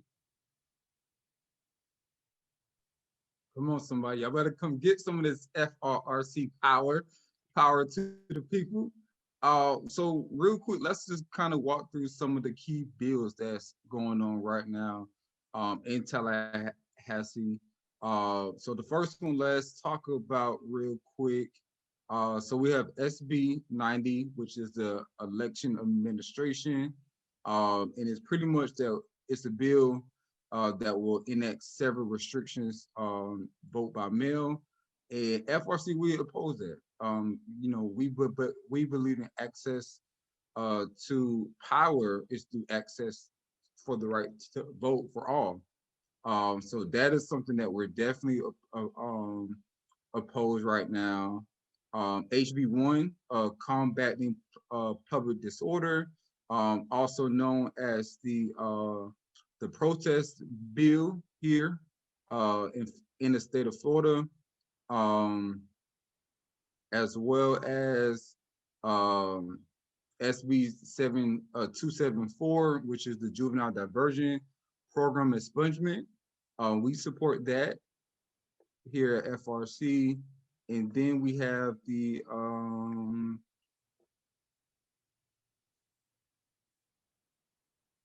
SB 1026, background screening. This bill will require employers that use prison labor to ban the box on job applications, which is very vital, very important into the work that we're doing here. And so definitely want to just kind of like emphasize on SB 90 and SB 274, and just the impact of restricting voter registration. Like, what comes to mind when you think about that, Ms. Connie? Well, our legislators and have an opportunity to get on the right side of history. And right now, what we see is all across America in a lot of places, ordinary working class people, people that don't want to move backwards but move forward, is saying open up the process of voting in so many different ways that would give people access to the poll and ensure that people have real opportunity to democracy. And so politicians that's not lining up with that, there might be some serious consequences to pay in the next election cycle. And so I'm feeling confident that the people, we have our eyes wide open. We have an opportunity to exercise our vote, our power, and just to keep pushing that ball until everybody have an opportunity to experience democracy through the ballot of the vote. Marquis, like, what does that mean for you as somebody that has gone through this, and what impact would that be? Wow, you know, anything that got to do with juvenile justice reform, I'm all over it, right? I think this is huge, right? For example, like, you know, you have me, again, who was took out of the juvenile system at the age of 15, right? I can't buy cigarettes at the age of 15. I can't buy alcohol, right? And it's proven by scientists that juveniles' brains are not developing until at the age of 25. So why are we treating them as an adults, right? Not saying that we shouldn't hold them accountable, but not as an adults. I think this diversion bill will definitely help a lot of juveniles who have made mistakes, right? Some, we don't know what's going on in their household and the reason why they're making these mistakes.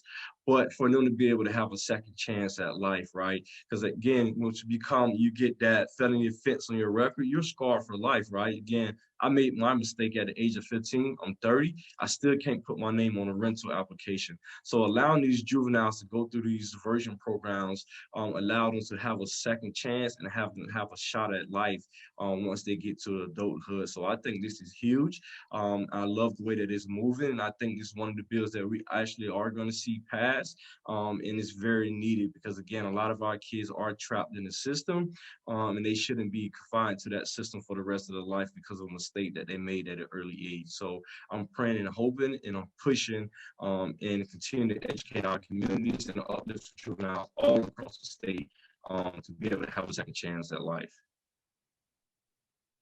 Absolutely. And like that right there, that story is just something that just keeps to my heart of why we do the work that we do, because some great progress for this bill is that it has passed the Senate.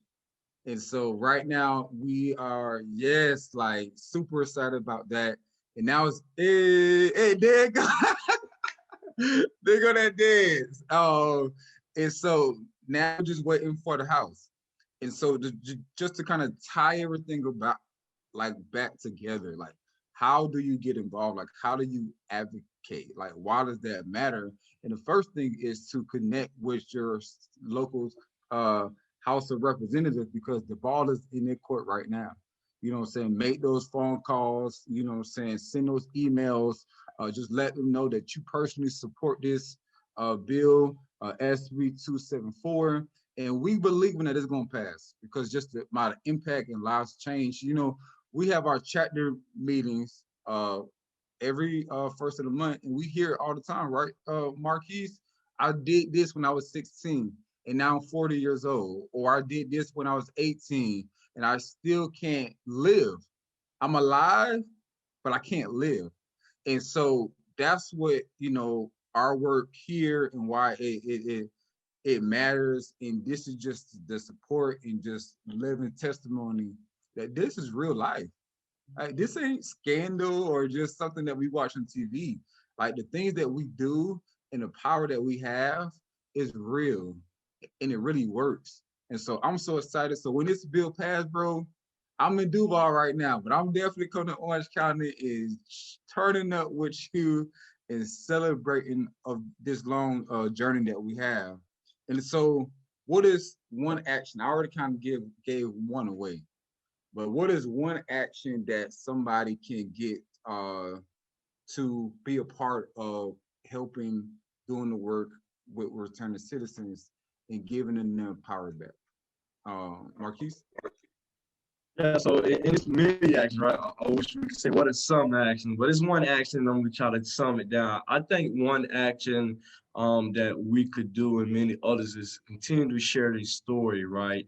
I've learned over the years that sharing your story really helps heal people and it brings people closer to the movement because not everybody who's going through things realize that they can actually be a part of it. And we also seen that when people who are directly impacted or returning citizens be a part of the work, it's an easier chance for us to get things done. And I think, you know, so for me, it's continuing to share your story. You know, who never know who's waiting to hear it and who's need to be encouraged. And that sharing your story can spark fire and so many others to get involved as well. So for me, it's story sharing, continue to share your story. Heather, so as our chapter development coordinator, what are some actions that you can think of that somebody can get involved with the work of organizing returning citizens? Yeah, so I try to keep things very simple. I mean, you can have the, oh, this is the list of actions that I need to do to be successful, or these are the things I need to do to be, you know, to make a change. But I feel like there's one action that will lead you to success and to change, and that is just to treat one another as humans, not as labels, but as human beings. And by doing so, you'll treat everyone as a brother, you'll treat everyone as a sister, as a mother, as a father, as a human being, and you'll always want the best for someone else, and you won't be looking to constantly punish and continue to punish after, after sentences are completed. And it will just, I feel like that's the one takeaway. I know, we've had 2 days of this conference of all these things to do, right? So that can be really overwhelming. But I would say the first thing that we can do is just start treating each other as humans, see each other as humans. Don't see each other as labels, right? So stop seeing people as felons, ex-cons. I mean, start seeing everyone as a human, right? That's the reason we say returning citizen, right? To change that narrative. So if we could all just see each other and treat each other as human beings, I mean, it would change everything. And just, I believe by doing that one thing, that effect, it'll just domino. The action for me is always to listen and to invite. And so I listen intently when people are sharing their story to me and seeking a solution. And I try to make it as simplified as possible, that we can overturn every barrier if we just step forth, and we are more effective if we are organized. And the more people we can bring along, the quicker we can get to the solution. So listening, moving forward, developing an action plan, boom, we got a victory. It's not that complicated. And the more of us are moving in this direction, even when we have some obstacles that we personally have to bear, that if it's enough of us, we just keep on moving that ball. And I'm just believing right now that we're on the right side of history, because so many things that we are now living is things that is being repeated. And those, in that repetition, there was many defeats, but now we have an opportunity. This generation is to defeat it for good, so we can have an America, we can have a world where everybody can move comfortable and be able to live its full dreams. And so that's what I'm hoping every day. Thank y'all so much. Of just those key actions, and everything that we said today was simple. Just simple little acts that we can do to make impact in our communities, and especially those that are returning citizens and their loved ones. And so we had major takeaways from these past 2 days. Hope that you are excited and ready to get to work. But if you're looking to say, well, I want to do action with y'all guys, with you, Ms. Connie, Marquis, and Heather, and Darren, how do I connect? So definitely go to our website, www.floridarrc.com, and then that way you can get plugged into our chapters. First Thursdays is our chapter meetings. Second week of the month is our political action team, where you can learn more about these bills that we talked about, as well as third week of the month is going to be town halls. So show up, ask questions, and then definitely come to our voter registration, where we knock on doors, and definitely hit up our hotline. So, but all in all, take action and go to our website, and you'll get everything that you need to get plugged in. So we hope that you enjoyed this conference. We hope that you were inspired. And again, as Marquis said, do not be afraid to share your story, because you don't know who you might impact by just being you. All right, so with that said, thank y'all so much. We appreciate you, and have a great rest of your week.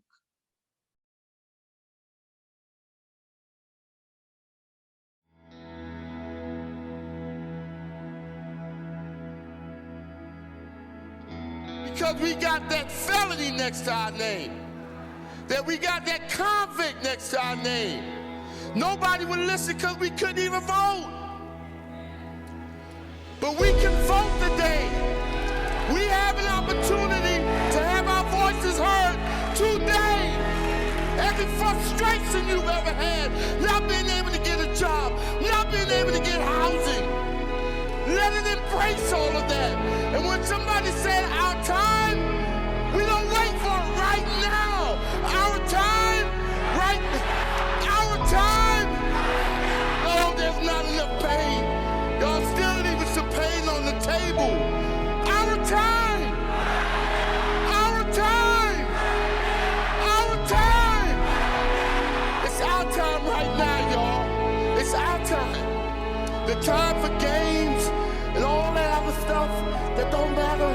over. It's over. If you're tired of that pain and that frustrations, if you're tired of always being a second-class citizen and overlooked, this is our moment. This is our moment. We are God's chosen people. That's what he does. I don't care what religion you practice, you'll see it. It's the people that have gone through something that are used to transform not only a state, not only a country, but what we do will transform the world.